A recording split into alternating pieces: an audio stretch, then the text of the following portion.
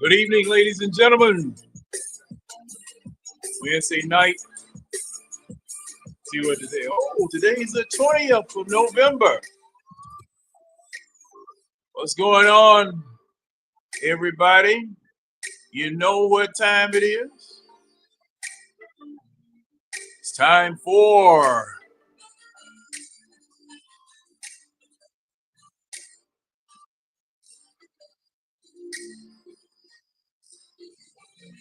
the eye test.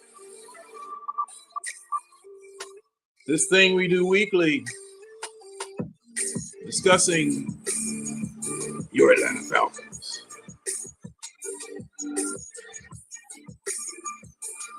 This discussion tonight is going to be very pertinent. It's going to be very pointed. We're heading into a bye week. And we didn't close out the previous bye week or the previous week the way that we should have. We're going to have a good bit of discussion on that because we find ourselves slipping. Our regular panel should be in a minute or two. So sit back, whatever it is that you want to eat or drink, whatever it is that you want to sip on or chew on or munch on or whatever. We will be discussing what took place last week and what should take place after this week of rest, where we sit back, stuck where we are, and see how the rest of the National Football League progresses. There are some conference matchups that may affect our standing in the conference. So, guys, hey, you earned the seat that you're sitting in, so sit in it well. We have a couple of people who've already come in. Greg is telling us what's up. Hey, what's up, Greg? What's going on? And hey, if you decide that you want to join in, come on in. Winston, my partner, is setting up everything. And he'll tell you how to get in. And the destination here is already up. Should be joined also by Mr. Keeley Stinson, who's encouraging people to rise up.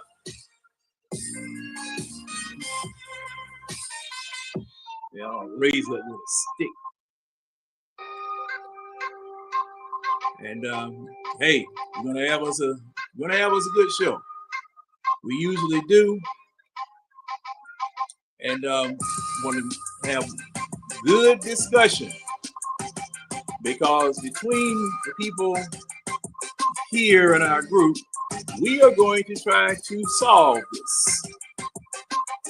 We've done so, but our suggestions have been ignored. Our suggestions have been washed over, covered over, as though, we don't know what we're talking about. However, and hey, what's going on, Brian? However, the more we suggest and the more we watch, the more we know that we're on the right track. And it is just amazing how on the right track we are. Let me cut this down here a little bit. Oh, damn, cut it off. And welcome in my partner, Mr. Winston Thornton. What's going on, Winston? What's happening? Man, hey, man. Hey, you know what happened. Hey, yeah, you know what the hell happened, man. And for those of you on Facebook on the two pages, the eye test page as well as my own personal page, I put up a picture, and I'm just going to let people guess what that picture is. And Red, what's up, Red? Waiting on you, mister. And Nando, what's going on, Nando? Come on in if you can, boss. But yeah. And Keely Stinson, Mr. El Jefe himself is here. And Good evening, fellas. Hey, and you know it's bad when I pull this old thing out. I was wearing this around town just to see if I was going to get any type of reaction. And people, man, they were passing by. Oh my God. Did he look in the mirror before he left home? Oh, hey, check down. What's going on, man? Hadn't seen you in a while. Hey, man, come on in here if you get a chance, boss. He been laying low. Yeah, I hadn't seen. Hey, Winston, you remember old check down, right? Yeah, I remember Steve. Yeah. Hadn't seen him in a minute, but yeah. But like I said, the picture. Y'all care to guess what that is a picture of? On my. You didn't see it. Hold on, I'm about to look it up now. I put it on my personal page, and I put it on the eye test page in advertisement of the show. I didn't get a chance to look and see what it did. Oh, you talking about the what? I know it wasn't chicken wings. It was, you talking about that picture, the food? Yeah. that ain't crow, is it? No. It ain't fried crow. Yeah, no. I know it ain't fried falcon. What is some gizzard? You're close. Let me go ahead. I'll tell you. Those are fried mountain oysters. Oh Lord.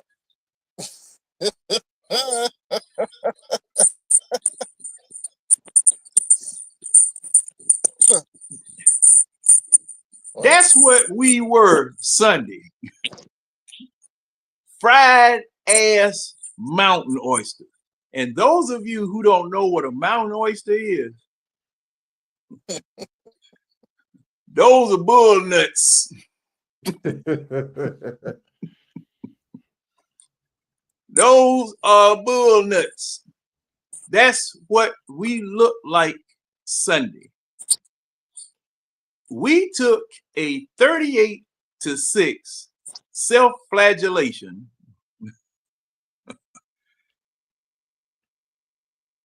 a little bit Denver, a little bit us, especially us in the first drive. The very first drive, you commit a holding penalty. And I mean, all right, Denver came down the field, scored their touchdown. We moved down the field like Denver wasn't even there in the first drive. Then, you see, James Holloway and Nando, they done lost their shit at any rate. We go down, we hold in penalty first. Then Drake London on the next play forgets where he is. Goes upfield before the snap. Just a little mistake like that. And the pass that was completed, I guess, with the fact that you went upfield a little bit too early, too quick, got you open, and hey, you down on the 1 yard line. But we ended up 3rd and 23. And at that juncture, at that moment, it was just like the New Orleans game. There you go. There you go. That's why that's exactly my point. It's a rerun to me. It's a rerun. People tried last week to say, it's cool or is where we played at or because we played in New Orleans. No, like we've seen this before. Like we've seen this at home. Like we've seen it before. It's a pattern to me. It because Denver didn't do anything. It was self-inflicted. Like the reason it was self-inflicted. That's discipline. That's coaching. Like if you're shooting yourself in the foot and other teams aren't stopping you, that goes to coaching because you're consistently shooting yourself in the foot. Like to me, that Drake penalty made me mad because that's cutting corners. Like when and I get coaches can't be coaches like they used to be like in the 90s. Like I put like if Bill Parcells was the coach in the 90s, I bet you Drake and some of these mistakes would never be made again. And I get you can't coach that way no more, but to me, it's all of these things are self-inflicted. If you make an example out of one of them, the rest will fall in line. It's the same thing. Like if you getting bullied, you make an example out of one person, the rest of them get in line. That's how I fuck with. Hey, somebody got to stop because it's self-inflicted. Somebody has to stop the bleeding because here's the thing that blew me away, right? I looked at all the offensive numbers, right? So Kirk is top 3 in passing yardage in the league, right? He's top 3. So it's not like he's having a bad year. He's top 3. Kirk is 7th in TDs thrown. Both Drake and Mooney are top 8 in the NFL in receiving yards. Both of them are top 8 in the entire NFL. Drake is 6th in receptions, and he's 4th in TDs. Literally, he's top 10 in all 3 major receiving categories. Bijan is 6th in rushing. Like Drake, Bijan, and Mooney are all having career years. You would think with all of that, everything I just said, that we would have like a top 5 offense. We're 17th in scoring. 17th in scoring with all of that. We third, and we either 3rd or 5th in yards. We're 7th. We're 7th. Man. We're top 10 in offense technically, but we're 17th in actual scoring. Yards don't win game points. We're 17th. Oh, and Coach has showed up. What's up, Coach? What's up, fellas? What's up? Well, wait a minute. What's the deal on the blank camera, man? What? I'm still doing homework, but I'm talking, but I can talk to y'all though. Oh! You mean you can split concentration like that? Man, yeah. I don't know about that, Coach. I don't want you to pass out in there. Bruh, we ain't really got nothing to talk about. The team trash, so I mean, we beat a dead horse for real. We saying the same things week in, week out. The team was just ass. It was a whole lot of goal. But here's the thing: people are struggling to accept that. Like, I don't get it. I've been me. I know. You know, we don't agree on. Well, we agree on a lot, but we definitely disagree. But me and you have both been saying this is fool's gold for weeks now, and I don't understand why people don't see it. I can name 5 games the offense took a day off, but because we were winning, we let it slide by. Like that first Saints game, we let it slide by because we still won. But when people talk about the talent is an excuse, it's not an excuse on offensive side of the ball. Like that is what's expected to take up the gap. Like we're expecting them to carry the remaining weight, but to be 17th in scoring with all that talent, like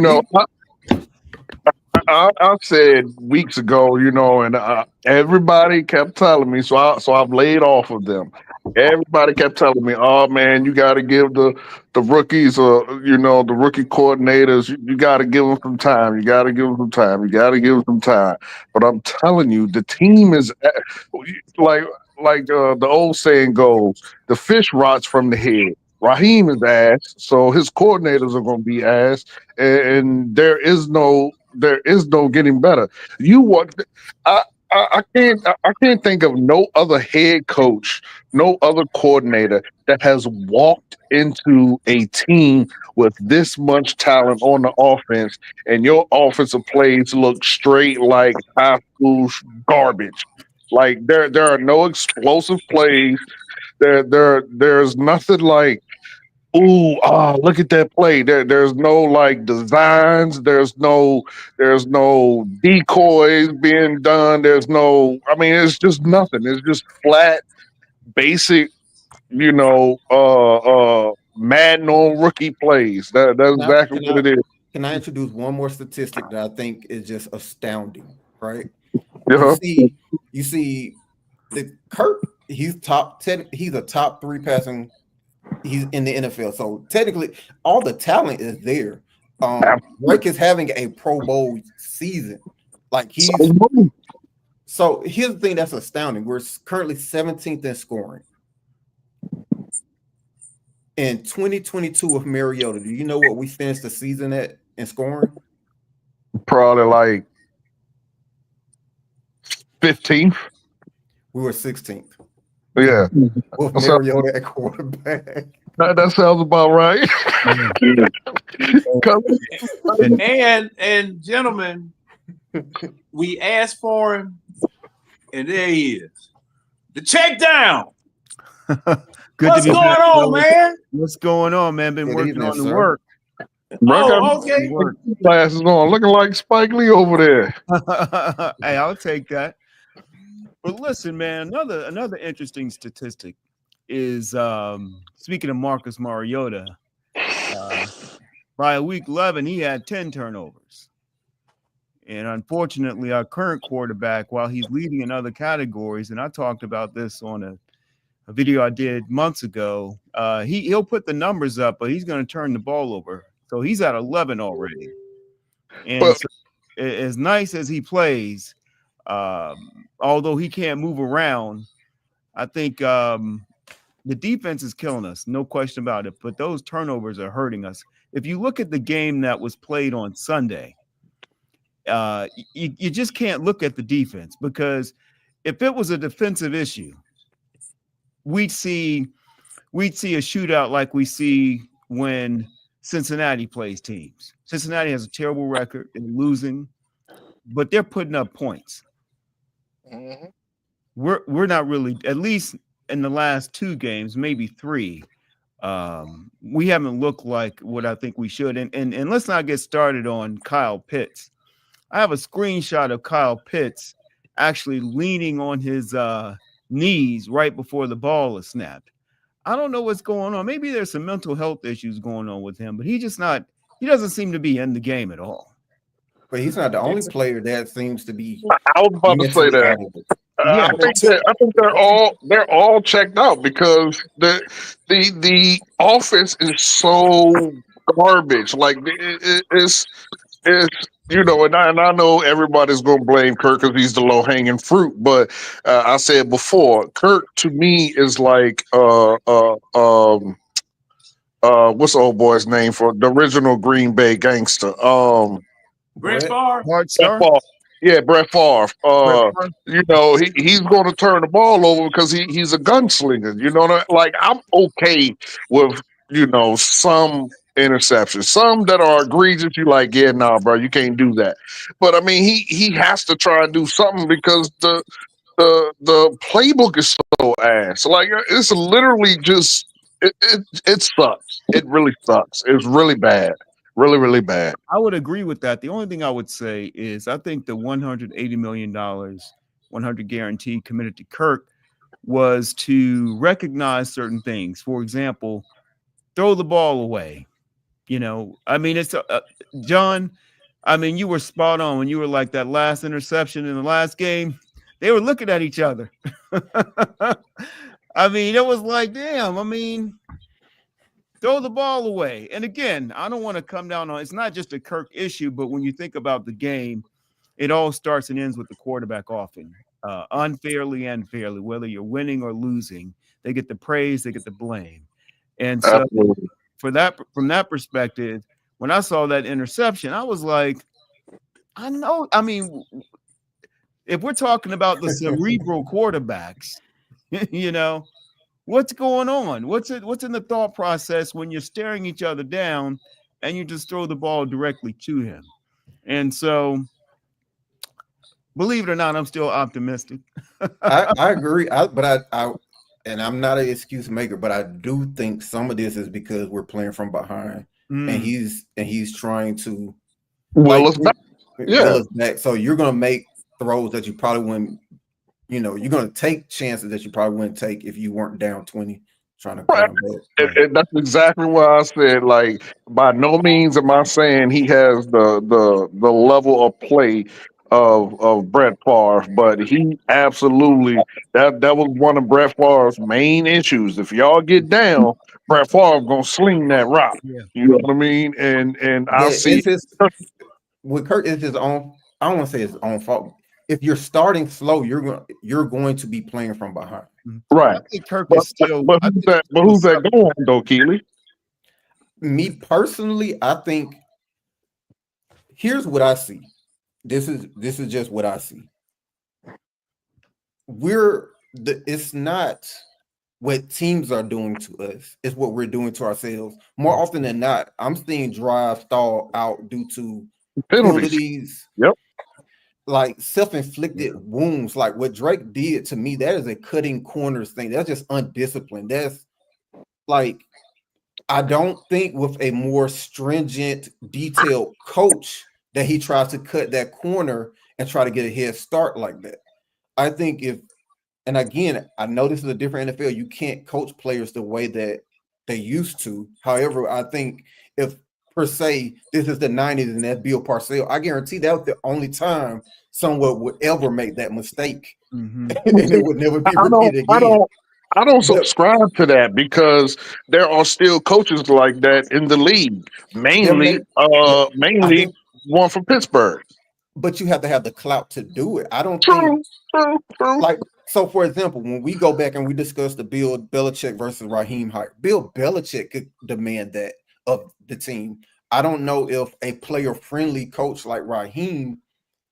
I mean, he could. I don't know if it will be received as if Mike Tomlin or Bill Belichick does it. But the frustrating part is that week 1 through 5, we see drives doing the same thing where it's self-inflicted, where we're hurting ourselves.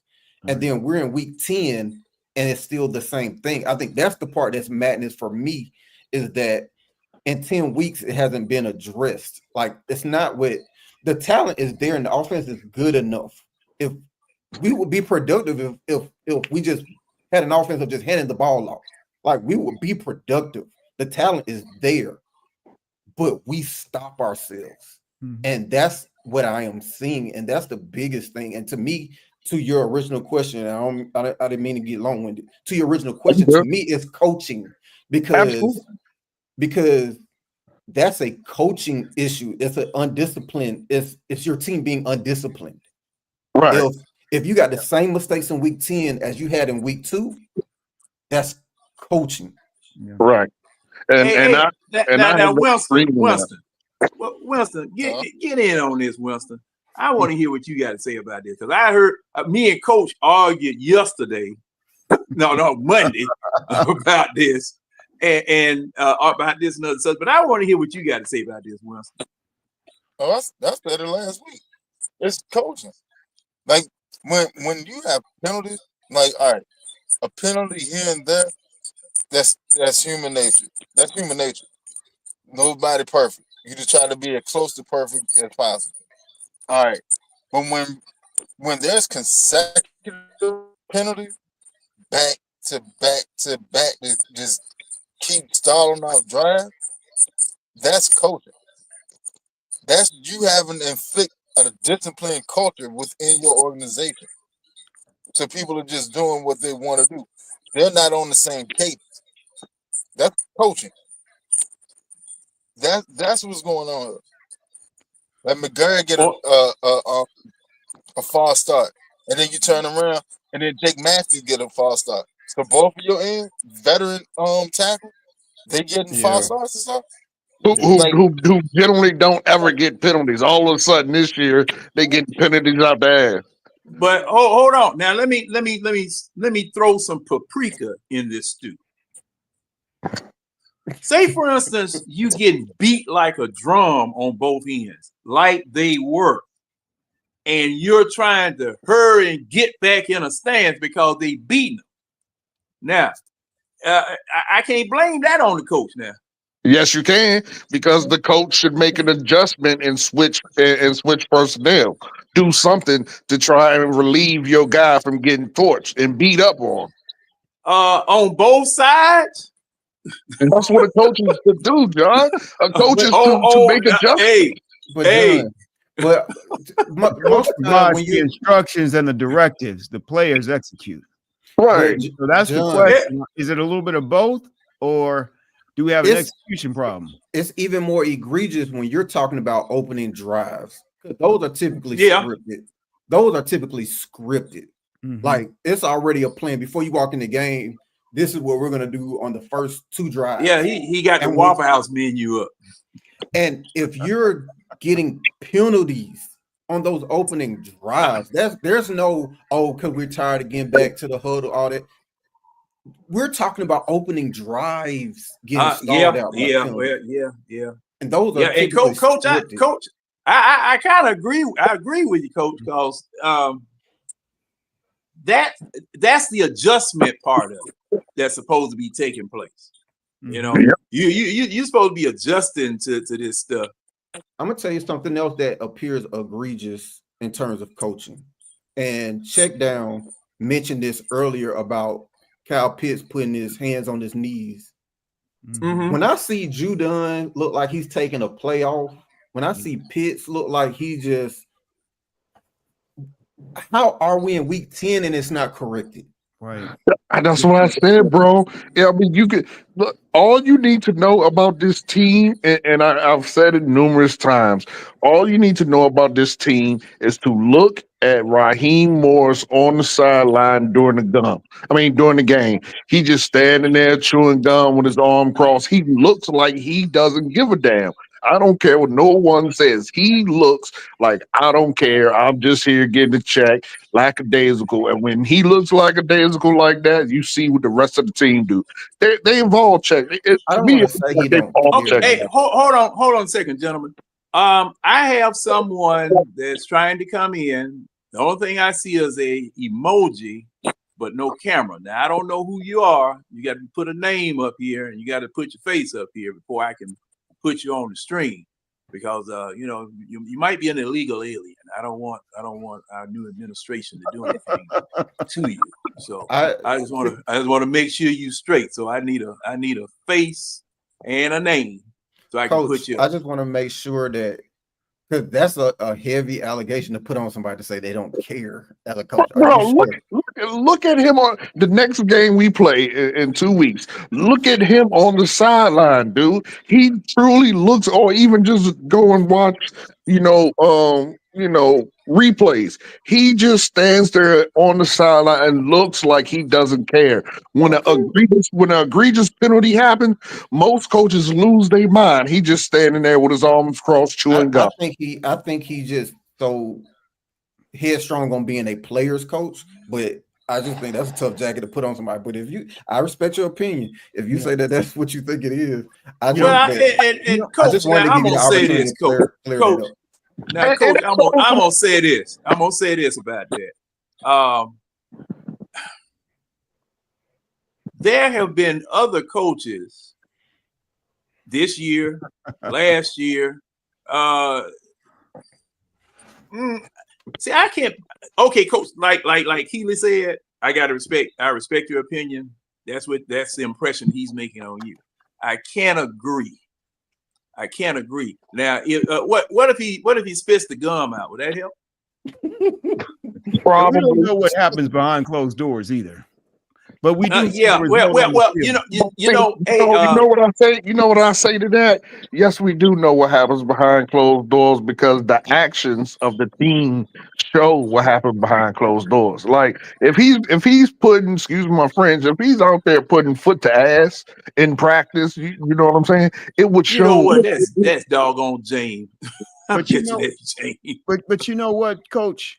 When I think about the culture of the Atlanta Falcons, and we could just go back, I think it was a week ago when Koo missed all those field goals and Arthur Blank's hugging him as they walk off the field.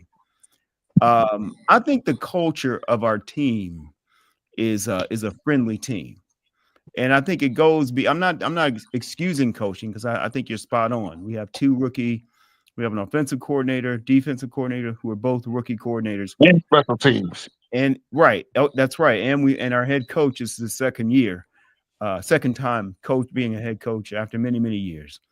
But when you think about the culture of our team, we don't like to hire bad boys. We don't recruit bad boys. We're just a good Boy Scout team. That may be the culture, and I don't know. I'm speculating. That could be the culture of the team. I don't know. But there's obviously something going on the field because those penalties are inexcusable. I mean, we got down with Bijan to the 1, I think, on that first drive. Was it the first drive? Yep, it went all the way back to the third. I think it was the 38 or 48. Went all the way backwards. Mm-hmm. Well, that was a holding call. It was multiple pennies, but you are absolutely right. We don't have no guy, and then everyone want to keep talking about Grady. We don't have that guy on our team no more, like a Weatherspoon, like a John Abraham who would slap people upside the helmet. Who would really dig in the player's ass. We don't have that no more. That's why I said we have a team. We have a team of good guys coached by a good guy, and then that's not gonna work. Like somebody has to have some intensity. Somebody has to have some, like I said on Monday. I don't condone, dirty play. I don't condone, getting a 15-yard penalty. But damn it, somebody show me something. Smack somebody upside the head. Knock a helmet off. Do something. Show me there's some fight in this team. There is zero fight in this team, and to me, that comes from the top down. Now, that's James. James, now you know good and doggone well with all of these interlopers trying to come into the stream, you got to at least show a face or something. And see now, the only reason I knew who you were was the door and the door emoji or whatever. That's the only reason I knew that was you. And also, what's up, Red? What's up, man? But what up? Hey, what you John? got to say about that, James? I'll let James go on here and say what it is he got to say about that. What you think, James? I want Coach to finish up first, then I'll say something. I'm literally, bro, I've been saying the same thing for weeks. There's nothing new. Yeah. The only question I got for that is Andy Reid a dog coach? Is what? Andy Reid, that dog coach. Y'all tell me he's not. Y'all tell me he's a players coach, but I've seen Andy Reid digging in players on the field. So, but y'all say he's a player coach. I think he is, yes. But they do have dogs on the team, though. They got dogs on the team. I agree with that. But as a coach, to me, you gotta have some dog, but not that much dog. Because you could look at Andy Reid. Andy Reid, it'll be a fuck up on the sideline, and then next thing you know, he just looking like Raheem be looking. So the thing is, at the end of the day, bro, it's like I said Monday. It's a little bit of both. It's a little bit of coaching. It's a little bit of Mr. Cousins. Because for the simple fact it is, our coach is a rookie. Don't get me wrong. he does some fucked up things, but also Kirk does some fucked up things too. As the check down said, he's at 11 turnovers already, when Mariota was at 10.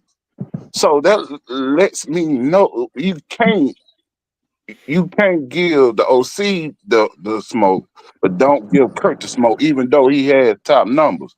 Because in critical moments, Kirk has fucked up, especially in that New Orleans game when he threw that pick, when Kyle Pitts was wide open. You can name some other games. You can name some other games like the Steelers games. Oh, That I was to that is Kirk has not. I can't think of one game or one you instance. can't think of one game. I just said the New Orleans game, coach. If you don't let me finish, to where Kirk caused us the game. Because if you want to talk about the New Orleans game, the defense was asshole garbage at the beginning and gave up 2, and we were playing catch up the entire time. So, I mean, of course, when a gunslinger trying to play catch up, he's going to throw the ball. Well, wait a minute now. Hold up. We held New Orleans to 3 points in the entire second half. But games have so hold on. Games got 2 halves. Yeah. I mean, you held them. Okay, they scored. Well, what did they score in the first half? 14 points, I believe. How much? 17. I believe 17 points in the first half. 3 points. 17 points in the first half. Yeah, we messed that first half up. 2 things. There are 2 prevailing things that happen in football. When the other team score, do they keep the ball? No, but okay. So y'all keep going. I mean, this is the thing. This is the thing. Y'all want to go ahead, Keela. I know you want to get that out. Go ahead, get it out. But I was gonna say is, like, I get the Kirk stuff, but to his credit, like, especially in that New Orleans game, he did get pressure. I'm not trying to make excuses. I literally saw him throw a pass while Jake Matthews is knocking him down because he got bull rushed into him. Right. Right. So what I'm gonna say is that, I mean, I think, I'm not saying that Kirk hasn't made mistakes. I just don't think his mistakes are over and beyond the average starting quarterback in this league. I think some of it has to do with a rookie OC coordinator. Correct. Okay, and playing from behind a lot of games. You're gonna force some things if you're playing from behind. And I get I'm not trying to slander our offensive line, but I have seen plays where literally, especially in that New Orleans game, I saw 2 or 3 passes that were affected by the offensive line just getting bull rushed. They made Chase Young look like Aaron Donald for whatever reason that day. I don't know. Well, okay, now this is what I want to. Go ahead. Then I'm gonna say. Okay, now, all right. Now, Steve, by virtue of you mentioning something, I'm thinking that you watched the show Monday, correct? I think so. Okay. It all runs together. The film, hey man, you right. Everybody on here, we all fussing. But the segment where we were breaking down and looking at the film, and Winston, I'm gonna order it this week so that the rest of the season on Wednesdays we're gonna take a look at the film too. I'm just gonna make that promise to everybody. We're gonna look at the film too, and we can argue and fuss about the film just like we do on Monday. But what I was seeing in my rudimentary old man check down and countdown, Kirk Cousins has between 3 and 5 seconds to get rid of the ball. Now, I was fussing about the fact that Matt Ryan, with that sorry offensive line that he had, had to get rid of it in 2.5 seconds. And 2.5 seconds is plenty enough time to make a decision to get rid of the ball and go someplace. Then on top of that, there were other options open to Kirk Cousins to get rid of the ball and get some yardage. That's the thing that gets me, because oh wait a minute, somebody moving around with a microphone and it's moving with you. Ain't me. Okay. Yeah, I mean, that's the thing that's frustrating me, because Coach, like you said, Brett Favre, gunslinger, and Kirk Cousins has gunslinger tendencies. However, you do remember that Holmgren, when Brett Favre came to that sideline, he had his foot so far up in his behind, you could see the Nike emblem on an X-ray when he got his chest X-ray, because he was messing. He was messing. He would jump on him when he messed up. Yes, I want you to be a gunslinger, but look at what you're doing. Look what you're doing to the team. I feel like us talking about Kirk is low hanging fruit, man. Like no. But you saw it. No, It may be low hanging fruit, but you saw it. You saw it. And then on top of that, I'm not absolving the offensive coordinator at all. The reason why I'm not absolving the offensive coordinator at all is because there are routes that you could run that would have cornerbacks just totally confused. Like I said, that hitch, that pivot route, that hitch route, there are all kinds of other routes besides that in route. And see, Kirk Cousins loves to throw that medium or long in route to London, hitting him coming across the field. But people are scouting that because they know that Kirk Cousins is staring at the man before he throws it and will lock on to that man. Now, my offensive coordinator and my quarterback coach are supposed to be watching this and correcting that. But they're not doing it. They're not doing it. Look like I'm going to have to go down there and take care of it. I'm going to have to buy a ticket, get down there on the field, and just start hollering all over the damn field when I see this stupid mess going on. But here's my thing. So we all know this is Kirk Cousins' first year in Atlanta, first time dealing with this rookie coordinator. You would think that the rookie coordinator would play to Kirk Cousins' strength and not formulate a game plan of his own wishes. And so that's my point. Why are we talking about Kurt? Like, has he messed up? Absolutely, but he is, to me, is probably, when it comes to the offense, he's probably right above Bijan with Bijan being dead last. Then it's Kirk Cousins with whose fault it is that we're as ass as we are. Because I'm not ready to put that on him, and I'm not saying he's a great quarterback or he's Joe Montana or nothing like that, but he absolutely is not the fault for the trash that we are on both sides of the ball. His pros just outweigh the cons. I think that's why I agree with Coach, because what he does, the positives that he does, just far outweighs the cons. Like people so ready to throw Penix in there, and Penix can't do half the things I've seen Kirk do. Like just the 12-year veteran things he's doing on the field to get us the extra first down, or to like that. I keep going back to that Dallas game as a prime example where Kirk suddenly went into hurry up so that Dallas couldn't swap out their players on the field, and then the very next play he throws that touchdown to Mooney.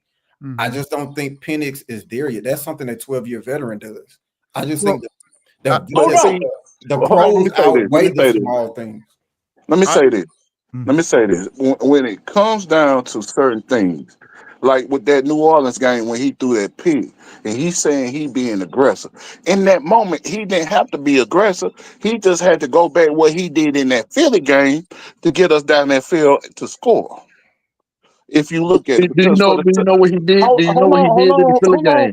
You hold on. I can't let you compare cook. apples to oranges. You can't You compare apples can't to compare oranges. that in that situation because that was a similar situation that No, it he wasn't. faced because he No, it was. wasn't. Yeah, yeah, Well, we yeah. can't coddle the quarterback. It's not I'm all his fault, but he's a part of the problem. And he's the only player on the team that touches the ball with every game, every snap. And so Kirk, when we talk about this his 12 years of experience, we should see consistent results of 12 years of experience, not looking at the defender and throwing the ball directly to him. I don't care if you're a rookie or if you've been in the league for 20 years. You just don't do that. That's fundamentally wrong. And that's not a one-off. I mean, we've seen that happen again and again. And so does Kirk's pros outweigh his cons? I would say yes, but let's not marginalize the cons. A turnover changes the game. It completely. I agree. I mean, I think Matt Ryan is the most valuable piece to the Falcons franchise. However, in year 18, he would make that mistake. I just think I just don't think it's Wait a so. minute, Keely. He made that mistake his whole career. But what I I'm mean, saying this is, is Matt but what I'm Ryan saying, made that mistake his whole career. I don't think. Stare down, Sam. What I'm saying is, I get it. So, for example, throwing an interception, staring. What I'm saying is, I don't think it's so egregious as if, oh, that's a rookie mistake when we see Jared Goff or someone else get caught doing the same thing as well. That's just my opinion. I think I just think as well, if we weren't in the circumstance, and I hate to make this excuse because as a veteran, you should be better. I get it because it's gonna fall back to his experience and he should do better being that he is a 12-year vet. However, the excuse I will make for him is that I don't think you will see these turnovers if we weren't playing from behind. I think that's the explanation for the aggressiveness, in my opinion. I think the situation dictate those turnovers, not his talent or I guess him being So flawed. so my question is, So he had Kirk. Okay. Again, I admit Is that Winston? it can be seen as an excuse. I admit that. I Okay. admit that. But I'm gonna say this. It's not always been when we were coming from behind. He's had some early turnovers in game. so Early interceptions in game. so has Tom Brady never had interceptions and fumbles and Go ahead, Winston, and then I'll address you, Coach, after Winston. Go ahead, Winston. The elephant in the room that nobody is speaking on is Kirk understands the team that he's playing for. That being said, he understands that the defense isn't going to step up. So he has to force the issue. That's the biggest thing. Kirk has to force the issue. Because the defense ain't getting turnovers like talking about it. The defense, national, don't get sacked. And they can't get off the field. So when he has the ball, he has to capitalize on it. Otherwise, we're going to lose. There's no ifs and buts about it. We don't have a defense that can step in and save the day. We have a defense that's going to give up chunk play, give up the underneath. And now teams are actually figuring out how to get chunk plays on it. And now this defense is completely exposed. Run the tunnel screen. All you got to do is run underneath and put some blocking in front of it. You're going to get a chunk play. And now the script is out, the tape is out on how to beat this defense. Kirk has to press it. There's no getting around it. I put it to you like that. If he doesn't score on 75% of our drive, our possession, we're going to lose the game. Our defense is that bad. Hell, he ain't scoring on 10% of the players. That's because he's pressing. He's pressing, and then we don't have the culture to be disciplined enough to not shoot ourselves in the foot. We get a drive going, and then somewhere along the line, somebody gonna make a dumb penalty. And that's almost a given now. Mm-hmm. This is the most fabulous thing possible. It's like We've seen this. We've seen this for the past decade almost, and nothing changed. Offense a little bit more exciting, but that's about it. Defense still look the same. No matter who you throw out there, you got a coach that sitting there playing people all the way completely out of position, and now it's getting exposed. Like, yeah, I'm not absolving Kirk of anything because Kirk, he knows better on some of these turnovers. He knows a lot better. Like, what was the game before last? He wouldn't step up in the pocket. That led to sack. Like, that's something you expect from a rookie or a second-year player. But for somebody that's been in the league for 12 years, the pocket is your friend. You know you can't run. You can't scramble. The pocket is your friend. You safe in the pocket. Or, I don't know. I'm not absolving Kirk because Kirk knows better for a lot of these things, but at the same time, he's pressing. Because now, you got to look at it. Tampa Bay, even though they was on a losing skid while we was on our losing skid, they getting Mike Evans back. And they still were putting up points without Mike Evans. Mm-hmm. Yeah. So Mike Evans come back this week. They have a chance to only be a game away from him. And if they get rolling and we can't figure this out, and you got to think about it, when we come out of the bye week, we play the Chargers. Yeah. Chargers defense Then is the Vikings. averaging holding the team to what, 13.5 points a game? They got the best defense in the league. Mm-hmm. Then the Vikings right behind it. Yeah. I think Kirk. I'm sorry. Our divisional seed is going to change very soon. Yeah. Real quick, I think Kirk.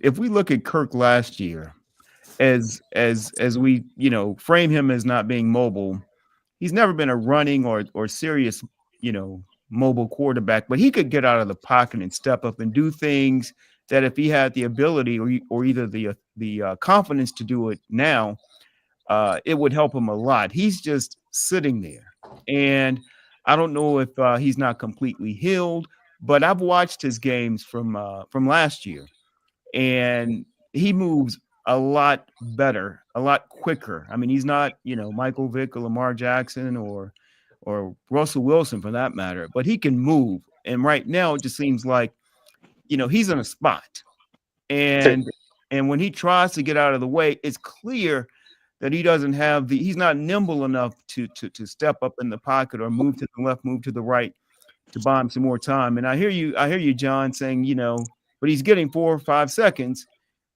Absolutely. But each play develops differently. Sometimes, you have it ready and the ball is out in a second and a half. And then other times, things break down and you have to be able to, let your receivers run around and get open. And I think that's where we're missing because our offensive line it's not that good. I know we're rated really high, but I mean, you see what happens only on the run. Only on the run. Right. Well, So, now, hold up. Now, hold up. No, If you I was gonna say that as well. Okay. Mm-hmm. And coincidentally, gentlemen, Denver has beaten every team in the NFC South. Mm-hmm. They're well coached. So, and hey, that's Sean Payton. Now, 3 of those teams, it was business. But Sean Payton, no, excuse me, 3 of those teams, it was personal. Us, Carolina, and Tampa Bay. New Orleans, he said, "Hey, man, that's business. Man. I got a coach. I got a team. I got a coach. I love y'all, but I got a team. I got a coach here now." And see, the coup de grace was us with 38 points. We're the one that gave up the most points to him. And this is the thing. And this is what I will put in the mix. Offensive coordinator versus offensive coordinator, like Spy versus Spy in the Mad magazines. If you don't know, you missed a great time. Spy versus Spy. Okay. Sean Payton, and everybody knows this, all around the freaking league. When he was with New Orleans, he's a mad scientist. We didn't have a mad scientist. Just like I said Monday, it was a mad scientist versus the pissed off miscreant in school. Okay, the mad scientist, like Coach said. Okay, no, like Winston was saying about the tunnel screen. There was a play on that first drive where they just hid the doggone tight end. He acted like he was blocking or whatever. Space cleared out. He runs off the line of scrimmage and he's open as a Waffle House on Christmas morning, walks on into the end zone because of it being a well-designed play. Now, I am not blaming Kirk Cousins for that.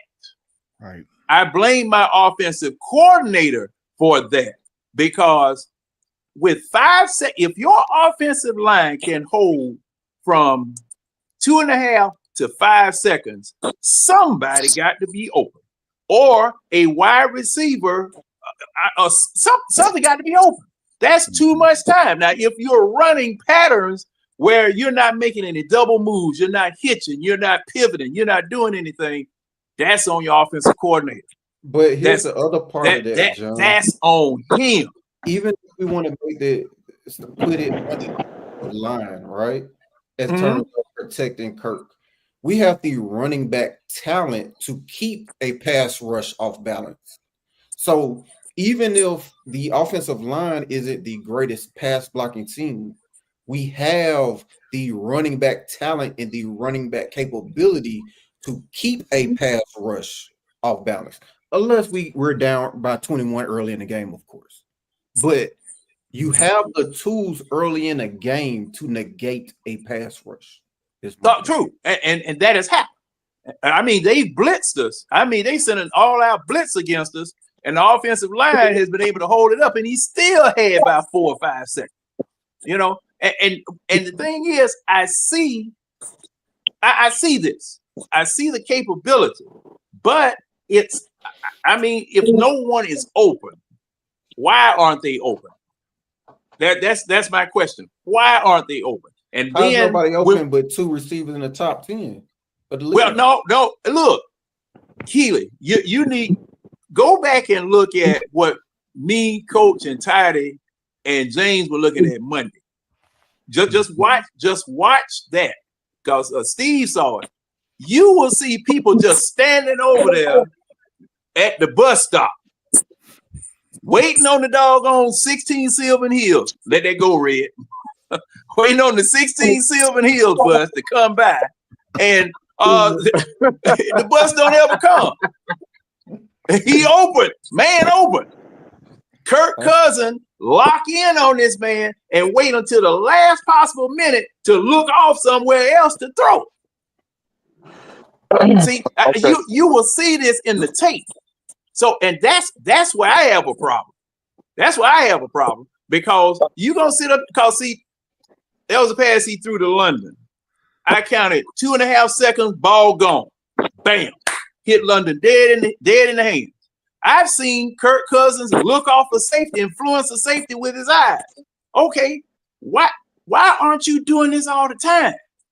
Why aren't you doing this all the time? Because if you sit up here and step, because see, just like Steve brought out, that I brought out, that interception, he and the linebacker was standing there looking at each other, and he still threw the ball there.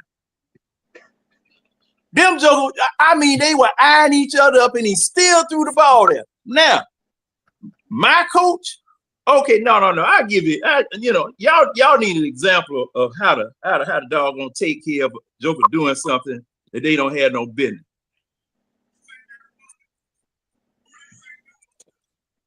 Oh, hold on. Y'all. You played that Monday. We couldn't hear it then either. Oh, well, you gonna hear it now. You're fucking a bird. You better wake up and get some pride in the game. Come in here, go out there and play like shit. Now the shit was coached the right way. I don't want to hear any excuses. Selfish ass. The hell is this? Look at this crap. You kidding me? It ain't okay to go around here and not know. That ain't cute. You got it? That ain't cute and it ain't acceptable. It ain't okay to not know. Really don't care. About as selfish an act as you can be. Grow the fuck up! That Kirby. Look at this! You kidding me? What I tell you about your feet? That's all right. And I told you to do what? Go back and attack the man, correct? You understand? And you wonder why I'm on your ass all the time. Because you like to do everything your way. You understand? You're going to do it my way. Got it? That's one man talking to another man. I'm not in the bathroom talking behind your back, talking about I'm a man. I'm coming to talk right in your face. And I'm telling you, do it the way I tell you to do it. You got it? That's a man. I told you to your face. That Brian Cox. What I tell you to do? I said get Kirby. what? I said get what first? What I tell you to do? I said Originally, get I the thought it push sounded first. like Kirby, Right? but then I said get 2 yards to push on the 3 count. Didn't I? Come on, You do what I tell you to do, You know, okay? John You State understand, bringing Smith? up You oldies. ain't good enough to be an asshole. Do you understand that? All right, we get You it. understand that? But who is it though? We get it. Is Well, that who the is it? special teams Do coach? what I tell you to do. That's Armstrong? Keith 1, Armstrong. 2, 3, There 4. you go. You got it, Keith Hagen? Armstrong. Number 4 in the C From count. Hard Knocks. Who do you From find? Hard Knocks. You got 3 and 2. That was Do the you 20 start on defense? No. So what are you going to do? Sit your ass around on the sideline and watch the goddamn game? John, We have enough people around here doing that shit. Ain't you watch Hard important to Knocks, you. John. Like I've been telling you for 2 years. Right there, the same crap. All right, That I'll was come a Do you highlight of suck? that season right there. dude. You a superstar? How many Pro Bowls you been to? You got a gold jacket? So who are you? I'm gonna tell Hey, you. John, Coach Smith John, asked you me, got what do it- you you got it think? line I about top Malachi Goodman. He don't want it, coach. That's what's getting said. He don't want it. Told you, right to your face. That's bullshit. And I'm gonna tell you something both. Now, you think, oh, I'm gonna screw it up and I'll get off everything. So guess where you gonna be tomorrow morning on punt? On the fucking show team. Get your ass in here tomorrow morning. I'm gonna put you on everything now. Both of you. You got it? You wanna be slick, huh? I got something slick for you.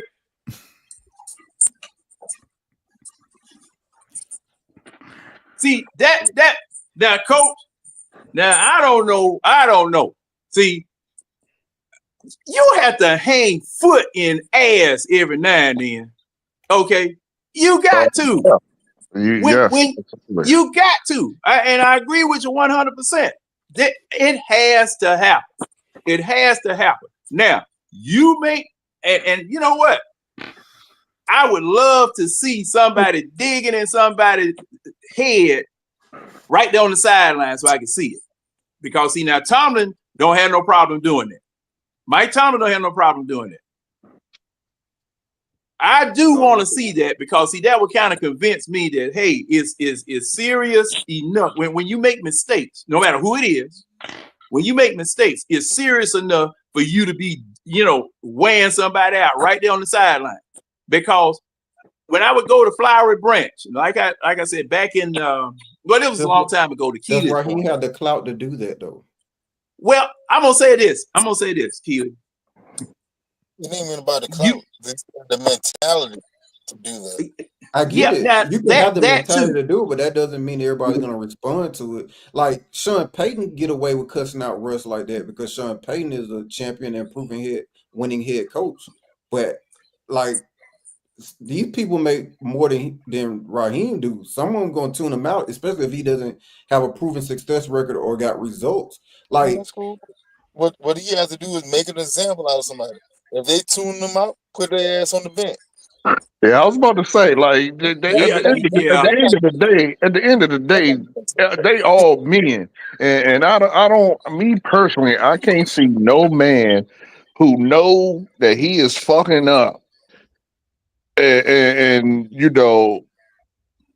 the coach is jumping on him for doing that, and he take the sissy route and you know, tune him out, get mad. I think all NFL players are men with pride, and I think that, you know, I just think that's a false narrative. I think a coach absolutely can dig in a player's No, I'm player's saying ass. I've seen it. What I'm saying Yeah, is that I forgot if it was Adam Gase or Adam Gase, the one with the bug eye like that doing all that.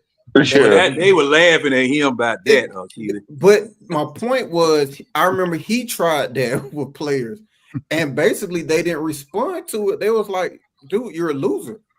Like there are people who felt like the only reason you're successful is because you rode the back of Peyton Manning. Like he started his first season was a winning season. I think he started off his first season 10-7, but for the most part, he just didn't have the clout to pull it off. I mean, I hear y'all. I'm just saying that I've seen players ignore coaches. What's your boy who coached for the Texans? When your boy Watson was there, they ignored the shit out of him. Who was that now? O'Brien. Okay. Who? Oh, Bill O'Brien. Bill O'Brien. Your boy, what the receiver? That's one of the reasons why they traded your boy to the Arizona Cardinals for a little bit of nothing was because DeAndre Hopkins. DeAndre Hopkins was like, bro, like you don't have enough clout to do what you're trying to do. Now, I mean, they can do that. I mean, that's when you hit him in the pocket. I mean, you know, they traded him to you see what happened. They traded him to a second team. They But traded him. The problem is Raheem is not that person anyway. So regardless on if our players will respond to it or not, he's just not that person. It's not going to happen. He's not going all of a sudden, you know, be Mike Tomlin. He is another Dan Quinn. He's all about kumbaya and circle jerks. That's it. Well, now I'm gonna say this too. Now, let me say this. Now let me say this about that. Why did you have to use that terminology? He always say that. He always say that.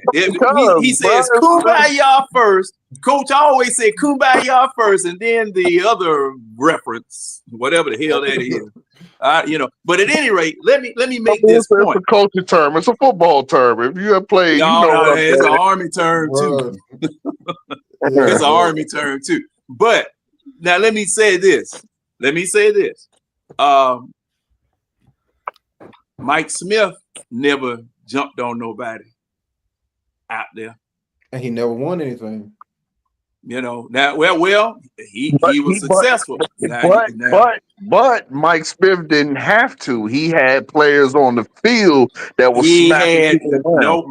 My point is he had coaches, position coaches, such as the gentleman you just heard, such as Brian Cox, and it was somebody else. It was Brian Cox on the defensive line. You had Keith Armstrong, all right. Because all of those players, Devontae Freeman that he was jumping on. He had the Vikings former coach too. I forgot his name. He coached the Vikings. What's his name? That former coach. He was a tough guy.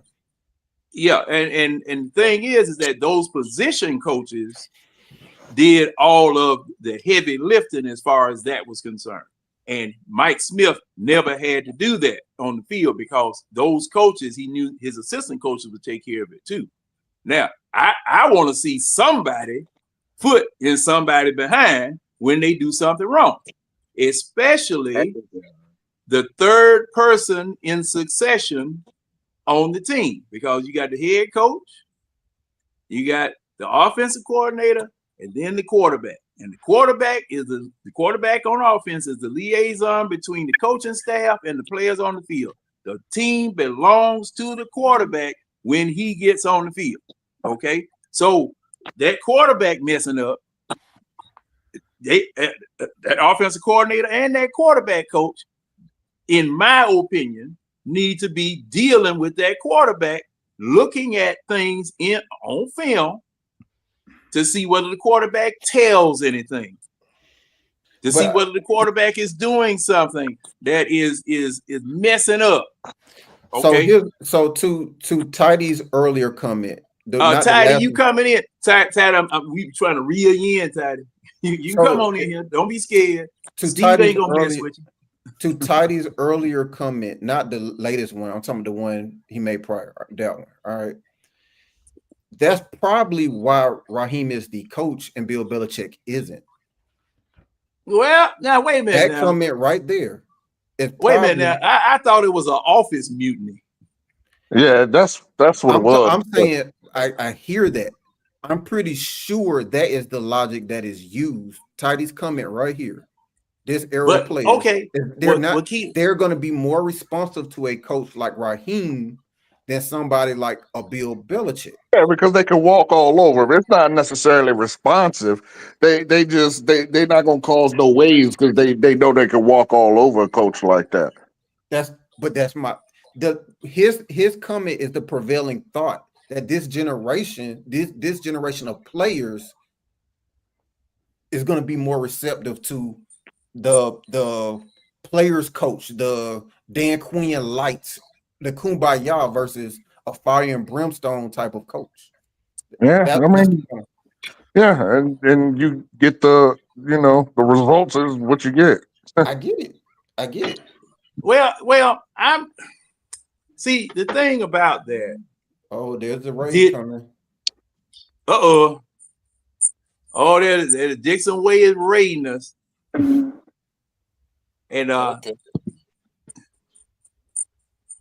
the Dixon Way is raiding us. Appreciate we appreciate the love, Dixon Way. I mean, they might as well because my Warriors beating the dog dookie out of the Hawks, so they damn near 20 up. So yeah, I guess they would come over here. No, they do that. No, they do that because that's just showing love to other streams, and I'm glad we're being recognized in that way. And we are joined by Mr. Ron Thomas. What's going on, Ron? What's up? Now, and like I said, once again, from the eye test. Love to y'all over there in the Dixon Way. We gonna raid y'all back one of these days. Hey, Winston, just get the arrows and guns ready. Rally the troops. We gonna raid them back because it's just one stream showing love to another stream, and I'm gonna have to go over there and tell him thank you. But what you got to say on this, Ron? It go back to what kind of players you draft too.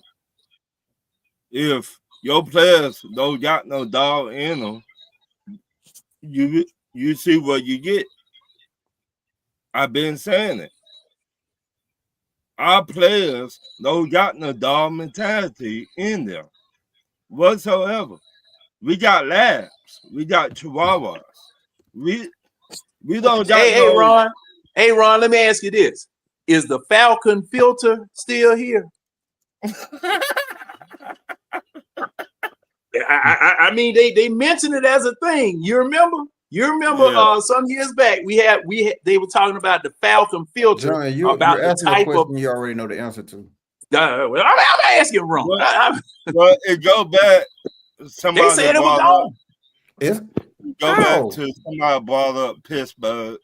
It go back to somebody brought up the Eagles and stuff like that. Those teams got pit bulls in there. Those players. Pittsburgh. I mean, creating a top tier podcast was like hard. Oh, excuse me. Clearly, they haven't. I've been saying it. We don't go after players that got the dog mentality in them. We don't. Clint Capella got 5 rebounds, 5 points. We go after Dixon Way right quick. We go after players that got labs in them that sell mustard and stuff like that. We don't got no players that hold the team accountable.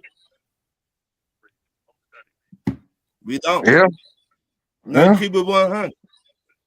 Yeah, the last one we had was True Font. So who? True Font was the last one we had. Boy, stop. The last one we had what? The last one we had what? What he said is we don't have players that hold people accountable, correct?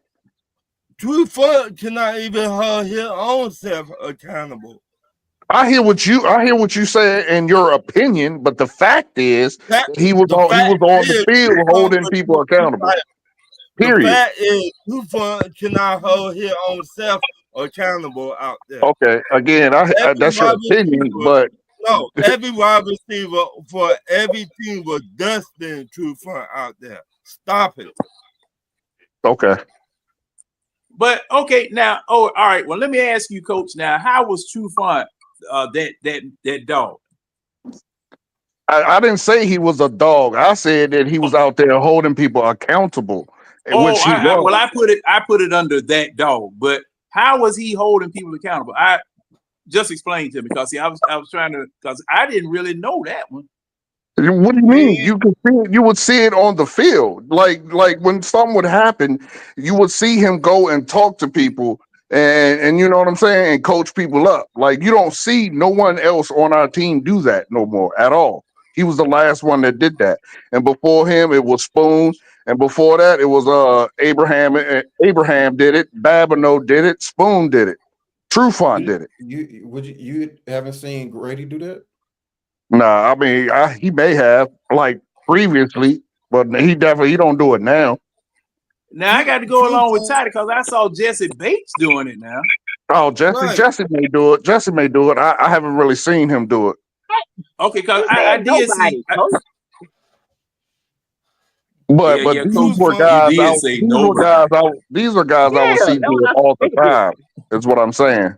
Okay. I can say I've seen Grady demonstratively on the field, like getting after people. I can say I've seen it. Oh, okay. I mean, you may have, but I mean, it's probably been a while. Yeah, but I mean, I know he had the reputation, like back in the towards the end of Quinn time. I know he had the reputation of being like speaking up in the locker room, but I've also seen it on the field. Yeah. So I can say I've seen it this year, but in the past, go back to what time players you draft. If you look at the Pittsburgh team, that every player over there hold each other accountable. We don't over here. If you look at New England, that defense, they hold each other accountable. If you look at Philly, they hold each other accountable. We don't over here. That's the difference between a good team and a great team. That's coaching. Like that's coaching. Everybody that's in position to lead, not everybody's meant to lead though. See what I'm saying? You gotta have the right people to hold people accountable. They gotta hold themselves accountable first before they can lead somebody. You know what I'm saying? We know Jimmy Lake ain't holding himself accountable.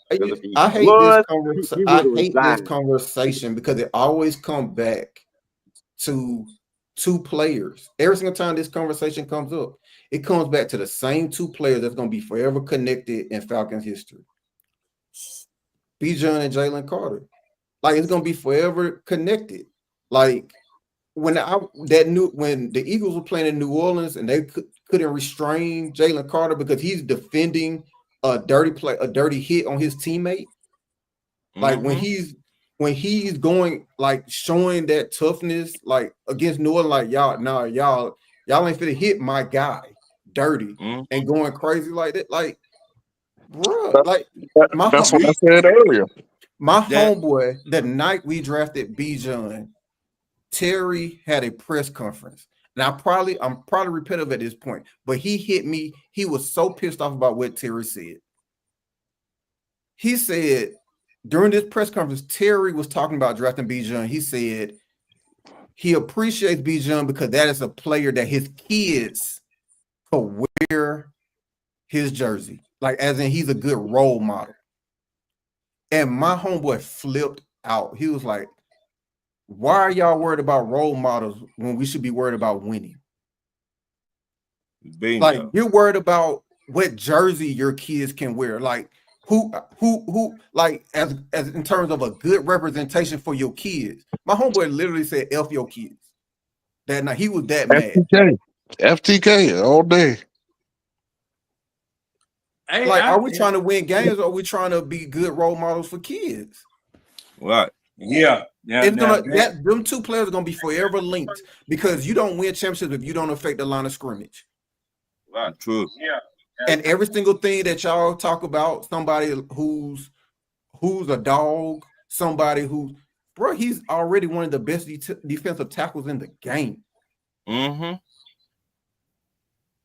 Yep. And as great as Bijan is, because there's a loaded NFC, he may not even make the Pro Bowl in one of his best seasons. Like, it is what it is, but they're gonna be forever connected. That's why I said, man, you need and again, I must say I don't condone no type of dirty play, but you need someone out there on the field who will bust a head. You know what I mean? Like a They 15 hit the button and yard he went crazy. to get your team hyped and you know, to change the momentum. Okay, I'm cool with that. I'm not. Let me rephrase that. I'm not cool with that. I can live with that because again, I'm not a condoning dirty play, but damn it, somebody do something. Bust somebody upside the head, man. Take a helmet off and smack the out of somebody. Like, do something. Damn it. Too soft. Well, my only problem, my only problem with that is that, you know, I say stuff like that and they want to ban me. You know, coach, you get away with it. All right, what the hell going on? Man, they can ban me all they want. Facts. We in the same boat. Yeah, you know, I say stuff like that, man. They want to doggone hang me up on the yard arm or something because, you know, I stay getting banned, John. You don't even understand. My last one was a 2-week ban. They be letting you slide, man. Like, me and John be getting raked across the coals for saying stuff. I mean, and the thing about it is that, okay, back in 2013, I'll never forget it. I would never forget it. We had just saw the NFC Championship to San Francisco. We coming back in 2013, and we're playing New Orleans down in the Dome. I'm over at Steve Johnson's house. We watching it. Matt Ryan scrambles from behind the line, falls, and then one of New Orleans cornerbacks come and forearms him on the ground. Our offensive linemen are going to try to find the official and pointing back at the dead body on the ground. Oh, look, there's a dead body. And I said, what? Then the next game that came on, it was 49ers against somebody. Man, they had who was the quarterback at the time? Might have been Garoppolo. No, that was 2013. That was somebody else. At any rate, they knocked the quarterback out of bounds. The whole offensive line came over there. All of them. Might have been some fans with some 49ers jersey that got in the crowd too. But I mean, they was over there on buddy, shoving. He looked like a doggone pinball in the wind, like a ping pong ball in a wind chamber. Boop, boop, boop, boop, boop, folks just knocking them around. And what happened, that's when all of that stuff started about people that Carolina really started saying that the Falcons were soft. Because they did not come, they didn't come and do what a team is supposed to do. Yeah, okay. Thing is, if y'all get in a scrum, 9 times out of 10, it's going to be offsetting penalties. Unsportsmanlike conduct on the Falcons, unsportsmanlike conduct on the Saints. 15-yard penalties, penalties offset. 2nd down, 1st down, 3rd down, whatever. Okay. And just like you said, Coach, even if you get a 15-yard unsportsmanlike, you just got a 15-yard unsportsmanlike. But a message is sent to everybody that, look, we ain't going to have this. Well, I'm not going to tolerate this out of my quarterback. Out of your team over here trying to hurt my quarterback. No. Okay. Now, something else I'm seeing. Why everybody else's team, on offense, I see more offensive linemen behind the opposition's running back pushing him forward versus the Falcons. It's like the Falcons don't want to get involved in no type of doggone pushing scrum. Y'all tell me if I'm right or wrong now. Oh no, You right. Not eight out of the 10 of those times though. That's design. But No. I will say I have seen them push Tyler Algier into the end zone. Okay. Like, how many times? How many times, Keith? The first one that comes, they push Tyler Algier all the time. All the time they push him. Yeah. Okay. Now I have seen it, but I don't see it a lot. I don't see it a lot. Because I'll modify my statement. We do it. And guess what? When we do it, we're successful. We push them on wherever it is they want to go. But there are times when we don't do it. And then on top of that, when we don't do it, our running back get mashed. I've never seen a person disappear into AstroTurf.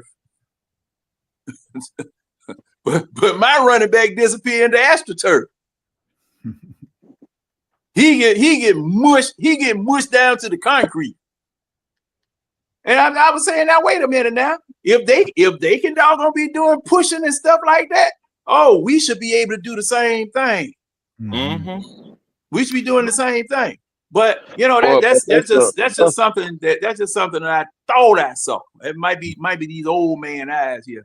I ain't wearing my glasses right now. But again, that has to do with the a player's personality, yes, but a lot of that has to do with the culture, the coaching culture of the team. Like if a coach preaches that type of culture, like one for all and all for one type culture, you would see that. But I mean, again, that's just more that's more of an indictment of Raheem. Look, let me tell you this: barring us going to the Super Bowl within the next 4 years, I have him being a 4 and done coach. Four and done. Yeah, his contract after his contract. What the?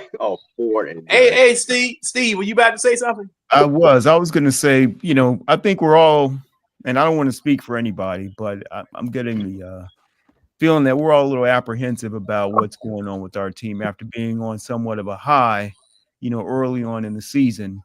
And when you look at the games that are upcoming, with the Chargers, the Vikings, the Commanders, and you look at who even the Giants. Yeah, absolutely.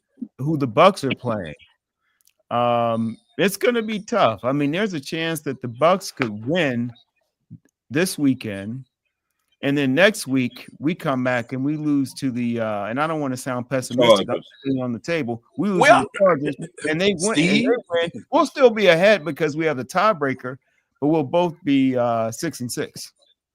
I wonder what. Well, Steve, one thing, and this is something that for everybody. Look, tell it like it is. Yeah. Tell it like it is. Well, how do we feel? On these platforms here, when we're talking, I make no excuses or apologies for what it is that I say about being pessimistic, optimistic, crazy, blind, stupid, and drunk. I I don't. damn sure Bro, don't. we catch Man, heat for saying it while we're winning. Like, Yeah. like why Because wait till we lose? Why wait till we're losing to point out something you're seeing? Good point. Absolutely. right. Absolutely. And see that's the thing. Because just like Coach has been saying, I agree with him on some things and I disagree with him on some things. Like Ron, Red, Winston, James, everybody. If you see a prop, even though you win it, you got to look and see how you winning the same way you look to see how you losing. Yeah, that's why because we see got the thing. cussed out last week. That's why what got us in trouble last Never- week when never everybody was accept talking about anything cool, in the and we win. said it ain't cool. What were you saying, You Winston? never accept anything in the win. You never accept anything in the win that you don't accept in the loss. Because all you doing is Right. practicing bad habits. It's all it's reinforcing bad habits. And when those bad habits become so detrimental, by that time it's too late. You can't correct it. Yeah. It's like letting your kid curse all these years before they go to school, and then as soon as they go to school, they're supposed to stop cursing. Like, nah, it's too late now. They gonna cuss the teacher out. You gonna get that phone call. Don't worry about it. It's coming. Yeah. That's what's going on here. As fans, we was riding the high because we were getting win, and we hadn't won at the rate that we was winning. Not to say that we was winning at an alarming rate, but we hadn't won at the rate that we were winning in a while. So it was some, it was a natural high to that. But at the same time, like a lot of fans weren't really looking into how we was winning. They were just more happy with the W at the end. But you can't accept anything in a win that you would not accept in a loss. but I'm crazy. I don't know what I'm talking about. I'm not a real fan. I'm a Debbie Downer. That's all I kept hearing. Coach, you ain't in that boat by yourself. Nah, Now I'm me just and saying, Keely been telling that's you. all I hear, bro. Look, You ain't me no and fan. Keely, look, man. Just imagine how it was when Beasley was having the All-Pro season. I was telling everybody he was garbage. I was getting lit up. I was getting lit up. I'm like, Beasley is garbage. He was having an All-Pro season. Yeah, cause I remember this commercial long time ago. It was during college football game. Man, this coach had the team in the locker room at halftime. Man, he was going up one side, down the other, up the middle, crisscrossing every which kind of way, just railing on him. Why are you letting this man? And you want a scholarship? You want to keep that scholarship? You're gonna have to do this. And one offensive lineman, he raised his hand up real timid, like, and said, "But coach, aren't we leading by 40 points?" Coach said, "That's what I'm talking about right there. Y'all satisfied? We still got another half of football to play, and if you keep making them doggone mistakes, they coming back and they gonna beat us." And I never forgot that. Never forgot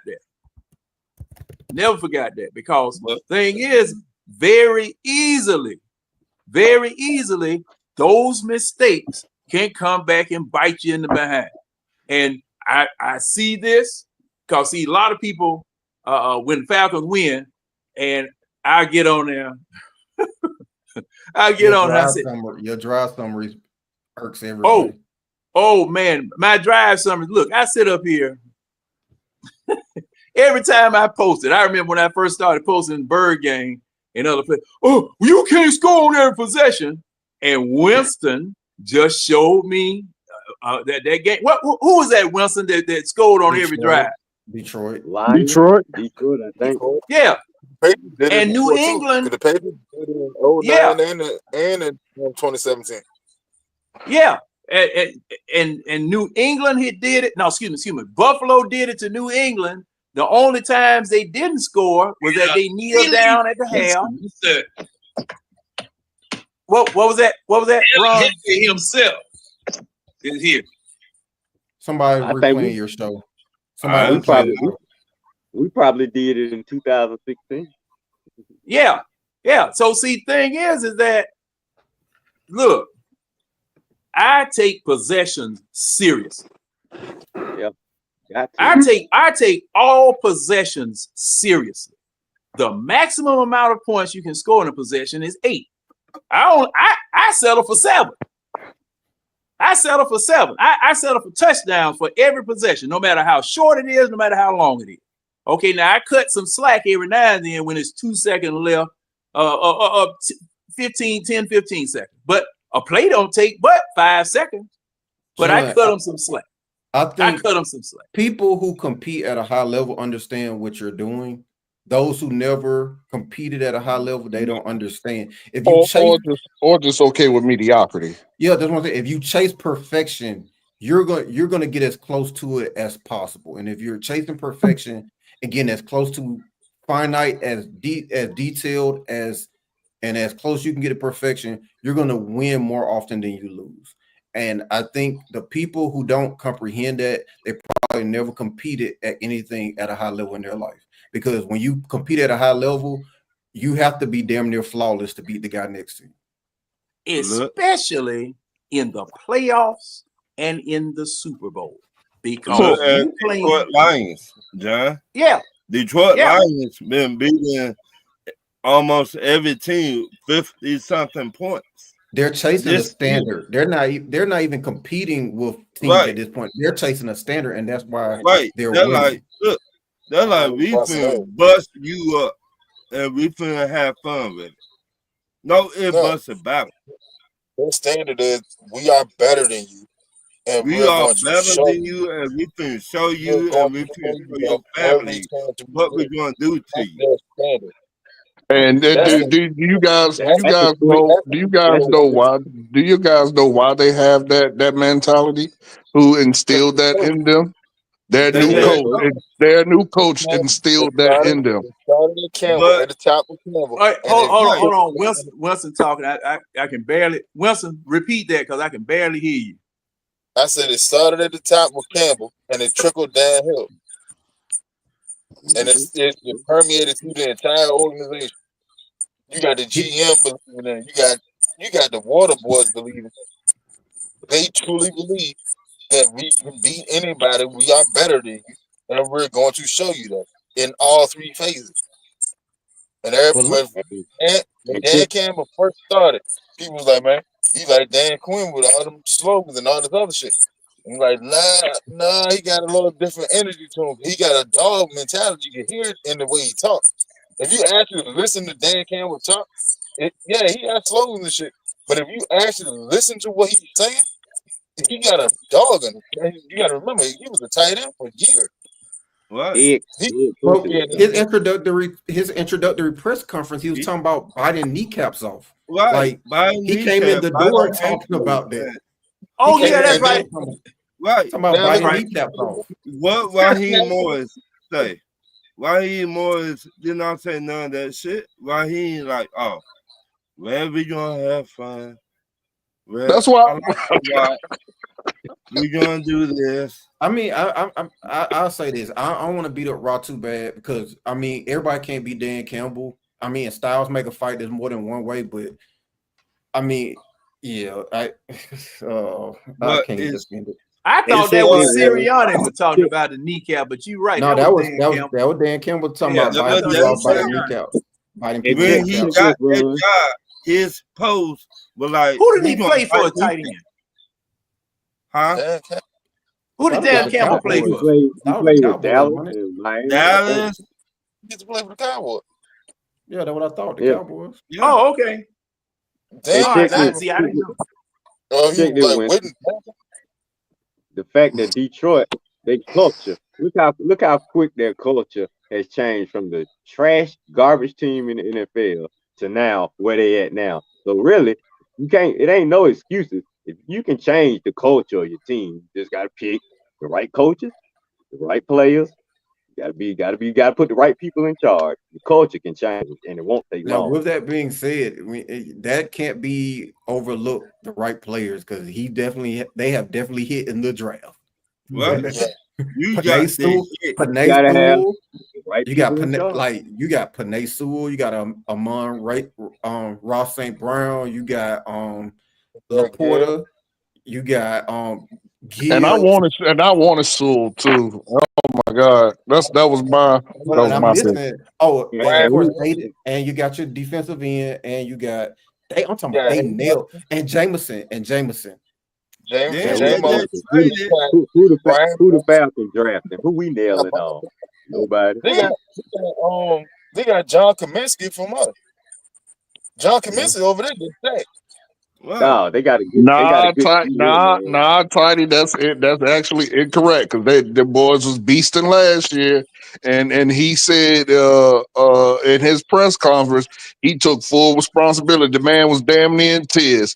Took full responsibility. See, that's what I'm talking about. He showed he cared. You could tell that man care about his team, about his boys. And But as a coach, I know for a fact when players feel like you give a damn about them, they go above and beyond. That's why I said that our coach looks lackadaisical and like he don't care, and it shows in our players. but That's the reason why I said it.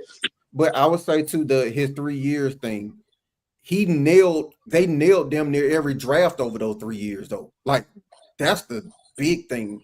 Like even if it took 3 years to build, he literally nailed the draft.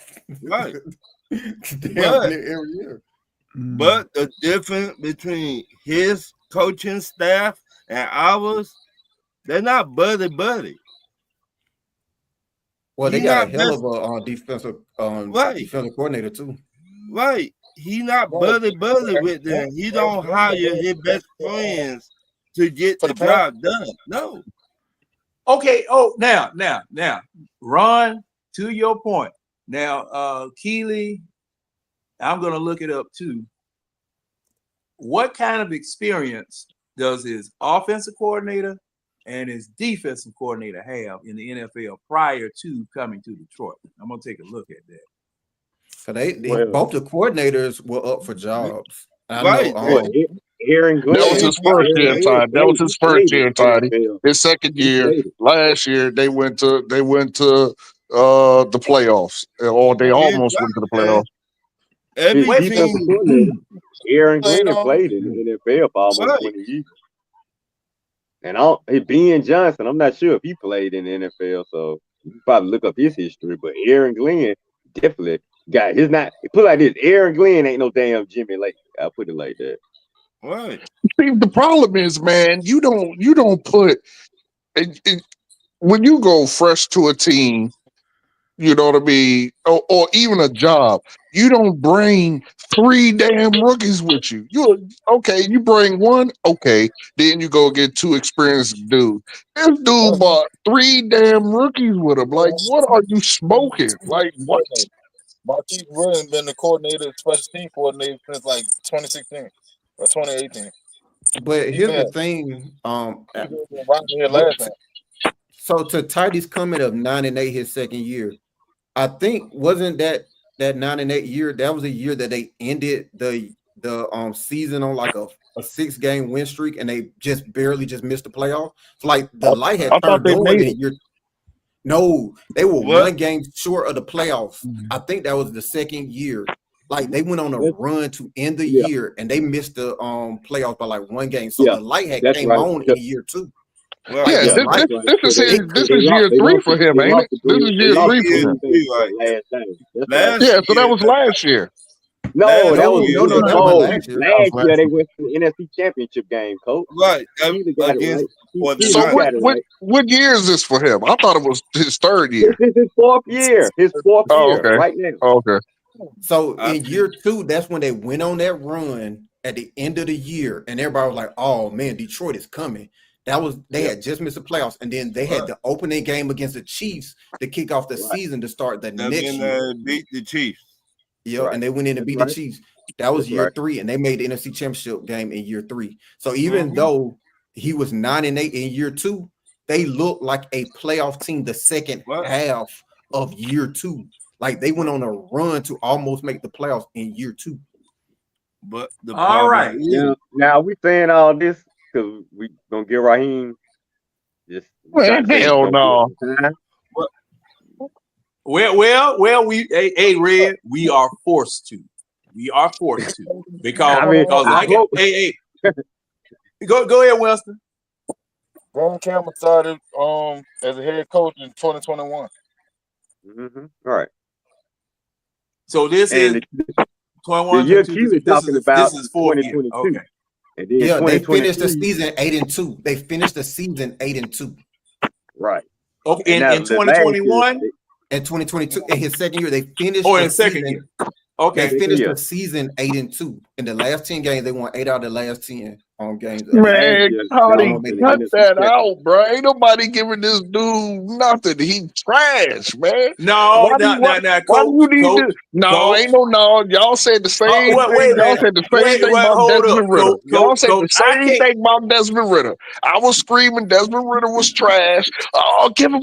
He only played 4 games. Give him a whole year. And you're talking about two different positions, coach. It don't matter. You either got it Yeah, or you either yeah, got it or you don't. It does, You especially either got it or when you you don't. didn't have a coach to coach him. Nah, you either got it or you don't. No, Ain't no such thing.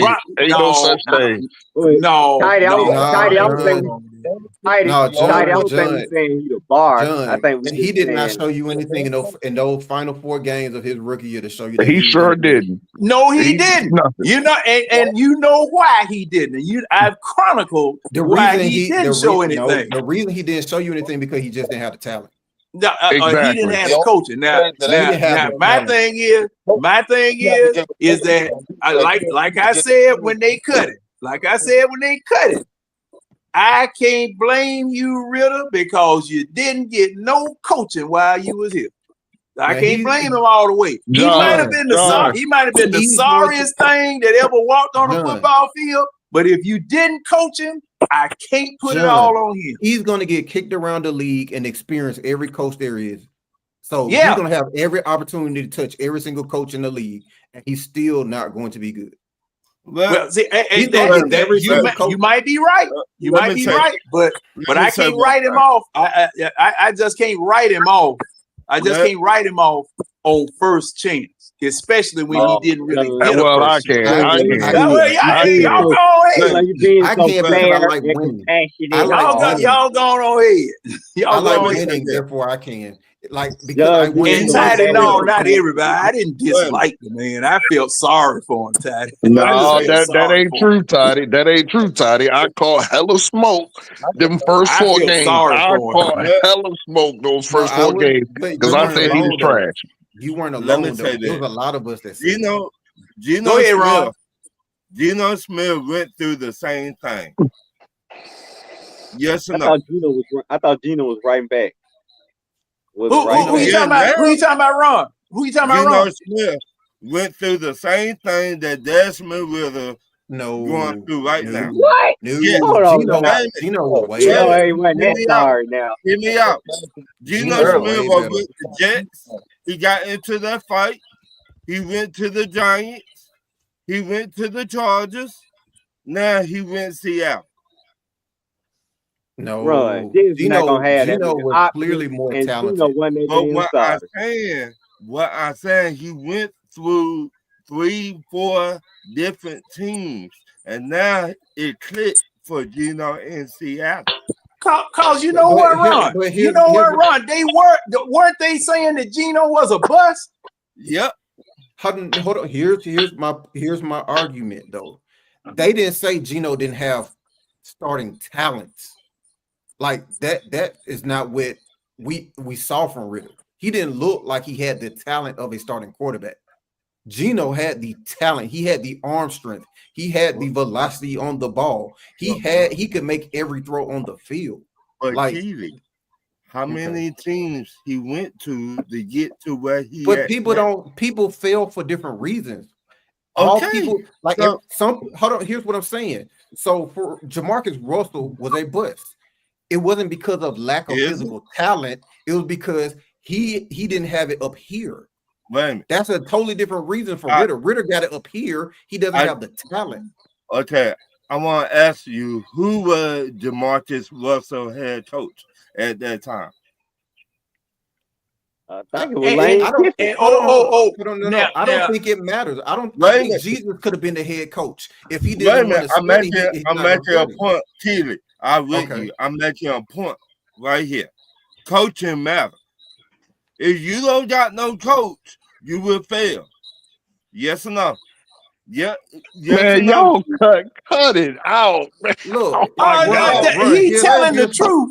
No, if you don't got no coach, you will fail in the NFL. He telling the truth now. No. If you go out there on the football field today, there's no coach that can make you an NFL quarterback. But what I'm saying, Keely, you If got you don't have wait a the minute, talent, Keely. it doesn't. No, if he doesn't have the talent, he doesn't have the talent. Everybody on this panel right now could go out to the Falcons and start trying out for the team. There's no coach in the history of coaches that are going to turn us into an NFL quarterback because we don't have the talent. That's my point. Like you can't. It can't just be coaching. You got to have the talent that's worthy of being coached. That's the point. Keely, what I He didn't have the talent. Like everyone that plays Division I football doesn't have NFL talent. I know that, but what I'm saying, all right. Go ahead, Ron. Was a head coach with the Raiders at that time. Wasn't it John Gruden? No, it wasn't Gruden. But I said it's probably like Kiffin, Don Capers or somebody. But it really doesn't matter. It was Lane Kiffin. It was Lane Kiffin. You sure? He was the coach that brief period before Al Davis got his ass up out of there. I'm trying to think. Hold on. He did go back there on the Raiders, I think. If he would have the ex-coach in Seattle, what his name, that moved up with the team. Who that coach was on there last year for Seattle? Yeah, it was Lane Kiffin. You talking about Pete Carroll. Yeah. If he would have Pete Carroll or somebody like that with the Raiders, maybe he would have changed. I think you're arguing against your own argument because Lane Kiffin is arguably one of the best quarterback coaches there is. Like if you're looking for someone to coach quarterbacks, like he's literally at the top of the list. No, it wasn't Art Shell. Art Shell was way. No, it was Lane Kiffin. It's Lane. Come on, it's Lane Kiffin. Literally quarterback. I just trying to say, Keely. Coaching that was a good one. What I'm saying is coaching matters, but you pick the wrong example because Lane Kiffin is who you go get when you want a quarterback to develop.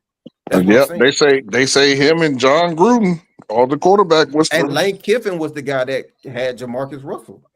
Now there was something that went on. Who more qualified? Hey, Keely, right. stand back away from your camera. I want to see your hoodie because everybody. Oh, that's the Outcast hoodie. Oh, okay. Yeah. Okay. All right. Because I didn't. I've never seen it, and I didn't know because everybody's complimenting you on it. Keely, did you watch it? Did you watch it? Did you watch it? Did I watch it? Yeah. It must be standing out. Cleaning. You dry clean hoodies now? I hope so. It's got a image on it. I wouldn't wash it. Yeah, I'm not putting this in the washing machine. Well, see, I don't. Look. See, y'all might not never see this. This is how old is when did we change to this bird? But it's not for what you think it is. I'm just not talented enough of a washing machine artist to get the desired results that are needed. My clothes come out faded. Hey, me neither. Me neither. I start out with XXX and end up with L. Yeah, that's one thing. My clothes do not come out as intended when I do the laundry. No, hey man. Yeah, that means you messing your temperatures up and you ain't using the right detergent, bro. But whatever the case may be, I'm not good at it, so therefore I take it to professionals. But back to the matter at hands. No, I'm not trying to give him no year. I done seen all I needed to see, and somebody made a great point. You don't need to eat a whole cow to know after eating one hamburger to know you eating beef. So F all Huh? that. Coach, where you get these analogies from, man? Oh, God damn, what? You don't need to eat a whole cow to know what beef tastes like. You eat a hamburger. That's the I point. feel like if he would have landed it better, it Whoa, probably hit whoa, harder. whoa, wait a minute. It's the way he delivered it. I think that's the issue. Because I'm trying not to curse so much, Keely. You know what I'm saying? 'Cause But hold If you're up, gonna use an hold analogy, up. you gotta tell it the right way, man. Well, I mean, I did see the comment. Let me see who said it. It's because somebody told Coach that he didn't just come up with it. yeah, I literally just said I literally just said 3:30. I literally just said that somebody said that in the comments. Yeah. 3:30 said that. But 3:30. Now, if you're still in the comments, what did you mean when you posted that? You can come on in and explain it if you want to now. Because I just did. You can eat a whole. You can eat a ham. Wait a minute. You can eat a hamburger. You don't need to eat a whole cow to know you eating beef. You can eat a hamburger. That's what he just said. Some people can get food with turkey now. I think it's fair to say that we can all, at least at the very basic level, can acknowledge that the team is not being coached well. It's just a matter of. It's just a matter of if you feel like it's going to get better, or if you believe it. If players can develop, coaches can develop. That's the question. But I don't think nobody. Hey, hold on just a second, gentlemen. Steve, I see that you say you got to go, man. We really appreciate you coming in, and man, like I told you before, don't be no stranger, man. I'll be back. I'm back. Don't be a stranger. Appreciate you coming in. Yep. Plug yourself before you go, sir. Absolutely. Check me out on the check down. We have new episodes coming this week. Talk about the buy, where we are and where we're going. At the check down on YouTube. All right, yes, sir. All right, Steve. Appreciate it, fellas.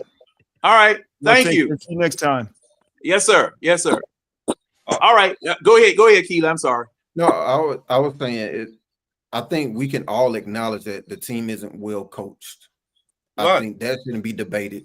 It's just a matter of I understand coach, because it's kind of like, all right, we all see that he's not well as of right now. It's just a matter of y'all patience. Some are willing to see if he can develop into a great coach. Some may not see any signs that there's any signs of it. Like, for example, with Ritter, I didn't see any flashes of brilliance or greatness. Therefore, I had no reason to believe that it would get better. So just for everybody's, acknowledgement, or excuse me, that ain't the right word. I don't know what the right word is, but damn it, we forgetting that we forgetting that he led a what should you call it? Pretty stout team. We were pretty. We had lost Julio. We had lost Matt Ryan. Yeah, it was bad. Yeah, but I mean, he led the team to 0-6. And then we give him another job. You know what I'm saying? And now he's what, 6-11. So.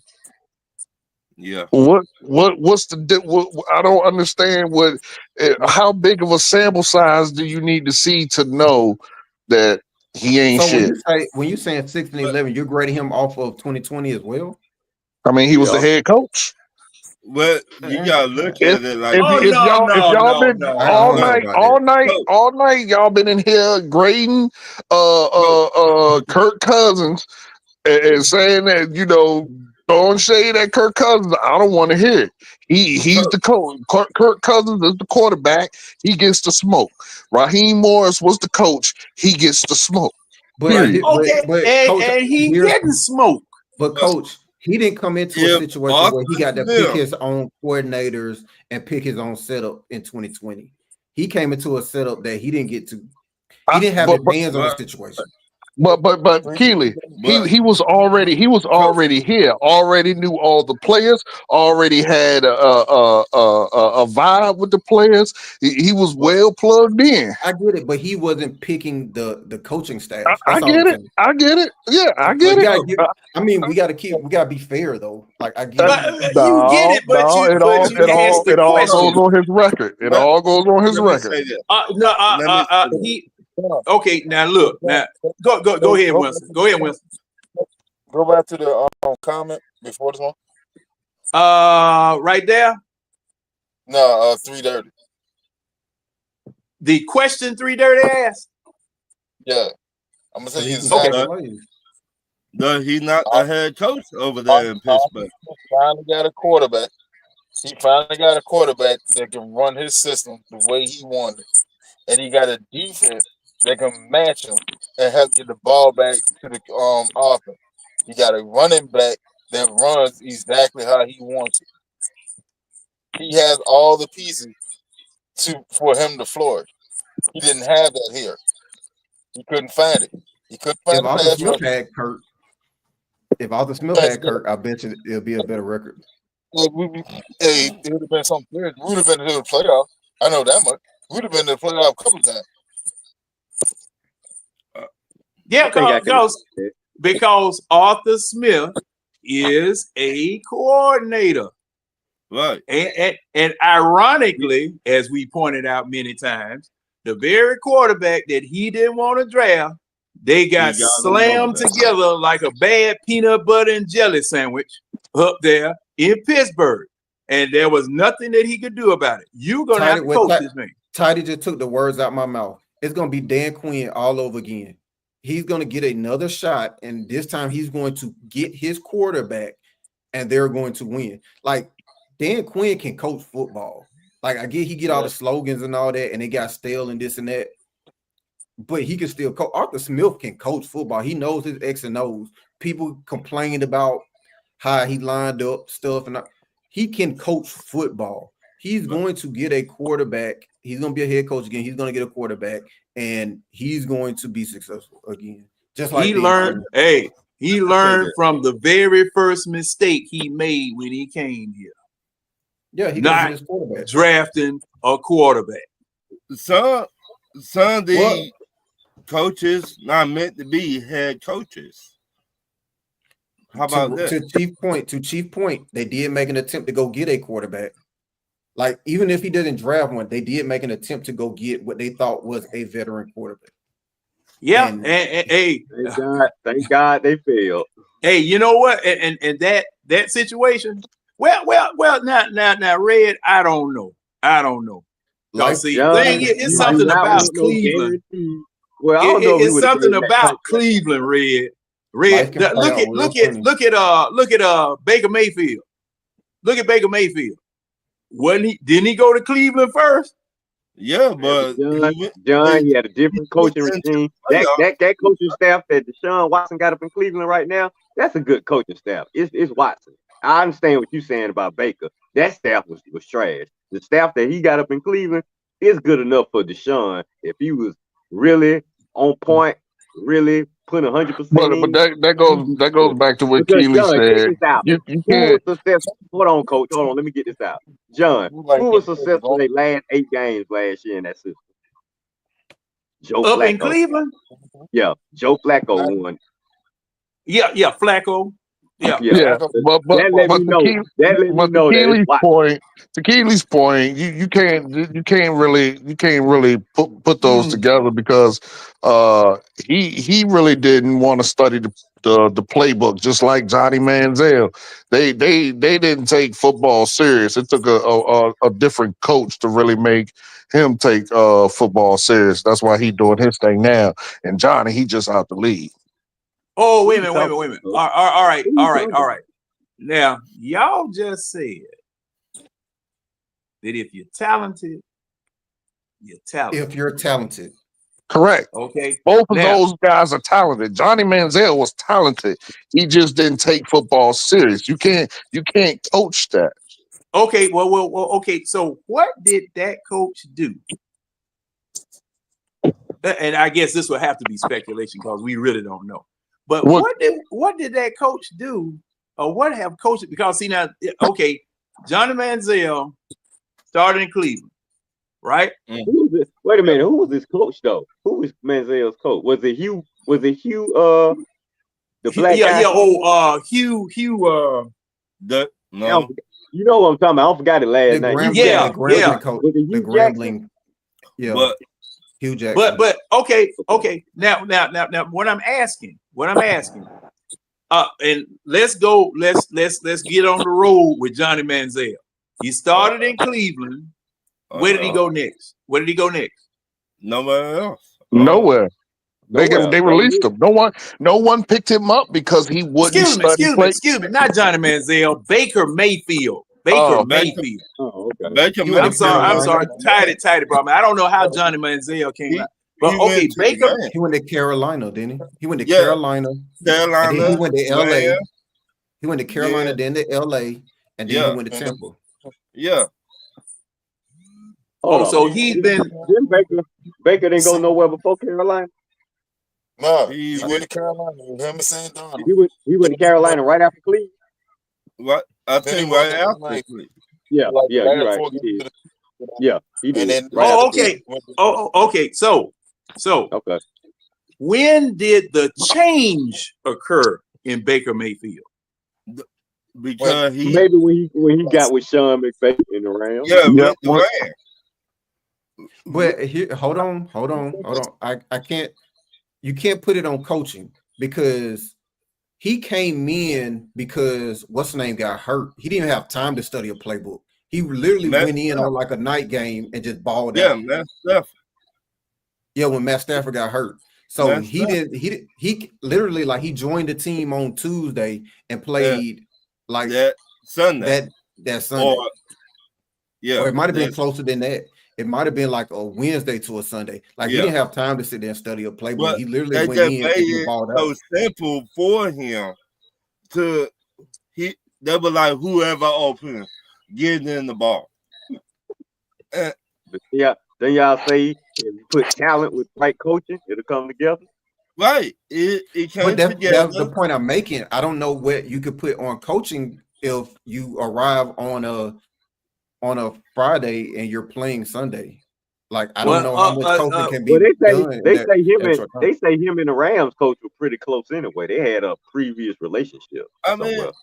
but I mean, yeah, they might have been close, but they weren't sharing playbooks. right, but he knew if he did not do his job with the Rams, he knew that might have been the last job in the NFL. Can we agree with that? Yeah, I'm pretty sure he knew. I wouldn't say his last job. It would have been his last opportunity to start Or in the NFL. yeah. almost up. Yeah, he could. Yeah, he could have got on as a bad coach. He Okay, did now- He what- would have Hey, as a bad coach. Who was that? Who was that beat us last year? He played for the Cardinals. He went in the rocket scientist. I knew that way. I think that's where I thought you were going Dobbs, to. Joshua Is Dobbs. that what you talking about, John? Yeah. Yeah, the man just got off the bus or whatever it was. But Yeah, once John- again, he was. I always say Dobbs was very talented. I was watching Dobbs in college. He went to Tennessee. He beat Georgia that year on that Hail Mary. So I've been watching his whole career. He was very talented, but he just with some teams he was not doing, looking good and stuff. I mean, he got his opportunities. Yeah, I just think that what happened was like he'll be a spark for like 2 games, and then by that third, fourth game, right. like Then he went to Minnesota, and he Who y'all talking about now? Y'all still talking about Baker? Dobbs, Joshua Dobbs. I think that's Joshua been his Dobbs. issue is that he's been given opportunities but like he don't to take start advantage. consecutive games, Right. but by like that What? third or fourth game, it's just like what's going on here. He was in Arizona before Minnesota, wasn't Right. I think Mhm. Minnesota Arizona traded him, right? To Yeah. Minnesota. Kyler came back. Kyler was hurt. And then Kyler came back against us in that game when we played out there in Arizona. That was his first game back. So Dobbs was there until Kyler could come back. Right. So, okay. Okay, now the argument about talent versus coaching. See, the thing is, I remember when they drafted Ritter and pumped him up, hyped him up, built him up, pressed him up, held him up, all of this. Who? The Falcons. Ritter. You talking about Ritter? No, I'm talking about who on the Falcons hyped him up. I didn't hear Arthur Smith say a peep about him until he was forced to start him. Now, I'm not gonna say forced to start him. They wouldn't even announce him as a starter until like the coaches meeting. Like I didn't hear all this. Like the only thing I heard was him when he was drafted say, "Y'all gonna get a Super Bowl out of me." I didn't hear Terry or coach say that. Oh, he's gonna get us a Super Bowl. I didn't hear that. He said that. I didn't hear I don't. When people say this, I'm like, who hyped him up? Because I didn't hear anyone hype Ritter up. Boy, you talk about. I never heard Arthur Smith say. I never heard Arthur Smith say. Well, see now, no coaches. Okay, he had Mariota at the time. All right, so there. I mean, the coaches. Do coaches hype up quarterbacks and say that? I never even heard them say that. The only person I heard even mention remotely say that he had franchise quarterback potential was Arthur Blank. When Arthur Blank was at a press conference out there, he's the only one that even addressed that I heard. I've never heard. Never heard Arthur Smith say that. Man, everybody knew that dude was hot dumpster juice. No, hold up. Now, I don't think no NFL head coach intentionally drafts a franchise quarterback late in the draft. Like, you can look up and get one, but I don't think you go searching for one in the third round. No, you don't. You don't. Look for projects in the third round. You don't. And I don't understand what people thought he was hyped up, because I never heard that from Arthur Smith or Terry. But okay, this is the thing. I will have to go back and look at everything that took place right after they drafted him, because I remember on the radio they were not defending the pick, but were saying or extolling the virtues of the pick. Okay, they were talking about his intangibles. I remember that conversation. They never said, "Oh, he has starting quarterback talent." They never said he had a strong arm. They never said anything about his tangibles. They just talked about he's a good leader. He has leadership. All the stuff we don't care about. Right. We as in who? I'm pretty sure they said positive. Yeah, we as a fan. But see, this is the thing. This is the thing. If you already have a quarterback started, and that person is, and unfortunately, the face of the franchise, because he's starting quarterback. Well, I have to take that back. I have to take that back because you got other people in the face of the franchise. But to Millie Mills, the point I'm making is you're correct. The statement I'm saying is that franchises don't go looking for Trevor Lawrence or Peyton Manning in the third round. When they're looking for the next franchise quarterback to lead their franchise, it's typically within the first, in the first 10 picks. So what I'm saying is with Ritter, he could be a Russell Wilson where he comes into a camp and takes somebody's job, which wasn't the case. But even with Russell Wilson, they weren't expecting him to be the franchise quarterback. They had just paid Matt Flynn to come in and be the starting quarterback. They signed him a free agent. So they weren't looking for a franchise quarterback in the third round. That's all I'm saying. Man, don't think. leave that man at the dollar store and leave him alone, man. You got him a job at the dollar store. That's where he belongs. That man out there with the Raiders, man. Man, That's he the at the dollar dollar store. That man out Right. there with the Raiders. And see, just like I said, now, and it was a damning indictment on Arthur Smith because three dirty, he beat me to it with his typewriter. Yeah, Trey Lance was the guy.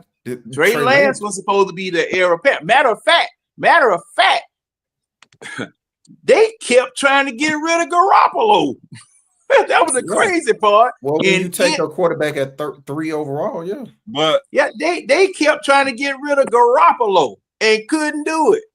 You know, and then like I said, like I'm starting to say, hey, Brock Purdy, they didn't go looking for him, just to your point, Keely, but they done made that man into a star.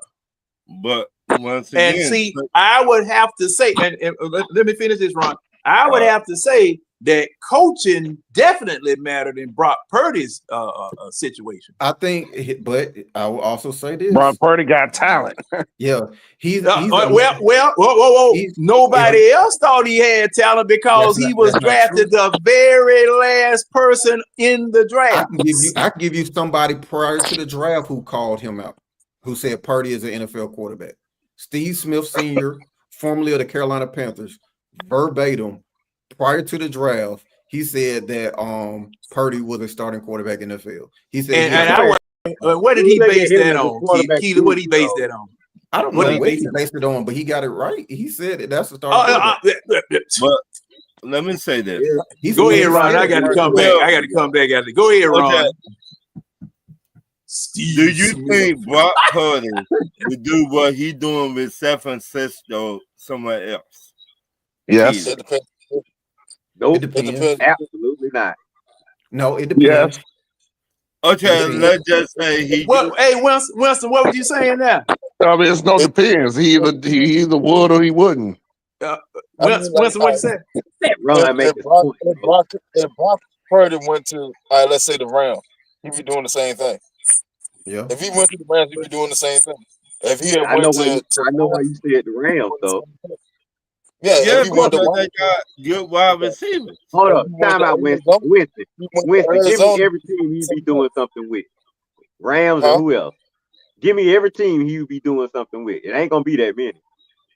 Rams, Vikings, Washington, Arizona, Vikings, Detroit. Yeah. Now look it out. He naming all teams with great offensive coaches. And my second point is the reason why Trey Lance did not get his job back because he got injured. Everybody, we forgot about all that. He got injured. But Purdy does. Purdy does do things very well, though. And Purdy still beat him out. Yeah. Purdy does things very well. First year, they had an open competition when Trey Lance was healthy, and Purdy still beat him out. Yep. That's why they were trying to move. Yeah, Trey Lance, he just didn't have he just couldn't get it. Well, he didn't have that should have been a warning sign because he just didn't have enough game experience. Like he hasn't played enough football games, period, in his life. So what we saying about that then? Go back to that one. Which one? But the thing red is that with Purdy, I think what people underestimate is that what Shanahan saw was that what Shanahan saw in Purdy was the things that he does do very well. Like people, they didn't see the blazing arm strength, but what they saw, he was great with timing and he was very accurate. Right. Like if you say I can see Shanahan and the guy with the Rams, finding the talent in guys. But no, but what I'm saying is it's about accentuating the thing that he does well and minimizing the things that he doesn't do well. How long have I been saying that? Go ahead, Keely. And if the job is to tell Purdy, hey, the ball needs to be right here exactly at this time, at this moment. Purdy Right. can do that very accurately, and Debo will be right there where he's supposed to be. Kittle will be right there where And he's supposed to be. few coaches like Shanahan can do that. Shanahan is the reason Matt Ryan had his MVP season. He Right. probably coached So him up just like that. that's what I'm saying. It depends. Coaching matter. It go But back no, to what I I just mean, I said. agree. I agree. He got talent. He definitely got talent. He played at Iowa State, so he got some talent. But you put his talent with a quarterback guru like Shanahan or the guy with the Rams, yeah, they are coaches like that is gonna get the best out of Brock Purdy. I don't think every single out of all the 32 teams in the NFL, I don't think all 32 staff could have got the best out of Brock Purdy. But I think And y'all have made Keely just made the what I have been saying for weeks, and people keep telling me I'm wrong. It's all if what's that, Coach? a great coach puts his team in the best position to win, and Well, we didn't so to disagree take with you. so to take oh yeah I definitely was disagreeing with when I said that on the show for sure. But you can't take Kirk Cousins, who is best at play action, and stick him in the pistol where teams know he ain't gonna take off running no damn way, and just make him a damn statue, and then get all up in arms because he throwing interceptions. Don't get mad at him. Get mad at the coach who don't put him in the best position to win. But it now, go back to what I said a couple weeks ago to you, Coach. Zach Robinson had not been where he at right I now. don't care nothing about that. He is a NFL It coordinator. Who matters. cares? It matters. That's what I try to say. I don't It care. matters. How does it matter? It matters because he don't got the damn experience. Okay, Like Shanahan do. so Or you like telling the me Green Bay coach every first do. They year got experience. coordinator is ass like him. Every first year They got, coordinator is ass like him. if you look at Green Bay, if you look at the Rams, if you look at Philadelphia, they got experience. That And didn't then answer my question. That didn't answer my question. Because he asked, that means every first year coordinator is ass, right? That's what you're saying? I'm not saying that, but what I am saying is sometimes it takes a minute for the OC to get his shit together. That's what I'm saying. Nah, I'm good on that. it I'm do. good on that. He Everybody asked. don't just Yeah, wake it up do. as OC like that. If Hey, this Tom. is the first time, if this is the first time that you've been in the big seat, you either sink or swim. Okay, and he has sunk. So, motherfucker, go Okay, ahead. but So and drown then his ass hold and get him on, up coach. out of here. Hold on, coach. Oh, now Hold come on, on, coach. Coach. He ain't stuck now. Hold on, He's coach. still floating a little bit. But the thing is, you have had some that have sunk, and you have had some that have swam to a certain degree. So the question that you asked Ron, that wasn't a fair question. It is Because a fair you question. asked him, You just you said asked, some hold swim, up. some You sink. asked He has Ron, sunk, so drown his ass and get him up out of here. Hold up, coach. You asked Ron, so since what did you say? So every first year, so every first year offensive coordinator has been bad. No, they haven't. Some of them been good, some of them been bad. And that's my point. So the ones that are good, you know they're good. The ones that are bad, you know they're bad. It don't take more than a year. Not on the first year, you don't. Oh my God! Yeah, not in the first year, you don't. Not in the first year, you don't. Because well, I'll tell you what, John. I'll tell you what, John. This is Kirk Cousins' first year in Atlanta. I don't want to hear you say nothing about him staring down receivers. I don't want to hear you say nothing about him throwing you can't interceptions. limit me. I don't want to hear none of that. I don't want to hear none of that. He needs time. He needs time, John. Coach. He needs time, John. Coach, no, sir. There are certain things. No, coach. There are certain things as a quarterback with how many years experience? 13 years. with 13 I years don't give a experience. damn. I don't give a damn. It's his first year. Coach. It's his first year. Coach. It's his 13 first years, year. Coach. I'm gonna tell you the difference between these two. It don't matter. It don't matter. Yes, it It's his does first matter. year. Yeah, No, yes, how? it does matter. Who is the How? younger? Who's the How? younger? Who's the younger? It's his first year, right? Who is the younger? It's his first year, right? Coach, I'm asking you a direct question. Who is the younger? It don't matter. It's the first year, right? Coach, who is the younger? I don't know who younger. I don't know how yeah, old you dude do. is. Yeah, you I really don't. I don't know how yeah, old he you is. do. This man, this is the first time in the coordinator seat. Kirk Cousins has 13 years in the quarterback seat. He was a starting quarterback on another team. Okay, so Coach, you know what? I'm sorry. Who has the most experience? That's the question I should be asking. Yeah. I'm sorry. That's the question I should be asking. Who has the most experience in the National Football League? Coach Cousins. And by your silence, I have my Kirk answer. Cousins. But again, yeah. that doesn't Red, matter. You see how I pulled that tooth out? You see how I pulled that tooth out? No, it's his first year, so he should get all. He should get all the Wait a minute. excuses that y'all giving him. Don't run down the hill now, because you might not be able to stop before you get to the freeway. Don't run down the hill. That's all he been doing. That's all he been doing this whole topic, Judge. Just running. Taking one word, one sentence, and running with it. I don't understand. I don't understand the thought process. I'm trying to get you to understand. I'm trying to get you to understand.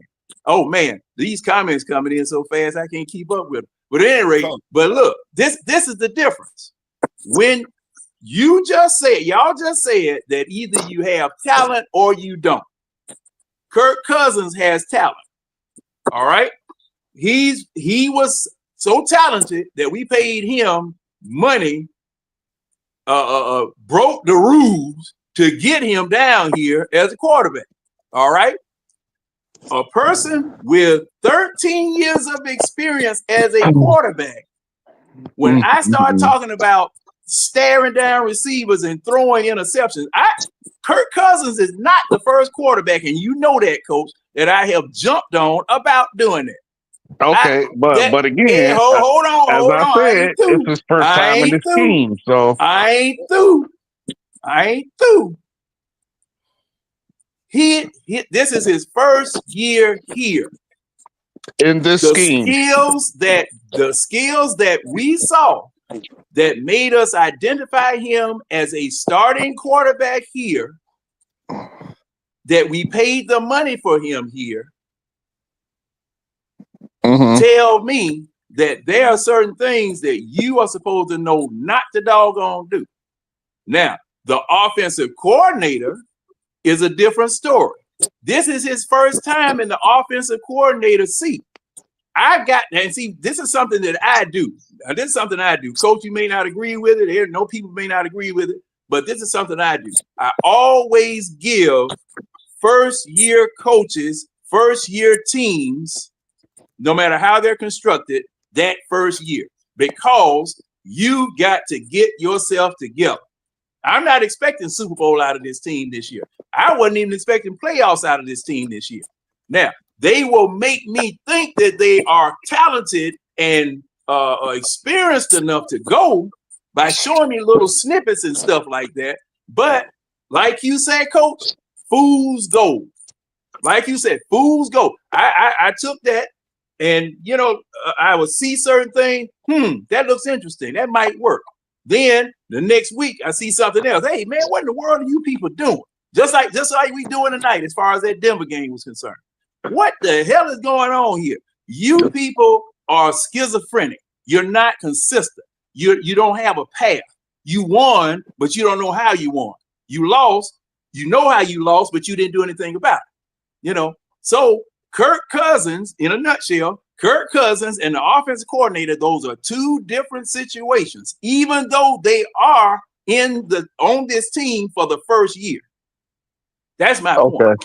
But the Okay. system though, like so I'm sitting here having this conversation with Wallace. So when Kirk was drafted in DC, Shanahan was the OC. OC.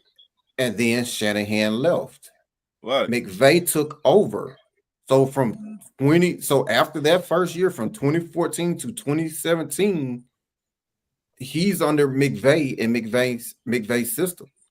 This whole thing, that was supposed to be the whole point of getting Kirk, because it's getting the band back together. All these same pieces were in DC when Kirk became a quarterback in McVay's system.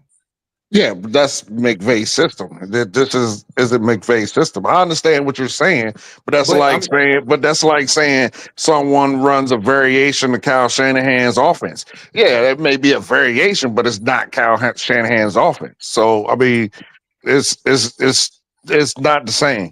But what I get that. What I am saying is that I remember Raheem specifically bringing that point up, in that they were already familiar. This is someone, in terms of the transition, should be a little bit more fluid, for the simple fact that it would be very similar to what they did in Washington. Yeah, I get you. But we all know that Raheem is the dumbass. So yeah, he probably did say something stupid like that, and we see the results of that. You put a non-mobile quarterback in a damn pistol for 90% of the snaps. I mean, that's just, I don't even understand why we're having this conversation. You can tell by what we run that he is an ass as a coordinator. And I don't understand why we need to see a whole nother year of this to say that he's ass. Well, wait a minute now. Wasn't Matt Ryan in the pistol too? Yes. Before he left? Yes. That was Arthur Smith now. Answer your own question, John. What did he do? What did he do in said pistol? How did he look? How did he look in said pistol? I'm just asking the question. See, the thing is, Matt it's Ryan a was at the end of his career. question. You can ask it, but how did he look? Hey, as far as where he got you 1,000 yards, like you all like to always say, well, he got Kyle Pitts 1,000 yards. What were you about to say, Winston? Yeah, right, Q. Russell Gage was the other option. Russell Gage and Cordell Patterson. Those are your other two receiving options. There was nobody else to pass to, but nobody. Okay, because what's his name? He had gotten suspended for gambling, right? Yeah, really. Really got suspended for gambling. It was Pitts, Russell Gage, and a former running back now playing receiver. Mm-hmm. So my thing about this is, number one, even when Matt Ryan, wait a minute, Winston, you were about to say something. Oh no, carry on. Oh, okay. I thought I heard you say something. That was the first year of Arthur Smith, and he put Matt Ryan in the pistol, and Matt Ryan didn't have. I'm trying to think. Matt Ryan? I don't think he had issues like what I saw Kirk Cousins had. I don't think. Now, y'all refresh my memory as far as staring at folks. Yeah, he did. Yeah, he did, because he reverted right back to the Matt Ryan he was once Shanahan left. He did. Mr. Stare Down Sam. Go ahead, Ron. The difference between Arthur Smith and Shanahan challenged Matt Ryan to do better. True. He challenged. And you know what? Yeah. I'm sorry, Ron. Go ahead, Ron. He challenged Matt Ryan to do better, and Matt Ryan had that MVP season. Arthur Smith will not challenge Matt Ryan to do better. I don't think anyone could challenge Matt to be better in 2021. Well, they were now. Arthur Smith and Matt Ryan were fighting in 2021. I don't think Arthur Smith was a pushover. I just think Matt I Ryan mean, was just dusty in 2021. Like he went Jesus, down. His arm talent went down. yeah, that's Yeah, what I'm arm saying. I talent. think that What arm year, talent? well, Yeah, But right. the lily head. the arm talent that Matt Ryan had, it And went then down. So this little doodle he arm. traded him to the Colts. I think that year, yes or no? Hey What I'm Okay. John, saying you mean is, I don't that think raw anyone could noodle have challenged arm him to be talent? better. He just didn't have it. I don't think that's the indictment on Arthur Smith. I think Jesus could have challenged Matt Ryan that year. It wouldn't have made a difference. Like he was just done. Yeah, Matt Ryan. Yeah, Matt Ryan Hey was Ron, gone. Ryan was your arm gone, talent bro. right here. Hold on, Winston was saying something. No, I said that arm was cooked. Yeah, the By the arm. time Yeah. Matt Ryan was the shell of himself. All you can at that point, all you can ask for Matt is, hey, look, just be efficient.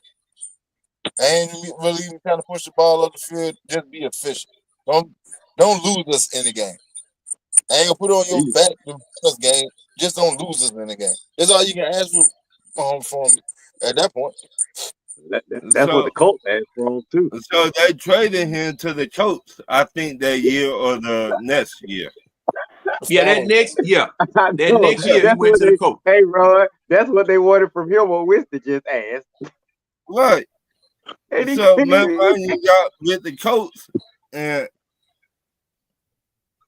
because that whole season, I heard They from said, don't lose the game, man. We got Jonathan. We got the running back. We got the O-line. We got the receivers. Man, King Richie, don't lose the game. I don't know what the hell they talk about King Richie. No, see, It's I crazy. didn't know what King Richie was. I didn't know that about Matt. I didn't know that. I didn't. King Matt's Richie not a said that. runner. You don't put a quarterback in the pistol that ain't a runner. That's probably the dumbest thing you can do. Like the pistol is more for if you got a quarterback that can effectively run a read offense. That was the pistol more like for. Justin Fields, right? Yeah, like a Justin Fields or a young Russell Wilson, Cam Newton, or a young Lamar Jackson, Deshaun Watson, Watson, Jack. Man, they washed up some of them. Zeus You King. put them in a pistol because that way they can, if you do run an RPO, they can sit there and see the defensive end, and they can make their decision whether to get the ball up or take off with it. As soon as you put that fool in the pistol, they know it is going to be a run. They are not thinking that they know he's not going to take off and run. So they know it's going to be a handoff to Bijan. I mean, it's just the dumbest. It's just the dumbest thing ever to do. It's just absolutely asinine to put him in the pistol 90% of the time. That's just stupid. 90%? Wait a minute. You talking about the first game? The last game. Last game? Yes, the last game. The Denver. He was in the pistol 90% of the time. At least 90. It may have been maybe 85. But we was in the pistol way more than half of the offensive snaps. Well, I see why you call the OC a dumbass. But once Well, again, now I just did a quick history. Go ahead, Winston. Go ahead, Winston. Go ahead. Oh, I thought you were saying something. Go ahead. Okay, now I just did a quick history on the pistol, and I guess we can dig into that a little bit further. But all right, they said the first. What kind of pistol you looking up? 38, 9mm, what? I don't know. I don't know what caliber pistol we got. I don't know what damn caliber pistol we use. I thought we was changing topics, my bad. No. See, Keely would have to lead on that topic. See, I don't know. Oh, I know about phasers and lasers and stuff like that, but Keely got no war machine gun. No, yeah, man. I mean, recoil. Hey, the recoil on his gun probably more powerful than my car. So I got a new one coming in tomorrow. Oh Lord. See, Keely, they go to the National Guard and all these big organizations that they call Keely for his merchandise. Hey, Keely. Look at him did y'all? drinking that milk Did over you? there. Hey, Keely, Red. I'm gonna call you Jack Reacher, man. Hey, Red. Did you ever see that movie called Johnny Dangerously Yes, I did. with old Dan? What's his name? What was his name? Vermin, Johnny Vermin. Who Depp. was You that talking about played Depp. Johnny? You talking about Who Johnny that played? Depp. Johnny No, that wasn't Johnny Depp. That was He said John Ford, the strong arm of the law. You talking okay. about Now, you well, talking about Michael Keaton was in Johnny Dangerous. yeah, Michael Keaton and oh boy, what is that man? Joe Piscopo. Joe Piscopo. He pulled that gun out. What caliber is that? I don't know, but it shoots through schools. At any rate. Okay, now this little I thought you were gonna go police academy and use Hackleberry. oh no, man. Oh, Tackleberry. Yeah, tackle. Man, that weak. All right, but back on topic. Let's not get into all old right. movies. I'm going to read this little bit about the history of the pistol formation. Okay, now it was first used by guess who? Michael Taylor. I already know. I know all about the pistol. Michael Taylor of California. In what year? I don't know what year. Probably like the early 70s, late 80s. No, well, they say it was 1999, but the Falcons used it. The Falcons used it. Well, wait a minute now. You talking about Michael Taylor? Now this says that Glanville used it first in 1990. It was the pistol offense was developed by Michael Taylor of Mill Valley, California, as a complete offense, but the formation was used by Jerry Glanville first in 1990. How the formation come after the offense? right? It can, because if you line up in it, it's the formation. But if you design a complete offense around that lineup, it can. Okay. I mean, he developed that offense. Okay, but at any rate, this man invented this. That formation would be within the offense. I said I would just assume that formation would be within the pistol offense. Well, sometimes Keita, they'll throw something out there just to throw the defense off.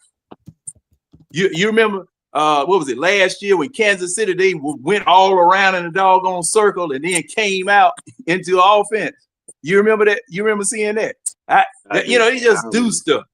They might not formulate a whole offense around it. It might be just a formation that they use. Well, I would say that I think the lines may be crossed because I'm looking at what coach is talking about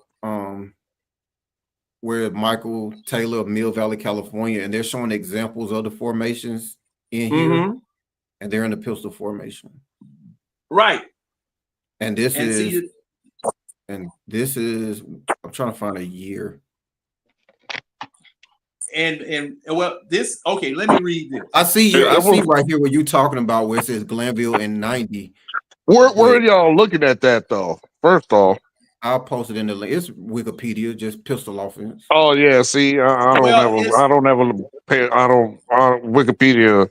You could literally change Wikipedia right now yourself. So I mean, I get that. What I'm saying is that you're talking about as far as Michael Taylor and Mill Valley, that it says that he is an originator, but when they're showing the formation of it, it's literally the pistol formation. So I don't see how the formation can come after the offense. Right. So it said they list the formation as Chris Alt's pistol formation. Chris Alt. Yeah, from Nevada. He was the coach at Nevada. Yep. Yeah, now and I got mine from what was it? The Football Database. Oh, okay. I got mine from the football. And see, yeah, coach. Hey, I almost got burnt one time in a bet in Wikipedia. So that Yeah, because you like you don't ever said, go to yeah, yeah. Wikipedia for information because It was you could yeah, change they can anything. adjust it or whatever. Now Yeah, I will go there, and sometimes I can find something there that will lead me to a more reliable source, but I never quote Wikipedia. No, right. never. Because hey, the man put my name in Wikipedia and was cussing me out, and it stayed there for about 4 months. Damn. Because you know you can always go in there, and then someone went behind and checked it out, and then it, pulled that particular piece out of there. But for about 4 months, people called me, John, how in the world did you get in Wikipedia? And that man was talking about you like a dog. I said, hey man, I don't know. He was, you know, he was able to do it, whatever. But at any rate, But what were you gonna say about the pistols though? okay, now it says that this man used this because, all right, Taylor introduced the formation to his friend, a college football coach at Division III Ohio Northern University. And during a conversation, he mentioned that his team needed to go in a new direction because his running back was quick, but his quarterback was tall and slow. Armed with this new idea of shotgun eye, Michael spent weeks developing new formations and schemes as a way of maintaining a downhill running game while allowing his quarterback to be comfortable in the pass game. The plays worked. The backfield set was exclusively two back and included a full complement of runs to both the eye back and the offset back aligned next to the quarterback. Now, the point that I was trying to make, when this offense was invented, according to what this is saying, this was not exclusively for a mobile quarterback. Well, probably because I mean the mobile quarterbacks really wasn't a real big thing back then. Like back then, you had what 3 in total? You had Warren Moon, Randall Cunningham, Was and oh boy, Warren Moon mobile? and Steve Young. Hold on, because I went on Wikipedia and I looked this up, and it said it is argued that the position of the quarterback in the pistol formation strikes an advantageous compromise. The quarterback is close enough to the line of scrimmage to be able to read the defense with run situations such as the I formation, but far enough back to give him extra time and a better vision of the field for passing plays, as in the shotgun. The pistol formation is thus very versatile, particularly if the quarterback himself is a threat to run the ball, which make it difficult for defenses to correctly anticipate the play. This flexibility is enhanced by the option where the quarterback reads one or more defenders and react to their responses to the snap, then make a rapid decision whether to hand off the ball to the running back or keep it and run it himself. Right, which is why I said you putting Kirk Cousins in the eye. Teams know that he's not going to run, so they know exactly what's about to happen. Like it's just Well, it's dumb. It's really dumb. no. And the reason why I say is not is because when the offense was first invented, it was not invented when quarterbacks were running. According to what this said. Now, correct, John. Their mobile quarterbacks were not a thing back then. Right. Again, out of all the quarterbacks you had, you only had 3 that were considered mobile. That was Steve Young, Randall Cunningham, and Warren Moon. Before then, the quarterbacks really didn't run the ball. Right. So what I'm saying about that is that it's not necessarily a death stroke for a slow quarterback to be in the pistol. And then something else in there that I've been emphasizing for the past 8 weeks or 9 weeks was the fact that it was a modified I formation, which means you had a fullback in there, what Arthur Smith was running. Now, we choose to do it with only one back there. We choose to do it with only one back. And our running game, Bijan as well as Algier, benefited from having that fullback on the roster. And see, that's another thing that I disagree with this offensive coordinator about. Okay, we need a fullback bad, but we need, because see, that takes wear and tear off of your running back and your offensive line to a matter to, you know, really. And I'm going to look at this here now. Coach, you said Warren Moon was a mobile quarterback. Was Warren Moon really mobile? That's what I was about to say. I ain't even know Warren running like that. I mean, Yeah, I remember. I could be wrong. I remember seeing Warren Moon run. I thought he was mobile. I know Randall Cunningham was, and I know Steve Young was. I Yeah, thought Randall Warren Cunningham Moon. definitely, and Steve Young Coach, definitely. But you just Warren said that because Moon, he's black. No, Warren Moon, I remember Warren Moon running. I could be wrong. I mean, I was a was it child in then. Canada? Was it in I, Canada? Was it in I Canada? was a kid then, so I could be wrong. But I thought I It was remember in him running. college. So It was in college. So I remember. You remember the documentary that just came out about black quarterbacks? That documentary. yeah. They were what was it? Yeah. I think it was on Netflix where Vic was doing the. So they highlighted that Warren Moon was an athlete in college. Yeah. And for that reason, because of his athleticism, they didn't see him as a starting quarterback.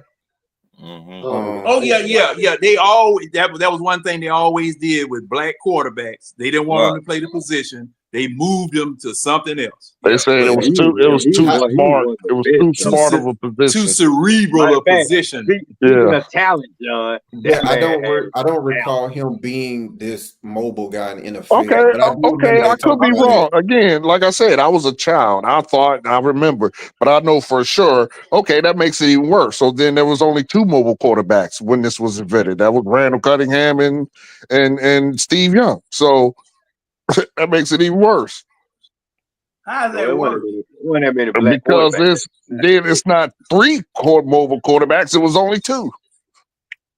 It wasn't that many black quarterbacks at the time, Coach. But Steve Young I got don't black. care about being It black. wasn't I'm about talking about mobile. He's talking about the eye was made for slow people, slow quarterbacks, basically.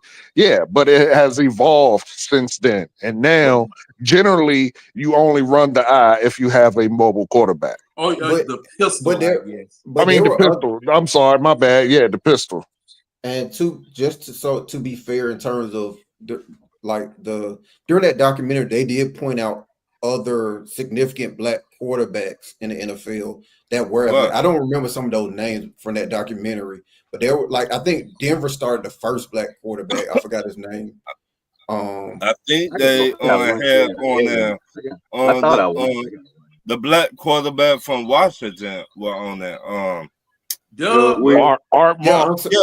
you talking about on the documentary with Doug Williams. Yeah. He was, Yeah. but before him, there were other black. There was one for the Right. Rams that started, and there was one for Denver. But I think the one for Denver, he was a receiver. So he was athletic, but he was a receiver that they had start at quarterback, and he won. And then all of a sudden, they chose him to not start anymore, even though he had won the game.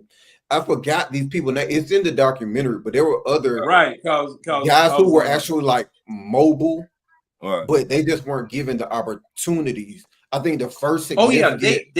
that's you're right, Keely. They didn't let them run. They that's did what I'm not. saying. Yeah, they didn't let them run. And see, Tarkenton was mobile.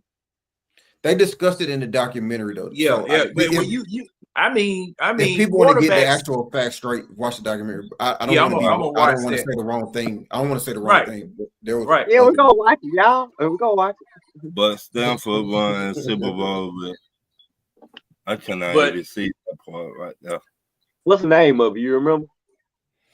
I'll look it up. It was something Vic did about the history of the black quarterback. And it Yeah, was, I remember when it premiered. I know I put it on my list. I meant to look at it. Now that you don't pumped it up, I'm finna look at it soon. No, the only reason I'm saying that is because we're only naming Randall Cunningham and Warren Moon, and it just made me think about it. I was like, oh yeah, in the documentary they named a bunch of guys who really significant in that time period, who were in those places before even Doug. Yeah. But one was the first one to win a game. The one was the first one to take a team to the playoffs.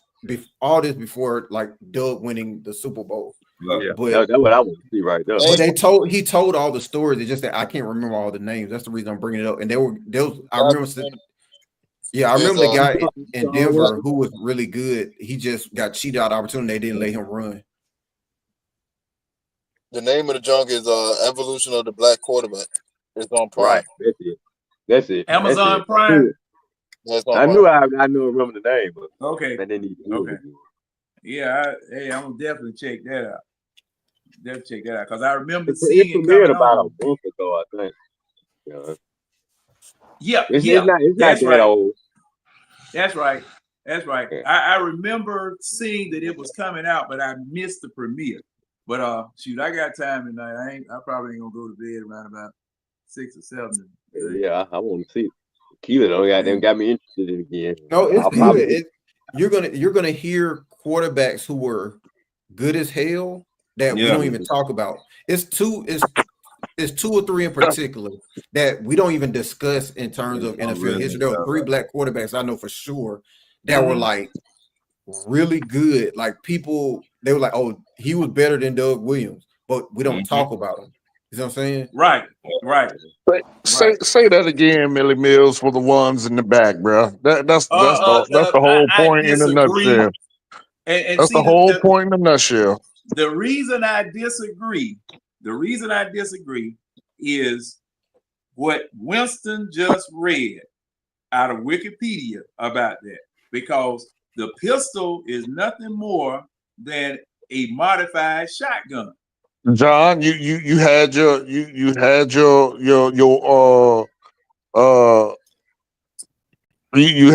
have your hearing aid turned up because he definitely said that is for mobile quarterbacks, bro. No, not when it was invented. It wasn't. True.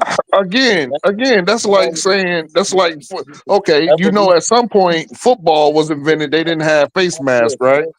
A standstill statue quarterback. Because defenses are too fast now.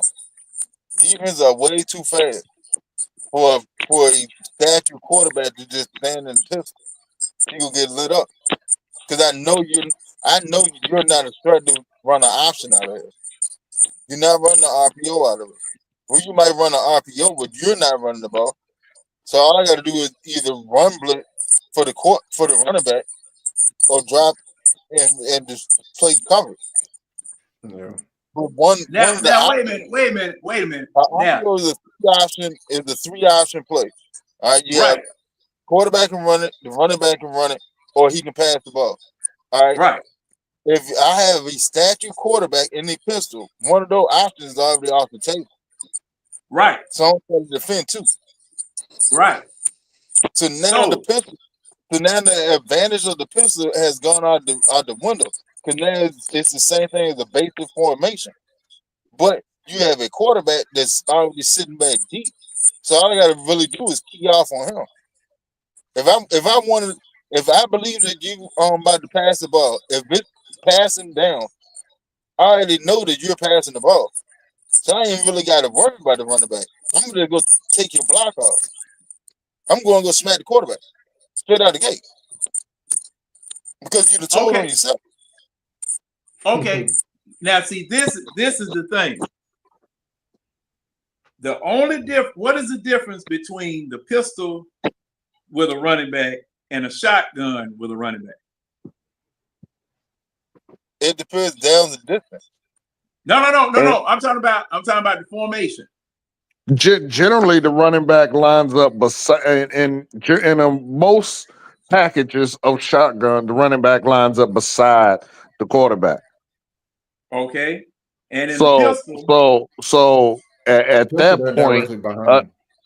point, there are different options. There are different things a defense has to worry about. You can do a delay, which is a run, or you could just straight handoff, or you can pass, or you can screen, or you could. I mean, there's a number of things you can do out of that formation. A pistol generally is going to be some form of run or option. Most of the time, that's why you line up in the pistol. or else you would Okay. just get in, or else you would just go into a regular shotgun. That's what Winston's trying to tell you. You when Okay. you line up in the I hear. when you when you I hear that. I hear that. However, as far as the quarterback, if it is a passing down, and you're in the pistol,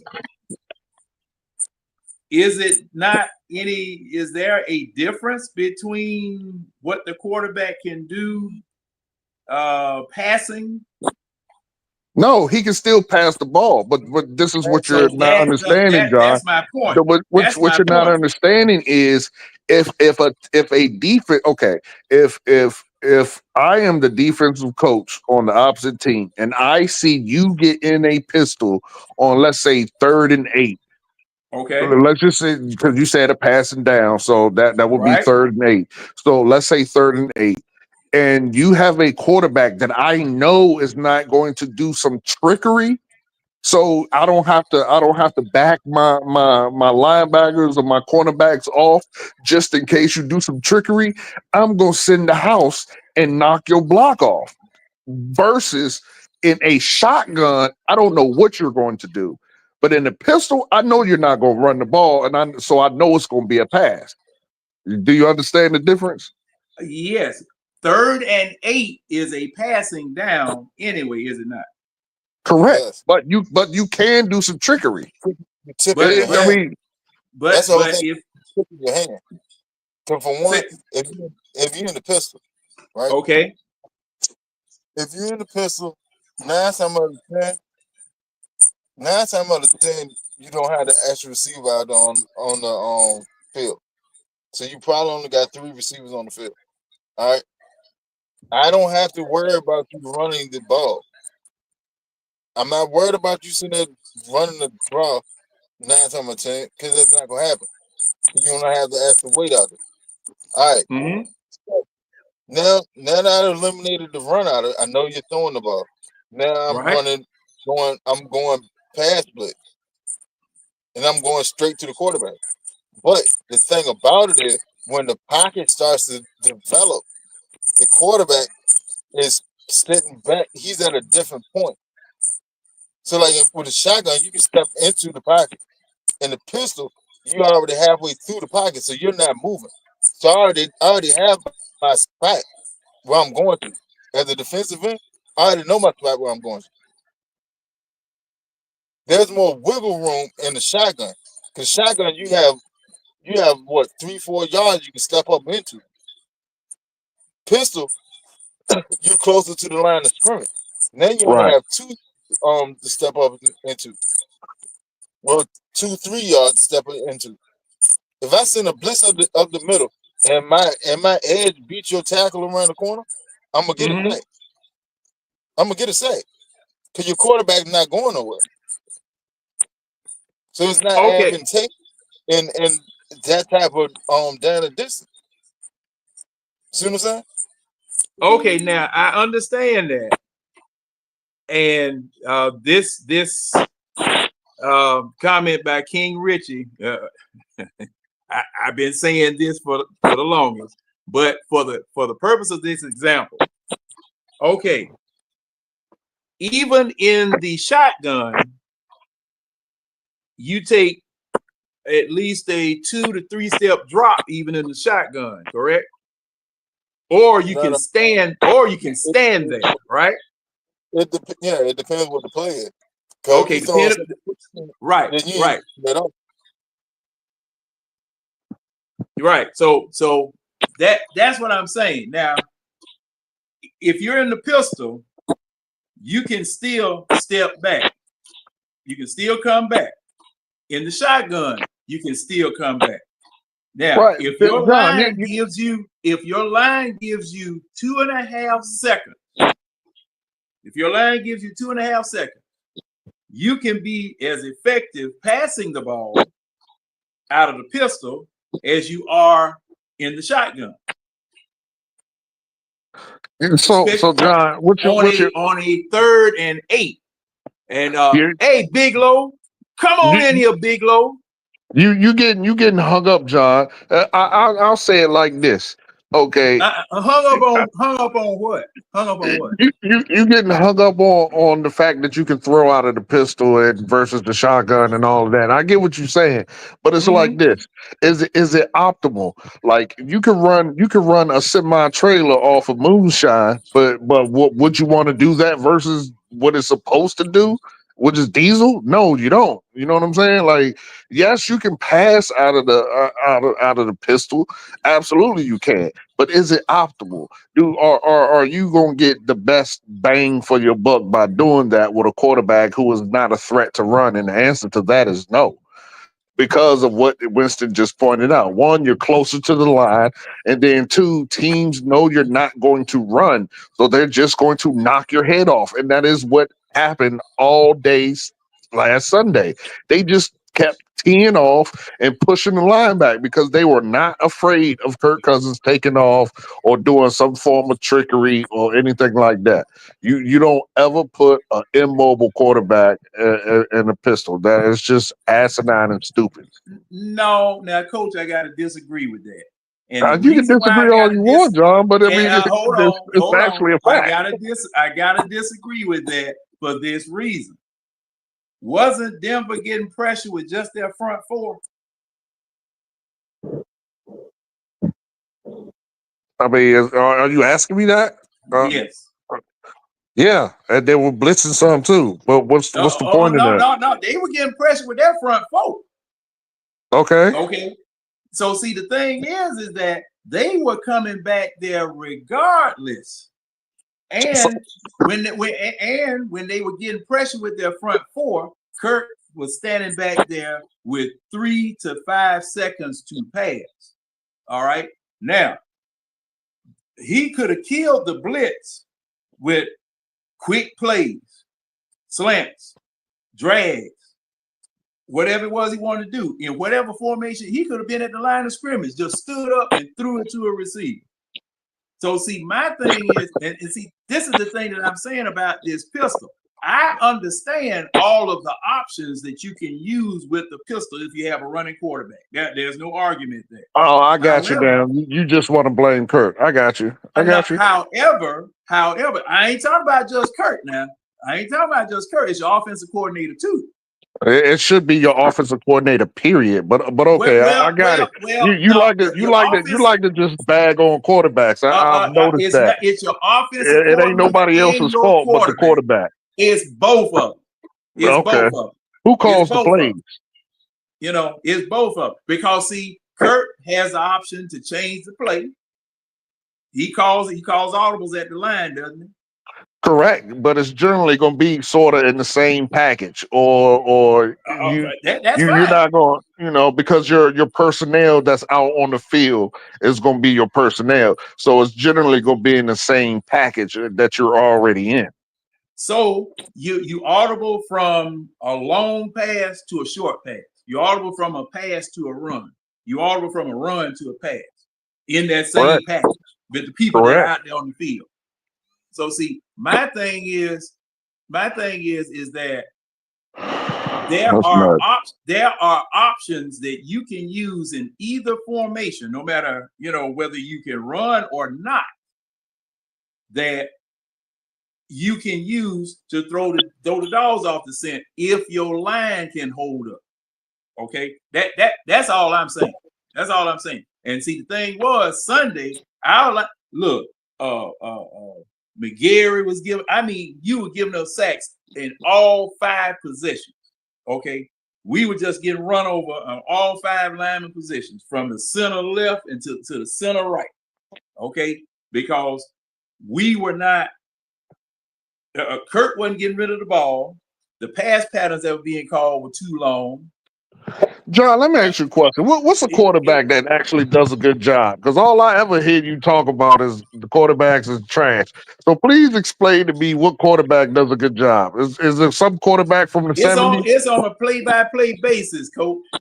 What? No, I'm not trying to hear that. What quarterback does a good job? Some quarterback in the 70s? Wait a minute. What you trying it ain't to no play-by-play basis because Kirk trash all the time. Matt Ryan was trash all the time. Kurt is not trash all the time. What Kurt is is a not good trash quarterback? all the time. Who is a good quarterback? Who's a good quarterback? Coach, I have told you from time to time, Uh-huh. Kurt does things well. Okay. Then Kurt messes up. Okay. He's But just like the you're girl not with the answering my curl. question. When she is who's a good, good she is who's a very, good very quarterback who good. don't But mess when up a she lot? is bad, she is horrid. Okay. Who's a quarterback that don't mess up a lot? Let me see. Because see, I usually watch Falcon quarterback, but Aaron Rodgers was good. Matthew Stafford, he's pretty good. But they all make mistakes. And when they make mistakes, I'll be sitting up here watching them. When they make mistakes, dog, why in the world did you throw that? You know, and from Tom Brady on down. You know, the smoke, I don't discriminate. When they mess up, I say something about it.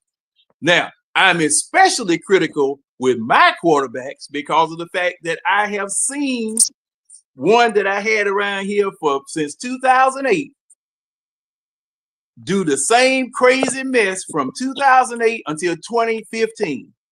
Then when 2015 came and this particular quarterback coach as well as the offensive coordinator came here and broke him down and told him what it was that he wasn't doing right, he kicked him butt, and he finally went to quarterback camp, got his arm stronger, and listened to what the offensive coordinator was trying to tell him. And he admitted so after he left that was the best thing that could have happened to him. And his quarterback rating reflected what he was being taught and what was going on. After that, I'm definitely in quarterbacks behind. I'm definitely in they behind because Kyle Shanahan made Matt Ryan into what Matt Ryan turned out to be. Okay, so I am looking. And I got to make sure I say Mahomes too. And Mahomes makes mistakes too. So just to let you know, Matthew Stafford has 187 interceptions for Kirk Cousins 119. But Matthew Stafford is a good quarterback. So he still is good. Just because he has a lot of interceptions does not mean he's a bad quarterback. Oh, okay. I mean, and how long has Matthew Stafford been playing versus Kirk Cousins? Just 2 years longer. Okay, now up in Detroit, the talk of the town was Matthew Stafford and Megatron, wasn't it? Say that again. Before Stafford, huh? Kirk came in the league before Stafford. No. Did it? No, he did. Kirk Cousins came in the league in 2012. Oh, no, man. Hold on, man. My bad. He played 3 years more. Matthew Stafford came in 2009.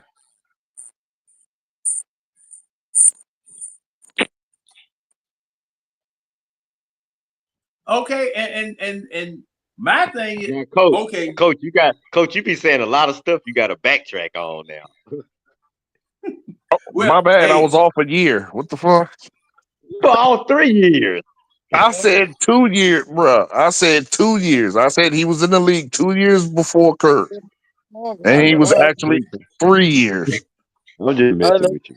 What you say the interception differential is? You don't call him on another mistake, Winston. Well, I didn't hear you, Winston. What you say? He was how many interceptions he got? Yeah, he has 187 to 119. Oh shit.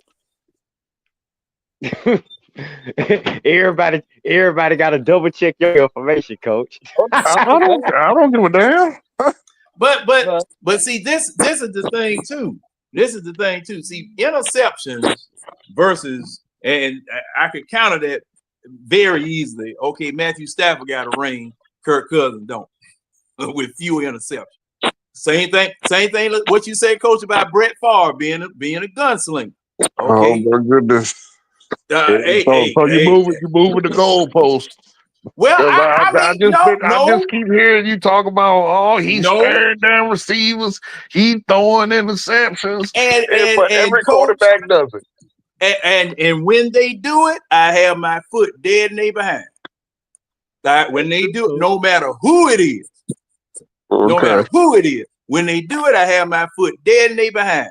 Why you stare that man down? See, even Patrick Mahomes, Jake Hurts, all of them, because those things matter. Bill Walsh used to always tell Montana when he was there on hand coaching, Montana, Taylor, Rice, Steve Young. What was Steve Young there? Yeah, Steve Young was there with him.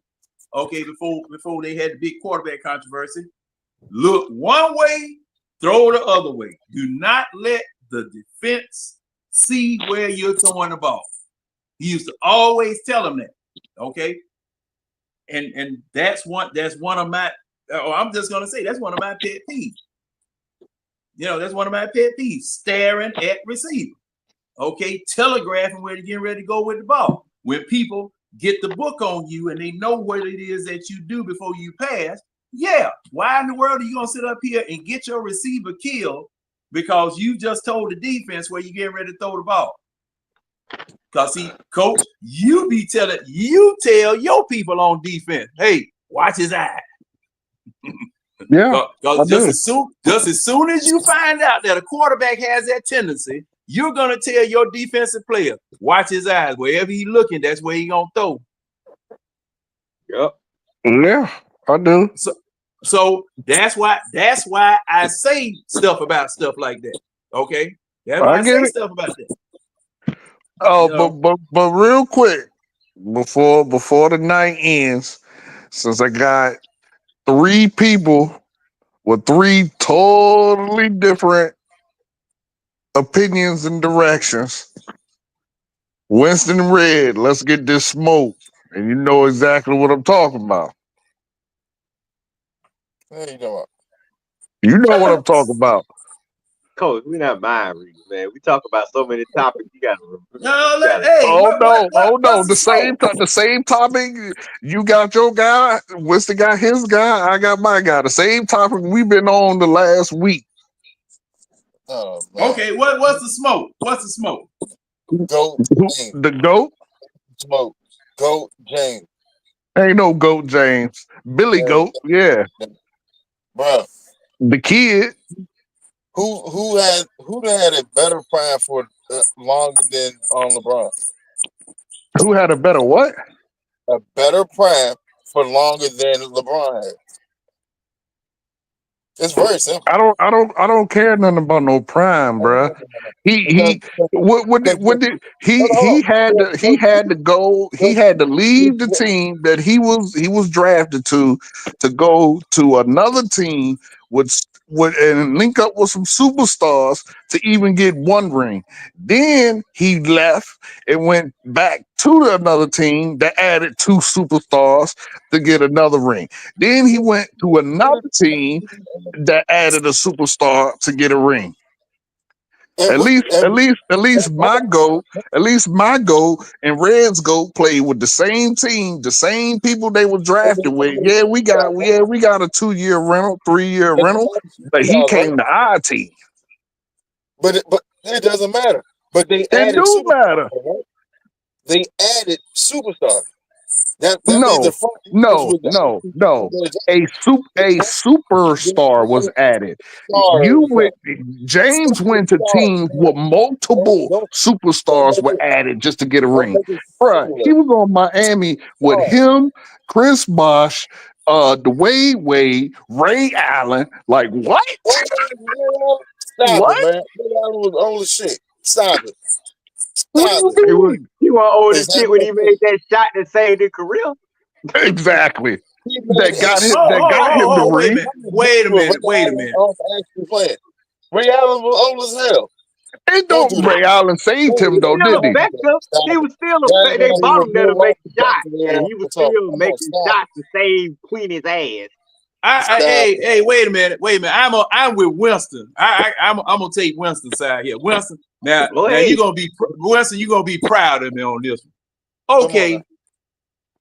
who on the Boston Celtics, even in that championship team, who was a superstar on those teams in 2000? In What do you, Kevin Garnett. whoa. Kevin Who was a Garnett, superstar?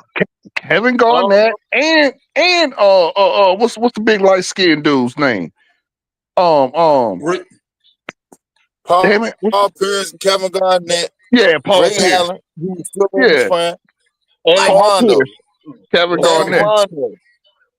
I said No, Kevin I wouldn't say Garnett, so but much. I wouldn't say so much Rondo. Well, yeah, he was a superstar. Yeah, he was. no, Rondo wasn't no superstar. He made it to the All-Star. So, He's all-star, but superstar. well, okay, yeah, he's an All-Star.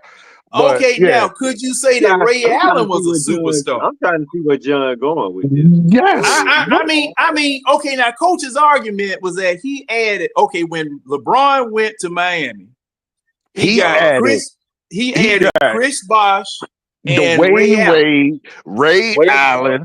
No. Dwayne Wade was already there.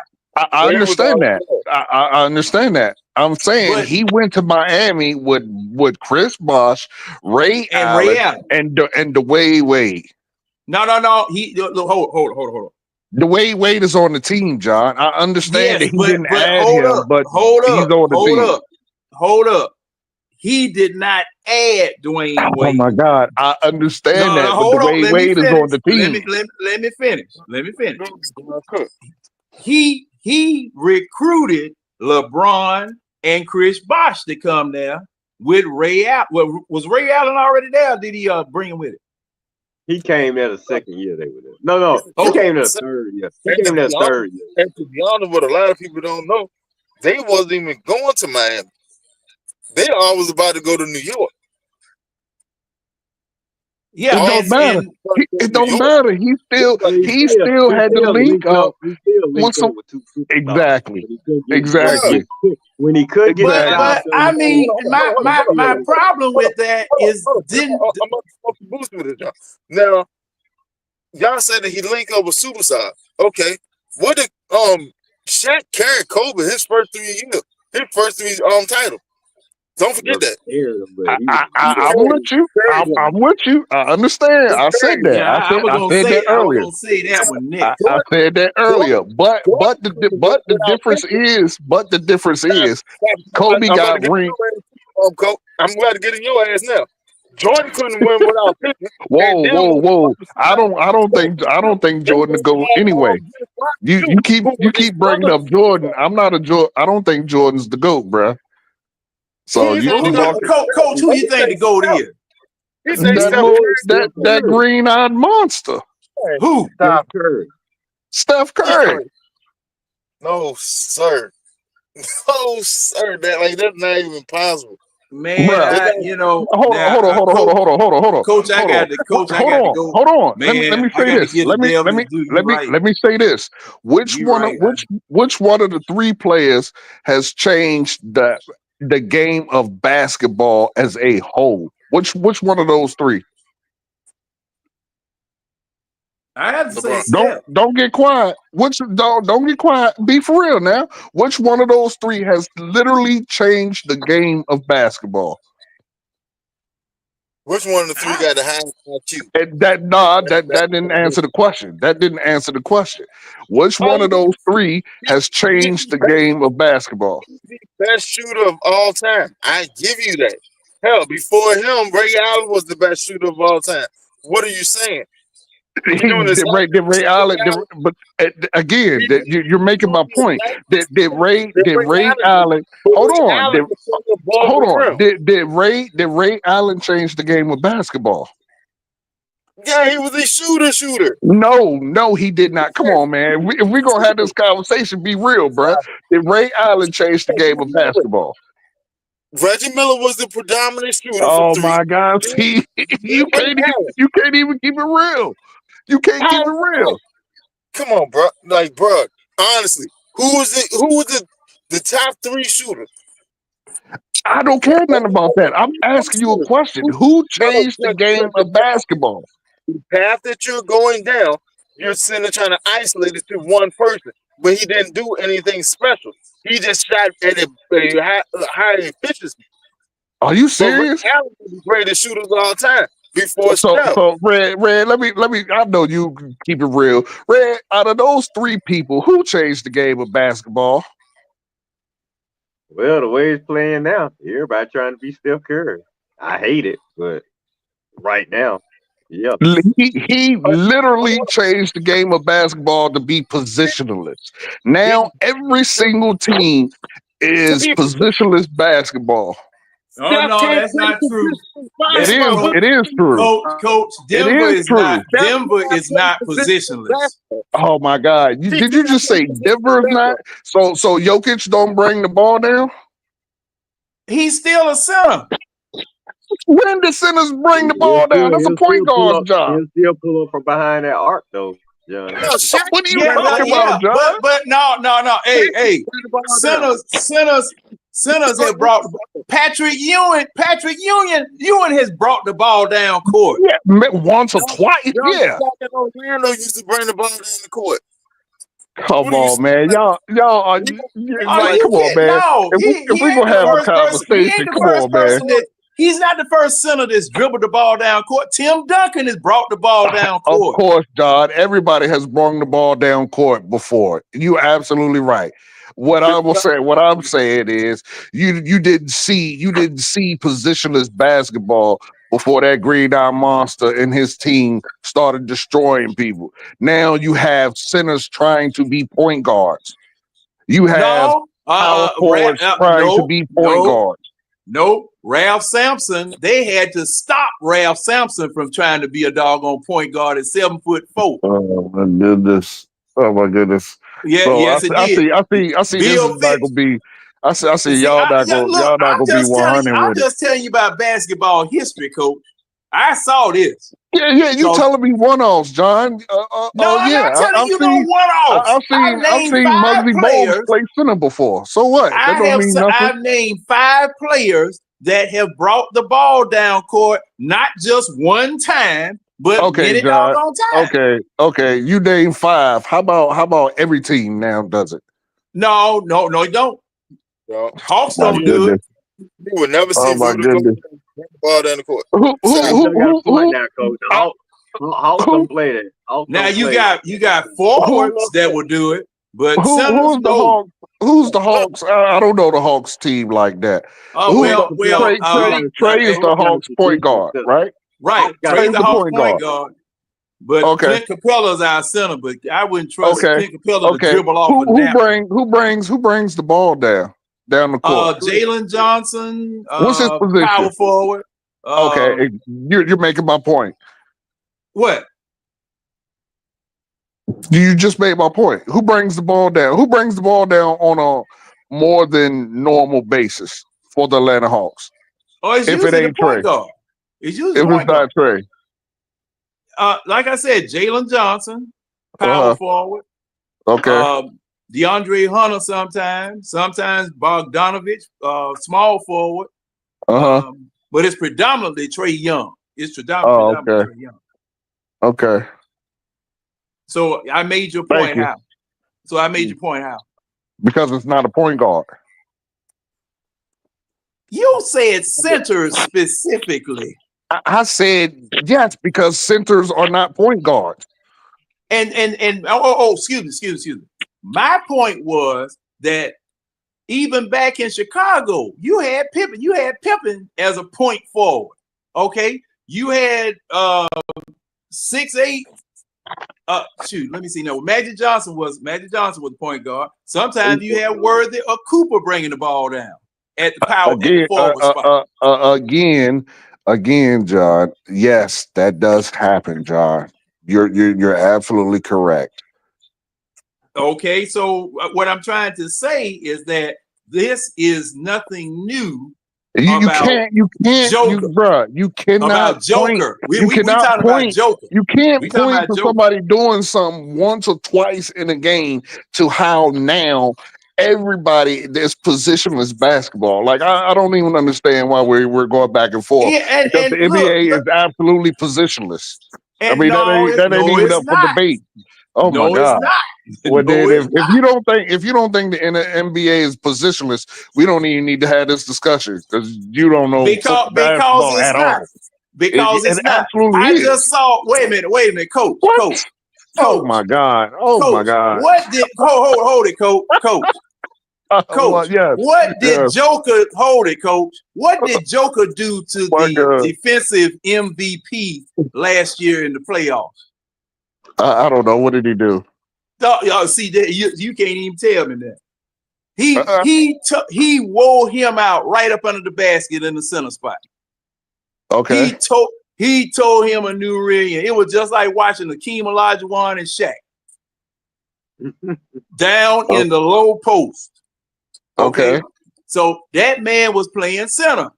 Both of them playing center. Rudy Gobert, defensive center, against Joker, offensive center. Now, Joker has a bag. He has a bag. He can shoot the three-pointer. He's a great passer. He's a facilitator. But that man is a center. And if you don't believe me, try to get a rebound over. Oh, okay. Hey, Red, is the NBA positionless basketball now? Man, how many times you ask me that, though? I already know not. that. I already know your answer. Winston, is the NBA positionless basketball now? For some teams, yeah.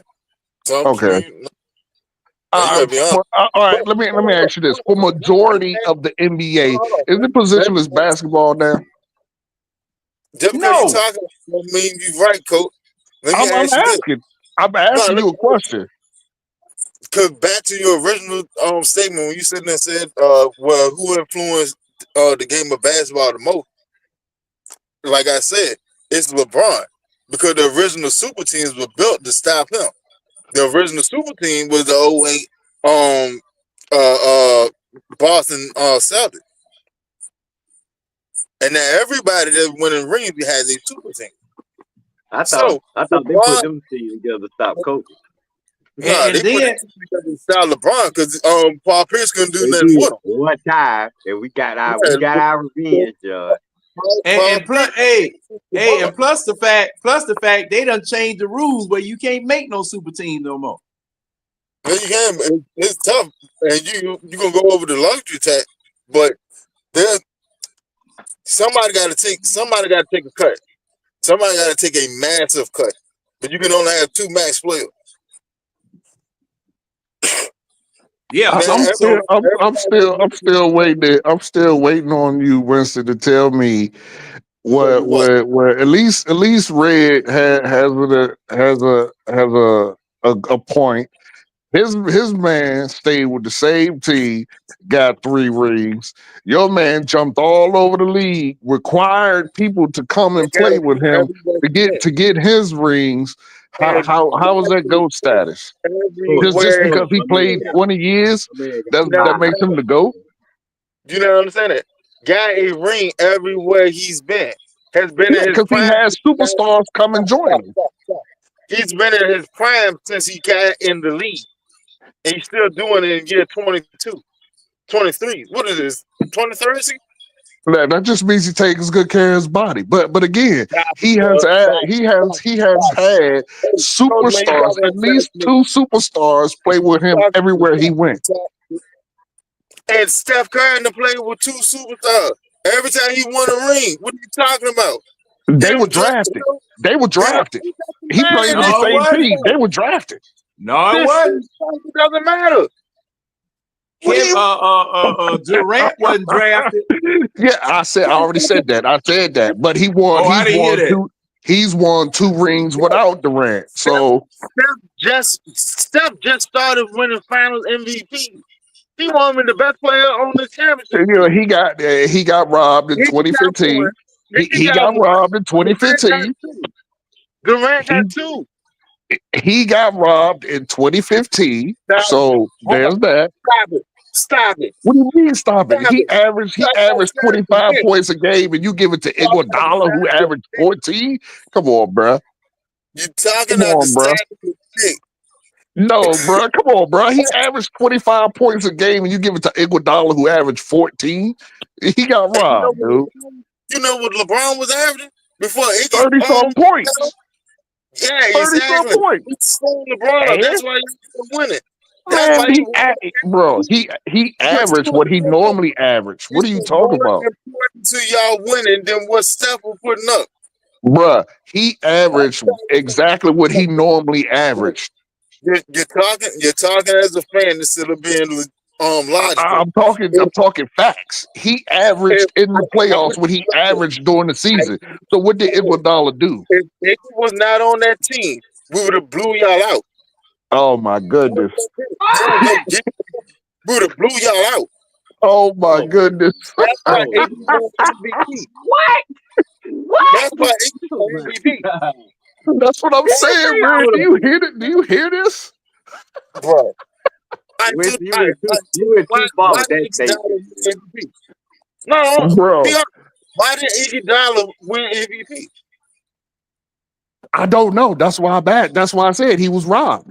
Because LeBron averaged 30 plus points a game, the exact same amount he averaged during the season. So what did he do? He didn't do anything. Like I said, so if Iguodala wasn't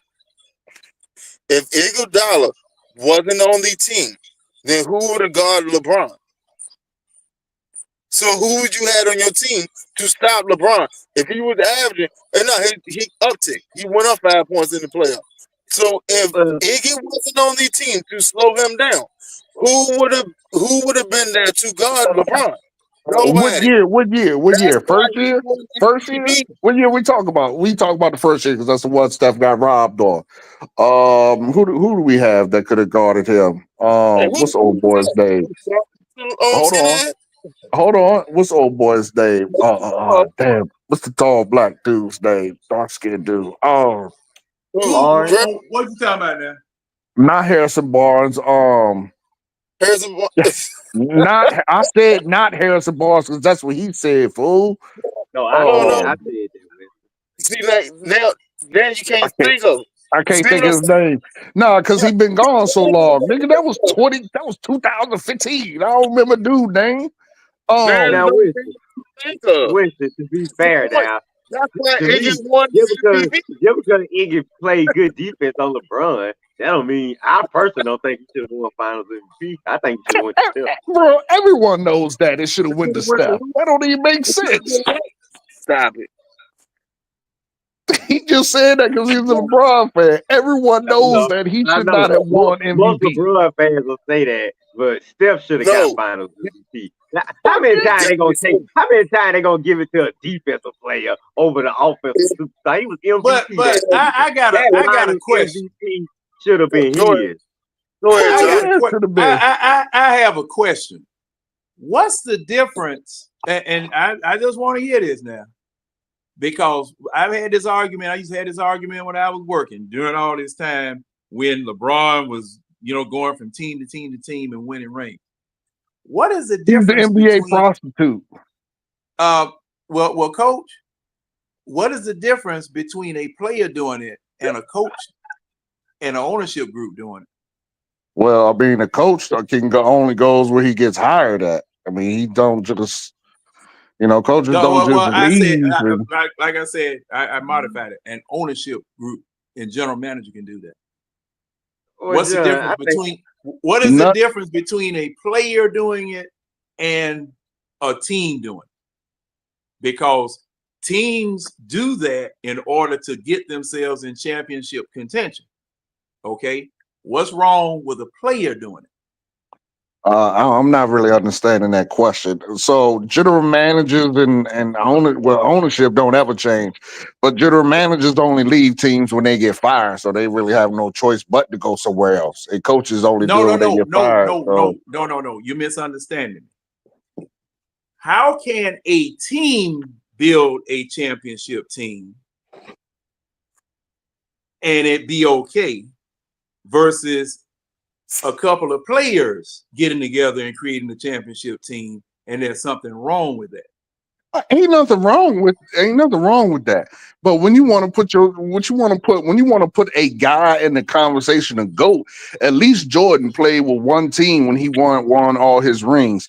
Kobe played with one team when he won all his rings. Steph Curry played with one team when he won all his rings. And then you got the NBA prostitute who go team to team just to get rings. Like it don't I compute. mean, does one ring one way minimize a ring one another No, way? they're all rings, John. But when you And see when you in the that's conversation, it. That but conversation over with. when you go there's context, Look, John. John, a you gotta ask. championship is a There's championship is a context, John. championship. That's No, it. John, no. The you gotta add ring this is the aspect. thing. How You gotta you add got this it. aspect into it, John. He Okay, go. left a lot of places because of failure in a lot of places, and all during that time, folks were labeling him the GOAT and the best, even though he was failing at all of these things. And everybody else never got labeled that while they were failing. He was failing and still being labeled GOAT and the best and the king and all that. And he was failing. See, everybody else had to earn. Everybody else had to earn. Let me talk, LeBron fan. Everybody else had to earn their status, where he was like given the status, and that's what a lot of people had an issue with. Oh, okay. What we about to say, Winston? I said, look at the teams that he had. Look at those Cleveland teams. Who was on the club? Name nobody. Cleveland wasn't trying to invest into LeBron. They didn't want to make money off of LeBron. There's a difference. Okay. So hold on. Especially that first time. Hold on. You know how I'm gonna kill that? Because up until 2022, when he won his last ring, Steph Curry was not my GOAT. My GOAT has always and forever will be, well, no, not no more. But my GOAT was Allen Iverson. You know what Allen Iverson did? He took a team of bums to the NBA Finals and went toe to toe with in his prime Shaquille O'Neal and just up and comer Kobe Bean Bryant, and he won one game his damn self. So I ain't trying to hear about who LeBron had on his team. And Allen Iverson 6 foot, 150 pounds. I ain't trying to hear it. They ain't got nothing to do. To hear it. Did they win the series? Huh? Did they win the series? And he won one game. LeBron James went to the finals with a bunch of bums and got swept. I said against nobody who was nowhere near as much. It was nowhere near as much of a beast as Shaq. What you talking about? What? The Spurs had 3 Hall of Famers on that team. What are you talking about? Or was any of them Shaq in his prime? Kobe just beginning? No, they wasn't. Shaq, what are you talking about? Yes, they were. Yeah, they were. Oh my God. Yeah, man. Yes, they were. Are you serious? Oh my God. So see, wait a minute. What, Coach, what year was that? Because I can be absolutely. I got to look at that. I believe it was 96 or 98. 2007.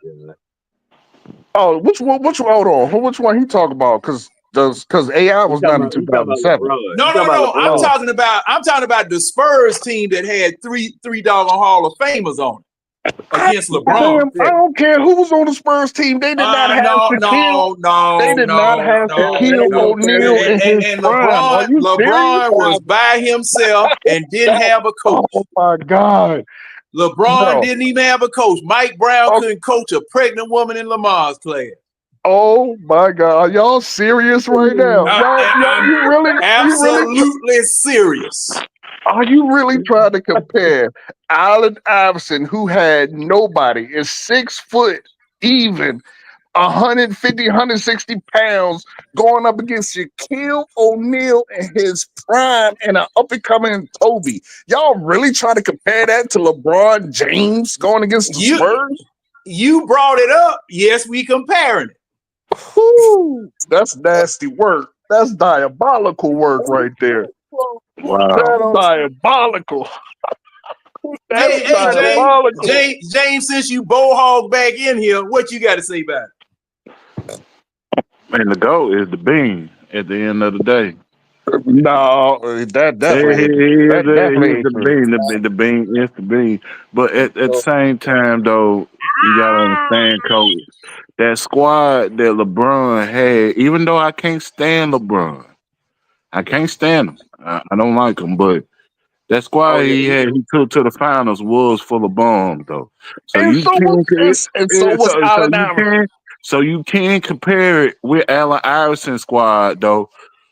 You can't compare that because what I'm LeBron saying, was basically LeBron was doing everything for that squad, scoring, listen, James, rebounding, you must have missed assisting. it. You must have missed it. I said that it makes it worse for LeBron because he went up against the Spurs and got swept.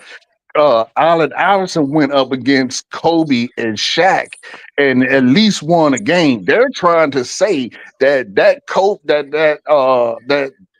Kobe and Shaq team is not as good as the Spurs team. That's what I'm talking about. Yeah, you can compare them. But I'm Oh, that's saying, crazy work. That's crazy work. exactly. That's That's crazy diabolical work. work. That's diabolical right there. Oh, Wait a minute now hold you up. agree with us, James, right? No, they had So you got a young Tony Parker in his prime.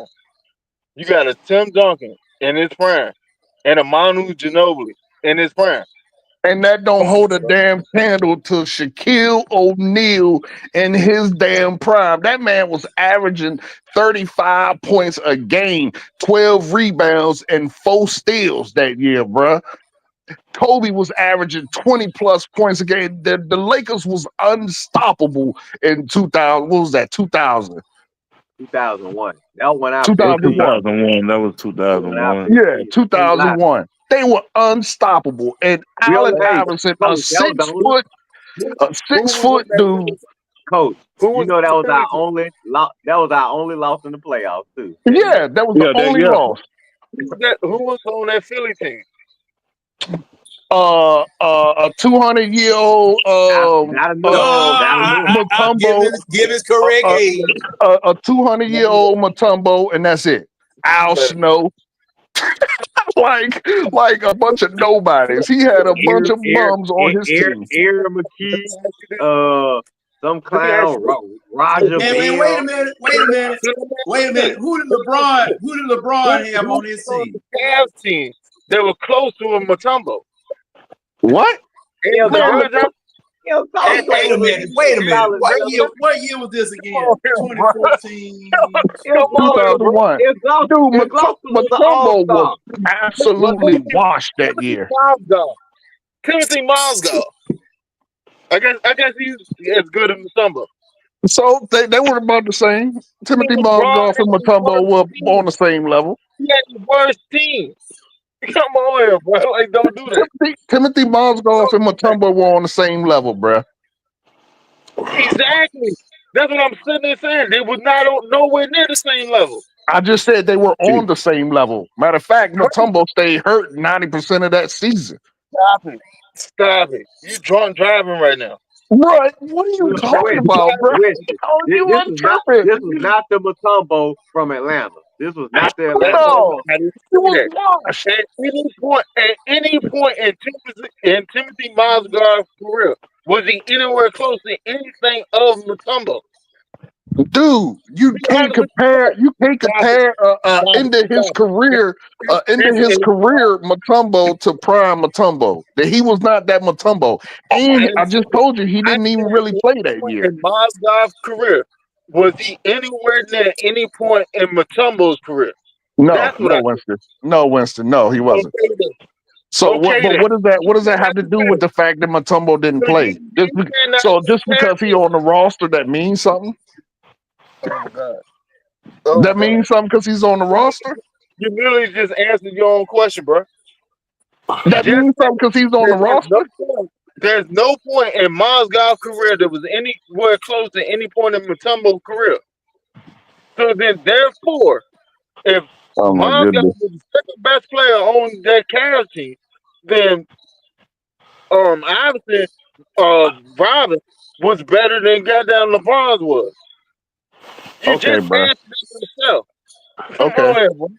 But he didn't play in that game. But okay, I hear you. He didn't play. He didn't play in none of those games. But I hear you. I hear you. But looking at I wait a hear minute, you. looking at Cleveland roster. Listen to this rogues Oh my gallery God. they had.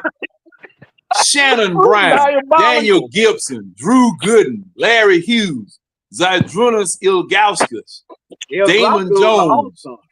Dwayne Jones, Danielle Marshall, Ira Newby, Sasha Pavlovic, Scott Pollard, Eric Hey, Snow, we won a ring with him. Anderson Varejao, David Wesley. Now, wait a minute. You couldn't win a crap game with them jokers on the damn team. Hey, he the one. He carried those scrubs. You gotta win. You gotta do Now, see, now wait a minute. Now wait a minute. Now what? Now what team was worse? What team was worse? Allen Iverson's team for sure. No, really, hell gentlemen, no. I gotta look at that Sixers team because that Sixers team had no offensive options besides Iverson. Some of them other guys on the Cavs could at least score now. Who? Yeah, what? bro. Who? I can tell you who's on the team. I can tell you. I can tell you who's on I the just team. read off all the look. I just read off all the names. I just read off all the names. Booby Gibson, Daniel Gibson. He used to date Keisha Cole. He could score. At least he scored with her. No, he couldn't. Listen. I can tell you who was on that team with Allen Iverson. You had Roger Bell, garbage. You had Theo Ratliff, absolutely trash. You had Joe Eric Roger Snow, Bell, absolute. What? Theo Stop Ratliff trash. Joe Roger Bell is not garbage. Oh Don't my do that. God. and Theo Joe Roger Ratliff wasn't no Bell is not garbage either. Oh my Okay. God. No, that now. Joe, he just said it because he played with the Hawks, man. Come on. Oh, okay. Yeah, well, you Oh peeped me, my Red. goodness. I remember that year he played with the Hawks. Matter of fact, he was better with the Hawks than he was with the Sixers. Oh my goodness. What? Y'all What year funny was that? tonight. Wait a minute. What year was that Sixers team? Let me look that up. Who It was that? was 01, man. And Shaq 2001. ate All that right, man hold on. alive. Let me You look. want to talk about trash? Shaq looked at Theo Ratliff and John. He was taking his knife and fork and scrubbing them together, putting his napkin in his shirt, saying, "I am ready to eat tonight, baby." And he ate. Coach, tell him what he averaged on Theo Ratliff in that series. Third in that season or in that No, game? in that series. In the series. Yeah, I don't remember what he averaged in the series. I know what he averaged that season. I'll tell you, John, get ready for this. 40, 13, 3 or 4 blocks, about 3 assists. Shaq averaged 40 on Theo Ratliff. Look it up. 40. Okay. All right. Now, all right. Now, this was who was on the 76ers. Roger Bell, Rodney Right. Buford, Matt Geiger. Matt Geiger was a pretty good center, wasn't he? Shaq ate him for lunch too. They put him in when Theo Ratliff got tired. Now, okay. And now Tyrone Hill. Oh my goodness. Jermaine Jones.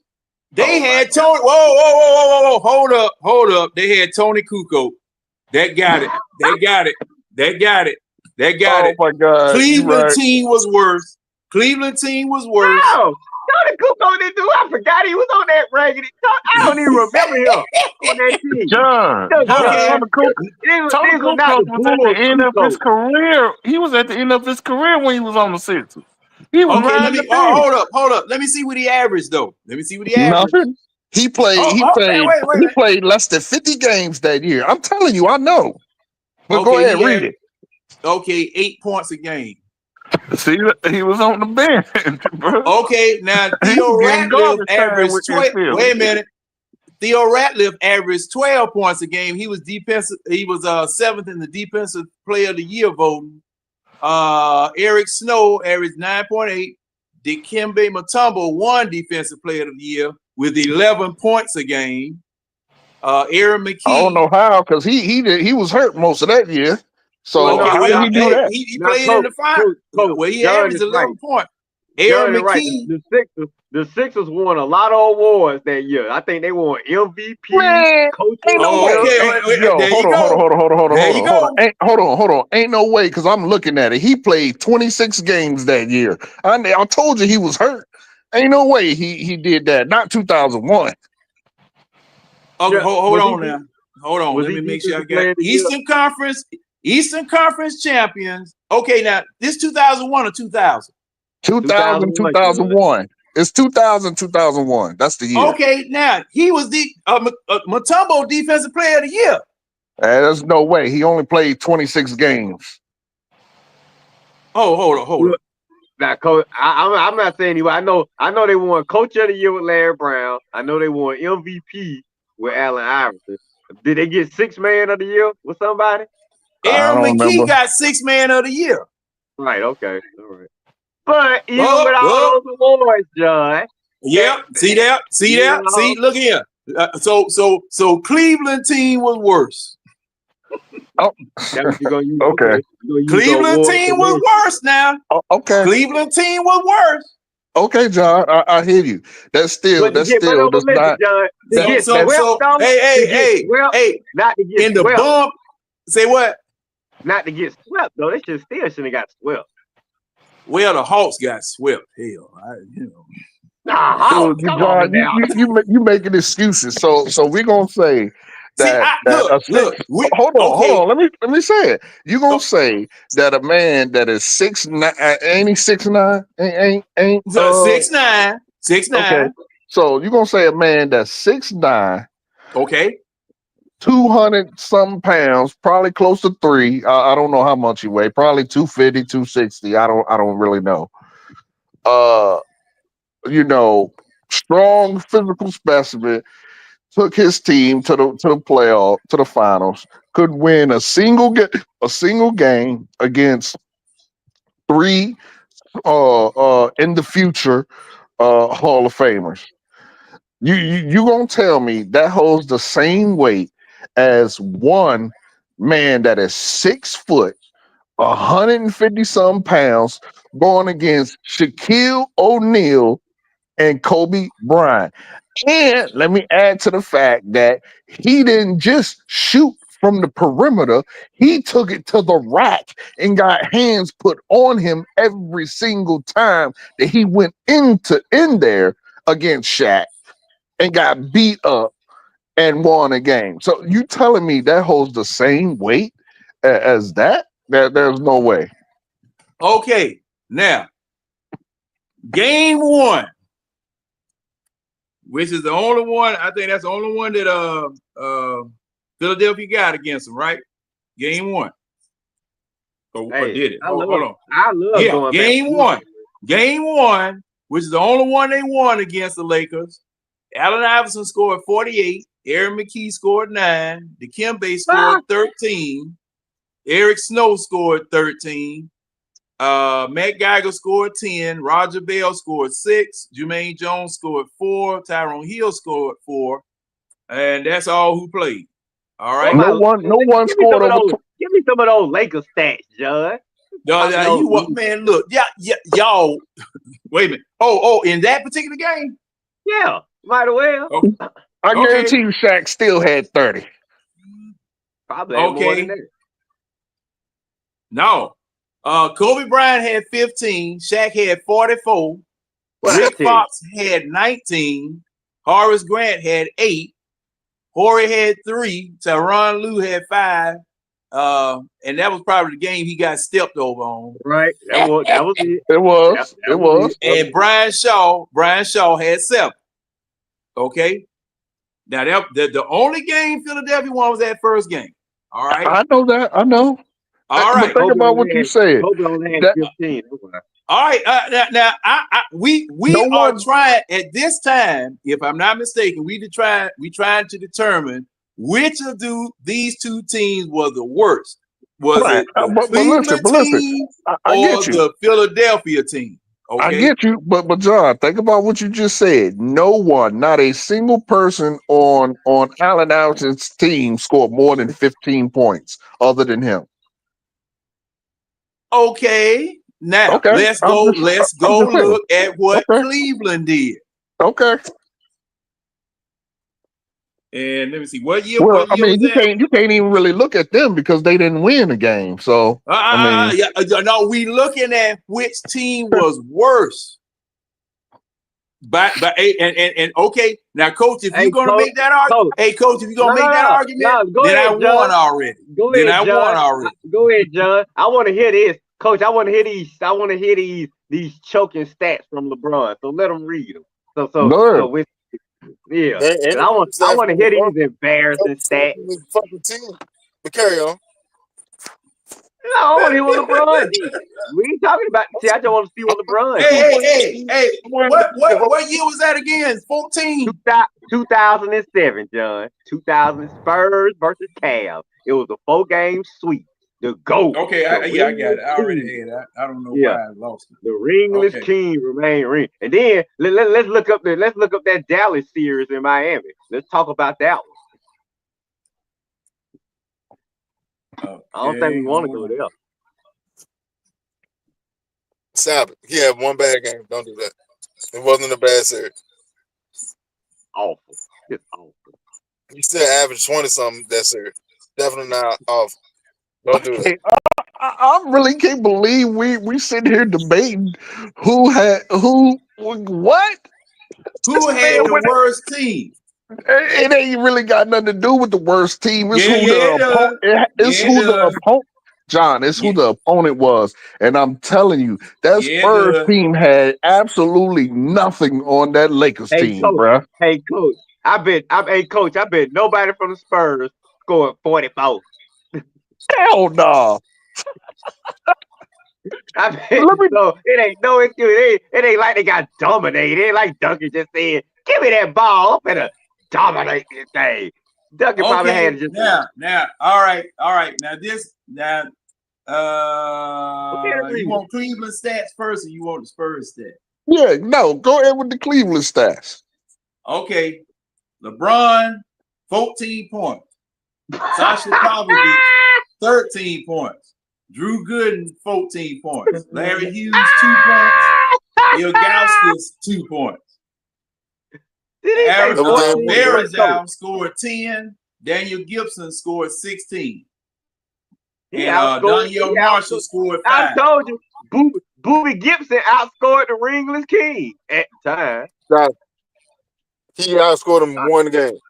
Read the rest of the but we gonna sit here and debate the fact that he went against a harder team than Shaquille. The fact that it's Shaquille O'Neal in his prime, that should shut all the shit that we even talking about down to begin with. Like Shaq was unstoppable. Like that's why. Because Shaq was unstoppable. What are you talking about? Okay, but the thing is that we are trying to pick the worst team that played. I understand that, John. But hold up. Was there ever a time that Tim Duncan was unstoppable? The worst team that played in the final. I didn't say the worst team. I didn't say. First off, we're looking at the wrong thing. I thought the argument was was you were trying to say that Allen Iverson is the GOAT or did better than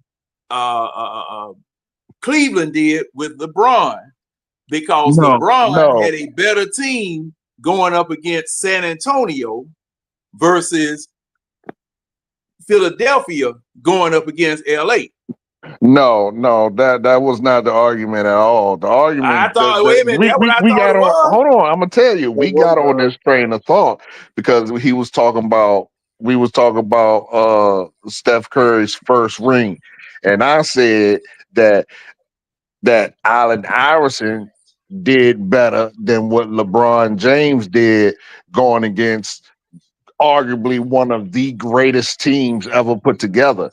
And he tried to say that the Spurs were just as good, which is just absolutely false. So really we're talking about how good the Lakers were versus how good the Spurs were, not how terrible the two teams are.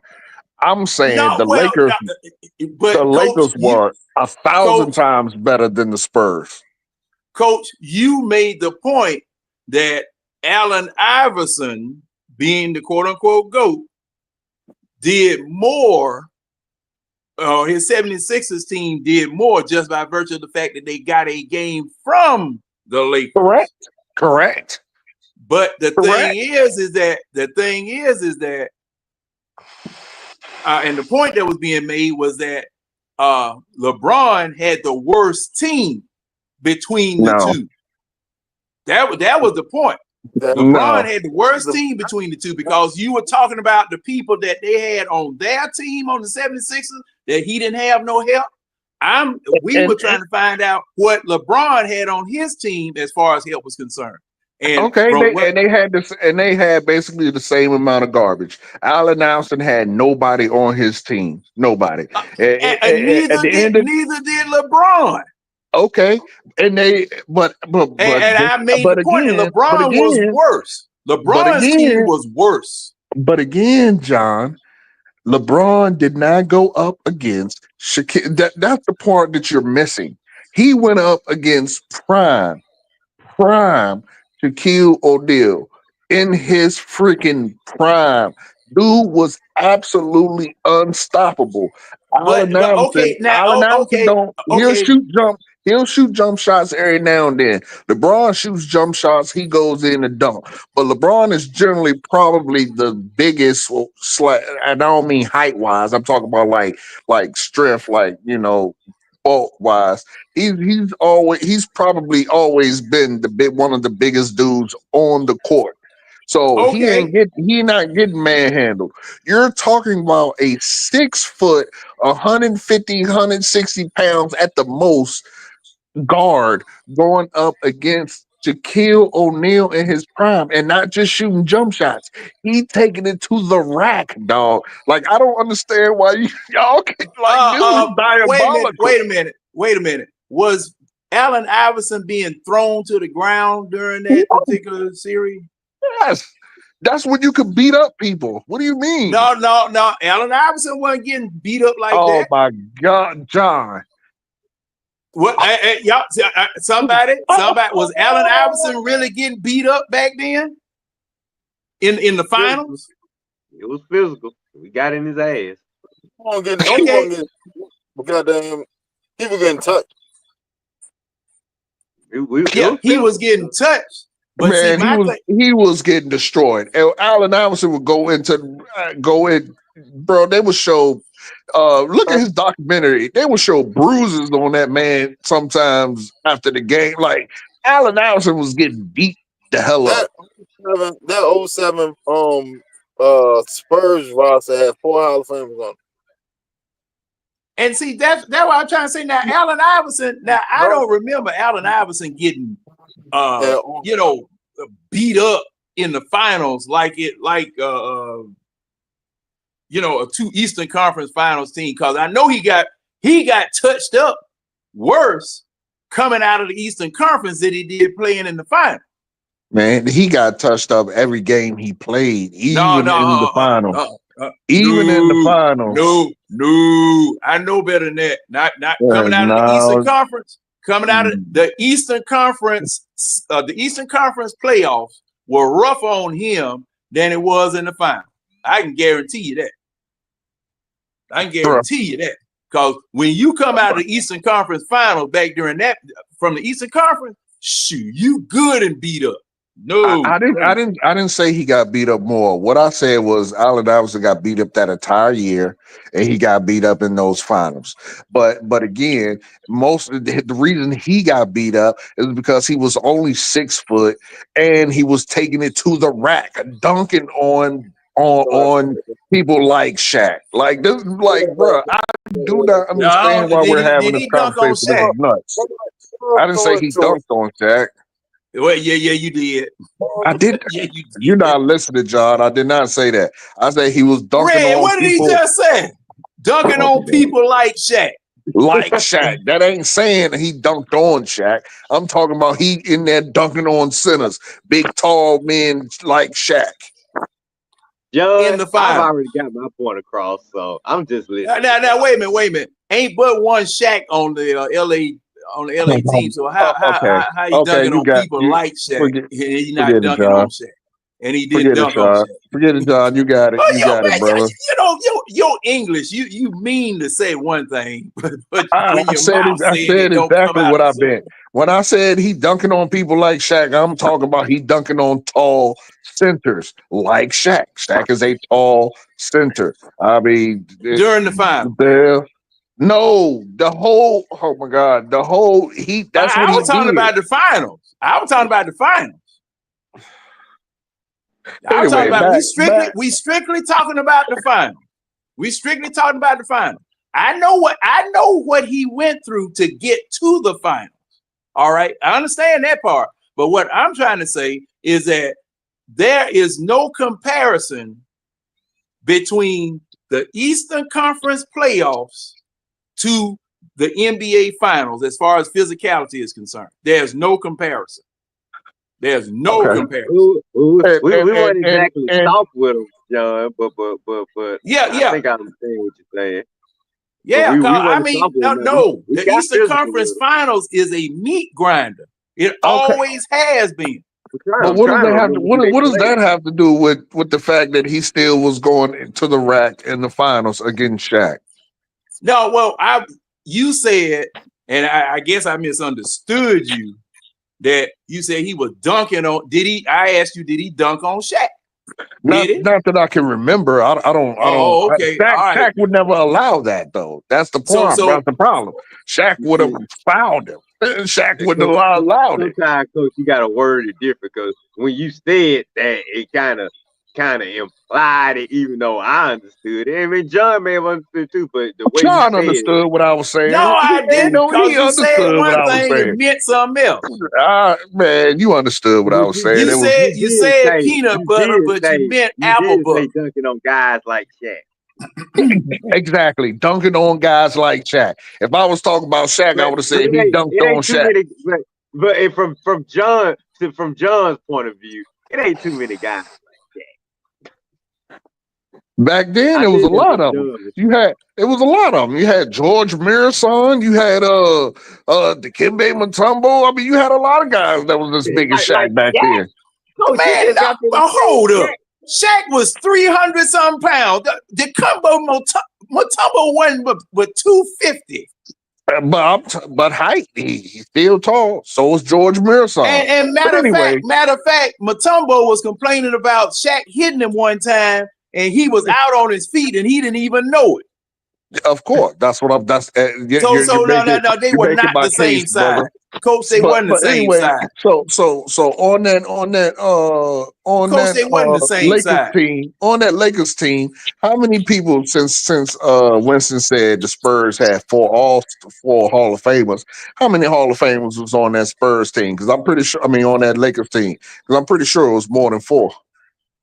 On the Lakers team back then? Yeah. Okay. What was the 01, right? Shaq, Kobe, Horry, Ty Lue done made it now, I'm sure. That's four. Y'all say Hall of Famers, right?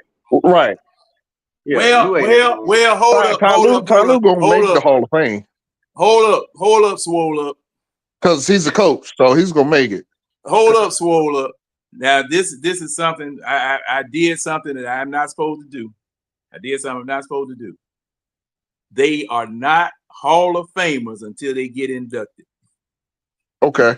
True. Nobody's a Hall of Famer until they get inducted. Now, you can say future Hall of Famers, but if they still playing, they're not Hall of Famers. They still making their legacy. They're still making their legacy. Well, he not playing, but okay. You know, they still making their legacy. But let man, me we matter don't. of fact, Man, look here. We don't. I'll Google it. What year was that? Red. 2001. I want to say it's 01. Yeah. Oh yeah. All I That's got right. is Shaq and Kobe and maybe Ori from that team. But I don't even think Ori in yet. Or in. I Ori think in. I don't. If he going, then he going. I mean, I got 7 rings. Good, though. All the big shots. Yeah, man. Big shot Bob. Man, he always now see, okay, now was Horry ring chasing? Nah, you a role player. See, that's why I don't compare. I hate when folks bring up that argument, John, with Ori and LeBron. Ori was a role player. LeBron was a superstar. Number 1 option on any team he owned. Ori, he's a journeyman. He know his role with every team he owns. So I think that's a little different to me. I just don't. I don't see that as a fair comparison. Oh, okay. Well, all because right. look, I mean, Ori's gonna change team to team. I mean, LeBron could have played his entire career in Cleveland if he wanted to, and that's the coach's yeah. A guy like Michael, like Russell Ori, he not gonna play like the history of the damn league. Don't do that. Y'all already knew that man wasn't sitting trying to put nobody. No, Winston, you was slurping LeBron so much you knocked. I mean, you got knocked. I mean, you would cheer LeBron so much you got knocked off. But I just keep it fair, John. I understand when folks say, look, LeBron was a superstar, number 1 option. He really didn't have to change any team if he wants to. If he changes teams, it's because he wants to. Robert Orr, he gonna go from different teams because he's a journeyman, but he has a specialty that's gonna work with any championship team he's a part of. And that man, that's his ability to hit big shots and big moments. Bro, at the end of the day, you can't put somebody, you can't call somebody a GOAT or something that had to move around and recruit players to come play for them just to win. When you have people who have never left their team, built teams, you know what I'm saying, through draft and good trades and won rings. Job. Like, you can't sit there and put that on a player. How you can, bro? Like, come on, man. And see that go ahead, Will. The front office has the same thing with us, with the Falcons. If the front office don't bring in the damn players, then what can you do? Why our defense look like shit? Because we got a coach that want to run a 3-4, and we got 4-3 players. It's the exact same shit. Okay, so let me ask you this, Winston. Let me ask you this, Winston. I'll let you talk. Because I'm talking right now. All right. You cannot sit there and use that when it only fits your narrative. It cannot. No. This is not one of those 2 things can be right at the same time scenarios. That's not it. Okay. If the officers are not doing their job to put a championship team around you, then you need to carry your ass. Because, all right, people say, what, Shaq could be in the GOAT conversation, right? Yeah. He could be. I mean, you could put him in there. Yeah. All right, then therefore your whole argument that you just said cannot be true. Because Shaq started as a Magic and left from the Magic and went to the Lakers. And that's where he got his shoes at. And then he left again and went to Miami with D Wade and got another ring. Okay. So how can that argument be true? All right. So are you done? I can tell you exactly how. You're only trying to use it when it fits your narrative, but you can't bend the fact. You can't bend the fact. I can tell you exactly how that's true. Okay. For one, when Shaq left the Magic and went to the Lakers, they drafted a young kid named Kobe Bean Bryant. He didn't go to the Lakers and then recruited some people. He went to the Lakers and they drafted a player and they won rings together. But hold up, Coach.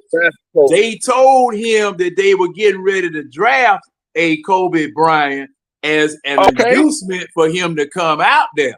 Yeah, Okay, they traded and got Kobe. They didn't draft Kobe. The okay. Hornets drafted Kobe. So And then I understand. I understand that. What I'm saying is that's he was a of his rookie. work was that That's what I'm was saying. that the But people jump on him. again, It's front office. no They one knew no one in the normal world. Like we had heard of Kobe, but no one in the normal world really knew Kobe was gonna be Kobe. Like all eyes, all eyes, all Stop it. all Man, all you're lying right now.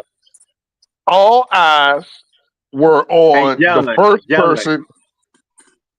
All eyes were on the first person to be drafted straight out of high school. That's really the only person that people were talking about that year. I'm into basketball. I'm telling you, it was all about KG. That's all it was about KG.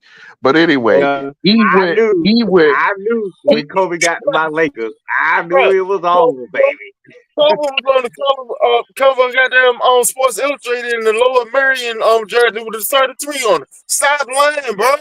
You All right, lying bro. right now. You lying Bro, to fit your narrative. Like, I'm not stop lying anything, bro. I'm tired. Okay, all right, if you say so. it. The fact of the matter is, again, as I was saying, he got traded to a team who drafted a player who did a trade and draft. He didn't go to a team and ask other people to come join him. That's the huge difference. And what's the problem with that? That's the question. John, That's the John, question I asked. John, That's the question John. I asked Well, earlier. What's there's the absolutely difference? That's the question I asked earlier. What's the difference between an ownership group doing it and a player doing it? Hold on. Hey, John, I'll do what you are you one better. talking about on ownership? What does that mean? I don't understand what that means. What are you talking Okay, about? the team, Front office. But look, the front office. John, I got a better question What do for you him. mean? They build a team. So I got you a better saying the Golden State Warriors building their team from the draft is the same as getting players who are already established to come play, Ray. like 3 players to come play and win a championship. That's the same. Hey, They Ray, built. I'm about to smoke his boots, right? Watch it. So Oh my God. if that's the case, then what's the difference with Steph Curry hopping on that charter plane to go get KD? How many times have I got to say that? I literally said that earlier. Yes, you can say that about Steph Curry, but then you also know that Steph Curry won 2 rings without him with the same team that he was drafted with. That's the difference. He didn't then once KD left, he didn't then go to a whole different team and got more superstars to join him to get a ring. Because he had What are no you other talking about? Wait a minute. He Okay. didn't need to go nowhere. He didn't need to go get Steph Curry. I mean, KD. The reason why he went and got KD because of Braun. Oh my God. Okay. He didn't get it. That was the whole reason he went and got KD. Because he knew they couldn't stand up in front of LeBron. LeBron just It had nothing to do with LeBron. It was LeBron. It was LeBron. It was LeBron, Kyrie Irving, and Kevin Love, and they only had 2 superstars, so they went and got a third. Yep, they did. But then again, he won another ring with just him and with just basically him. Draymond won superstar. All right, I'm done. Draymond's a superstar. Draymond. Is that what you just said? Draymond's a superstar. Draymond wasn't superstar. Back in 2017. No, he wasn't. Draymond Green wasn't a superstar. Oh, what? Wait a minute. Oh shit! This nigga just, bro. You really said Draymond Green is a superstar? In 2017, Draymond Green was a superstar. Come on, bro. Draymond Green has never been a superstar. Oh my God, you crazy? So a superstar? I can't. Draymond was winning defensive player of the year. Okay, he's been a all-star. He has been a all-star, yes. But Draymond Green has never been a superstar. What? Orchestrator of y'all offense, but he want a superstar. Come on, bruh. This dude said Draymond Green is a superstar. Wow. Draymond is your I point can't. guard. Like, don't do that. Don't do that. Wow. Don't sit and try to goddamn downside what Draymond did for y'all. Just to straight to Steph Curry argument. Don't do that. Bruh. Don't do that, Bruh, you said Draymond Green is a superstar, bro. Draymond Green was a superstar in his younger days when y'all first was getting y'all run together. Yeah, Draymond was a superstar. Okay. What makes him a superstar, Winston? Because he got defensive player of the year? Orchestrated the highest grossing offense that was in the league. He orchestrated y'all stuff. He's y'all point guard. He's y'all point forward. Steph is another shooting guard. At that point, Steph was another shooting guard. Don't do that. He was another Wow. shooting guard. You are Well, tripping. A superstar? I gentlemen, can see if you say all-star, but he said superstar. Wow. Hey, gentlemen, we at 4 hours and 30 minutes. Well, I gotta go. That's thanks to coaching his debate. Yeah. Well, I enjoyed it. It was good. It was good. Winston need to cut that stuff out. This man said Draymond Green was a superstar. Let's shut this down and we come back at this. We can do it next week because we'll be coming off the bye. We'll be coming off of our bye week, and since we don't have anybody to play, I guess I want to ask. Oh well, then again, we are 6-point underdogs in the bye week. So I'm sorry, but hey, quick round the horn, Red. What you doing this weekend? Y'all know what's up, man. Probably gonna be a slow weekend, but ain't never too slow for the Red and Rev show on Saturday mornings, 11 a.m. Winston, Coach John, join me. Y'all know what time. Y'all know what we do. I test on Wednesdays. Thank you for having me, Winston and John. And if the Waffle House crank up on Fridays, I'll be sure to order a double stack of pancakes. Out the Waffle House. Out the Waffle House. Like to be different, man. I'm a different. Hey, they'll cook them for you, but you can't tell nobody. Hey, Coach, did you get your studying finished? You get your homework finished, man? Oh yeah, I just forgot to turn my damn screen on. Oh, okay. I was just wondering.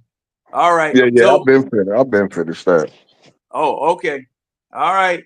So what you gonna do this week, this bye weekend?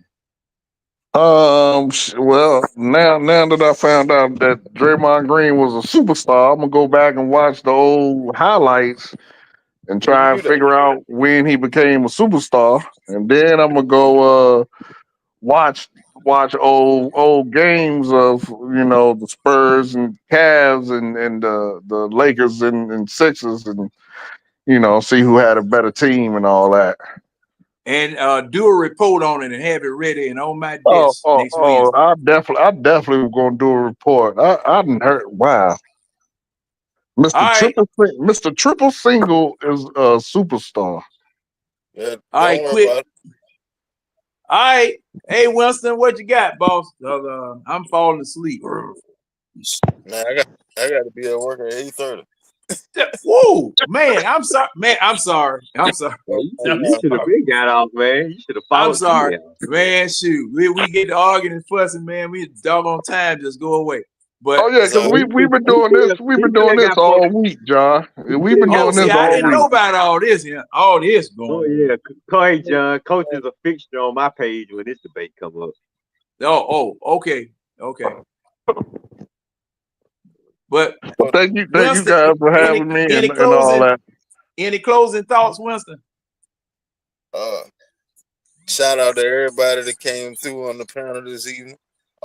Everybody that was in the chat, thank y'all for rocking with us. Catch us on Facebook and YouTube, the eye test Facebook group. See y'all next week. Same bad channel, same bad time. Start off Hey, fact four. Tell them where the conversation gonna end up. If you gonna enjoy the ride. You ain't never lied. Cause man, this roller coaster here. see y'all next week, man. It's been a good ride tonight. Yeah, hey man, this roller coaster here, man. I ain't gonna be able to afford to pay him when we get to the end. Up and down and dagging all. Well, we went through all kinds of. Hey, man, shoot, we were stuck at the top for a long time before that doggone chain broke. But Well, hey, yeah, thank you for gentlemen, having me as always, fellas. as always, it's been fun. Always is fun. Good to talk and see you guys. Thanks to this medium called StreamYard, Facebook, YouTube, and all this other stuff. We can get a chance to see each other's faces and talk and chew the fat and really communicate. And like I said, it's always fun, ladies and gentlemen. Millie Mills, Wallace Smith, King Richard, James, Nando, Tidy, Big Low Country. I don't even know if Big Low Country still up, but hey, we tied one on tonight. Yeah, And man. hey, and hey, that's the way we do. That's the way we do. You want something to discuss? We are the ones to discuss it with, because we'll break it down to its atomic, infinitesimal parts and get it straight. So, Wilson, appreciate it, boss. Everybody, bye-bye. We out.